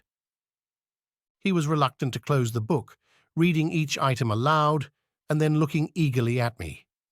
I think he rather expected me to copy down the list for my own use. A little before 3, the Lutheran minister arrived from Flushing, and I began to look involuntarily out the windows for other cars. So did Gatsby's father, and as the time passed and the servants came in and stood waiting in the hall, his eyes began to blink anxiously, and he spoke of the rain in a worried, uncertain way. The minister glanced several times at his watch, so I took him aside and asked him to wait for half an hour. But it wasn't any use. Nobody came. About 5 o'clock, our procession of 3 cars reached the cemetery and stopped in a thick drizzle beside the gate. First, a motor hearse, horribly black and wet, then Mr. Gats and the minister and me in the limousine, and a little later, 4 or 5 servants and the postman from West Egg in Gatsby's station wagon, all wet to the skin. As we started through the gate into the cemetery, I heard a car stop, and then the sound of someone splashing after us over the soggy ground. I looked around. It was the man with owl-eyed glasses whom I had found marveling over Gatsby's books in the library one night 3 months before. I'd never seen him since then. I don't know how he knew about the funeral, or even his name. The rain poured down his thick glasses, and he took them off and wiped them to see the protecting canvas unrolled from Gatsby's grave. I tried to think about Gatsby then for a moment, but he was already too far away, and I could only remember without resentment that Daisy hadn't sent a message or a flower. Dimly, I heard someone murmur, "Blessed are the dead that the rain falls on," and then the owl-eyed man said amen to that, in a brave voice. We straggled down quickly through the rain to the cars. Owl Eyes spoke to me by the gate. "I couldn't get to the house," he remarked. "Neither could anybody else." "Go on," he started. "Why, my God, they used to go there by the hundreds." He took off his glasses and wiped them again, outside and in. "The poor son of a bitch," he said. One of my most vivid memories is of coming back west from prep school and later from college at Christmas time. Those who went farther than Chicago would gather in the old dim Union Station at 6 o'clock of a December evening with a few Chicago friends already caught up into their own holiday gaieties to bid them a hasty goodbye. I remember the fur coats of the girls returning from Miss This or That's and the chatter of frozen breath and the hands waving overhead as we caught sight of old acquaintances and the matchings of invitations. "Are you going to the Ordways, the Herseys, the Schultzes?" And the long green tickets clasped tight in our gloved hands.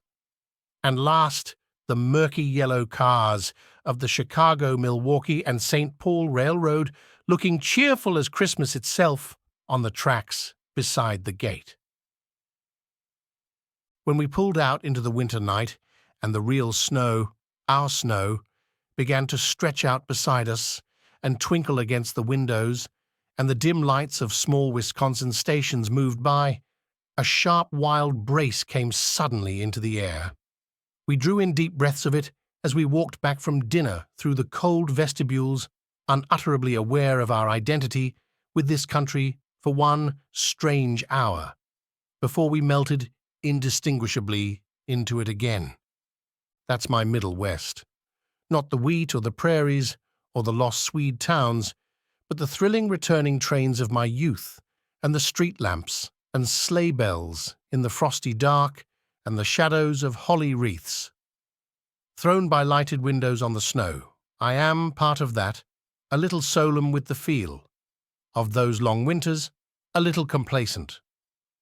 From growing up in the Caraway house in a city where dwellings are still called through decades by a family's name, I see now that this has been a story of the West.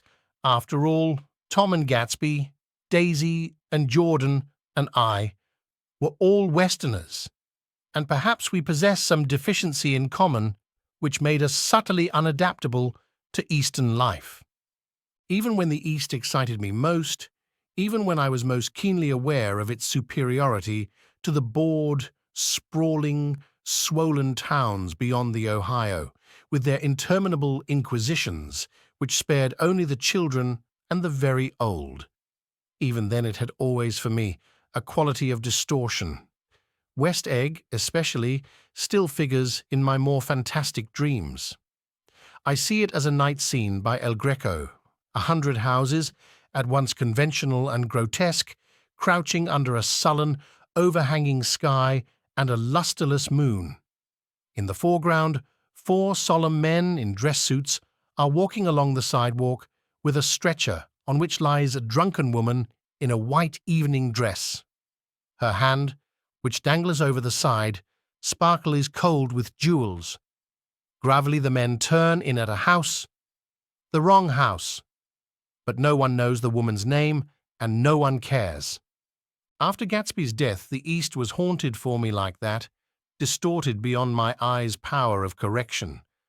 So when the blue smoke of brittle leaves was in the air and the wind blew the wet laundry stiff on the line, I decided to come back home. There was one thing to be done before I left, an awkward, unpleasant thing that perhaps had better have been let alone. But I wanted to leave things in order and not just trust that obliging and indifferent sea to sweep my refuse away. I saw Jordan Baker and talked over and around what had happened to us together and what had happened afterward to me, and she lay perfectly still, listening in a big chair. She was dressed to play golf, and I remember thinking she looked like a good illustration, her chin raised a little jauntily, her hair the color of an autumn leaf, her face the same brown tint as the fingerless glove on her knee. When I had finished, she told me without comment that she was engaged to another man. I doubted that, though there were several she could have married, at a nod of her head, but I pretended to be surprised. For just a minute, I wondered if I wasn't making a mistake. Then I thought it all over again, quickly, and got up to say goodbye. "Nevertheless, you did throw me over," said Jordan suddenly. "You threw me over on the telephone. I don't give a damn about you now, but it was a new experience for me, and I felt a little dizzy for a while." We shook hands. "Oh, and do you remember," she added, "a conversation we had once about driving a car?" "Why, not exactly." "You said a bad driver was only safe until she met another bad driver. Well, I met another bad driver, didn't I?" I mean, it was careless of me to make such a wrong guess. I thought you were rather an honest, straightforward person. I thought it was your secret pride. I'm 30, I said. I'm 5 years too old to lie to myself and call it honor. She didn't answer. Angry and half in love with her and tremendously sorry, I turned away. One afternoon, late in October, I saw Tom Buchanan. He was walking ahead of me along Fifth Avenue in his alert, aggressive way, his hands out a little from his body as if to fight off interference, his head moving sharply here and there, adapting itself to his restless eyes. Just as I slowed up to avoid overtaking him, he stopped and began frowning into the windows of a jewelry store. Suddenly he saw me and walked back, holding out his hand. "What's the matter, Nick? Do you object to shaking hands with me?" "Yes. You know what I think of you." "You're crazy, Nick," he said quickly. "Crazy as hell. I don't know what's the matter with you." "Tom," I inquired, "what did you say to Wilson that afternoon?" He stared at me without a word, and I knew I had guessed right about those missing hours. I started to turn away, but he took a step after me and grabbed my arm. "I told him the truth," he said.